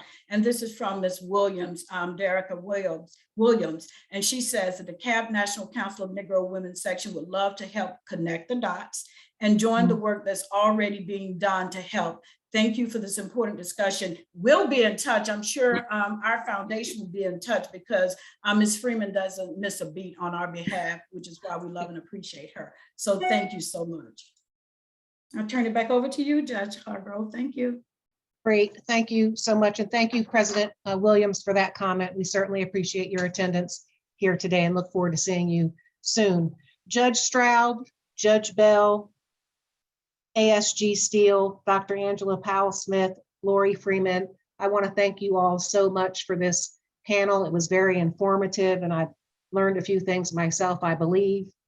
In totality, I just want to thank all of the panelists and moderators that we have had here today. I think that this has pretty much gone very well with little to no technical issues, which is always great. And I have the IT gods in my favor today, so I greatly appreciate that. I also want to thank all of the attendees. I believe we got a high number of about 192 that were present, even though we had more than that that registered. Some may have registered 2 or 3 times. I know we had a couple of questions come up asking for, perhaps email addresses from members of my staff wanting to know whether or not they can get a copy of this symposium, which that is something that I'll need to speak with John Metelsky, our IT director, about.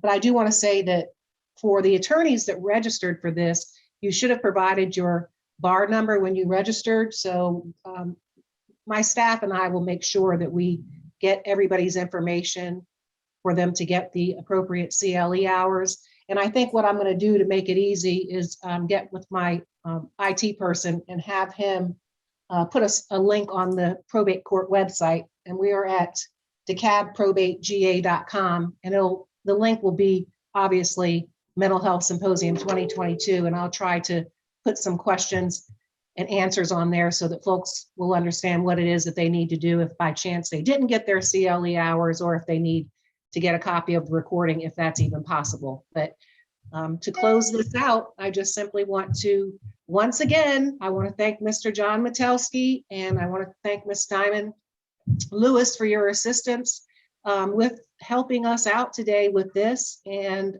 just a great big thank you to everyone. I hope that you'll all continue to be well and have a good rest of the day. Thank you.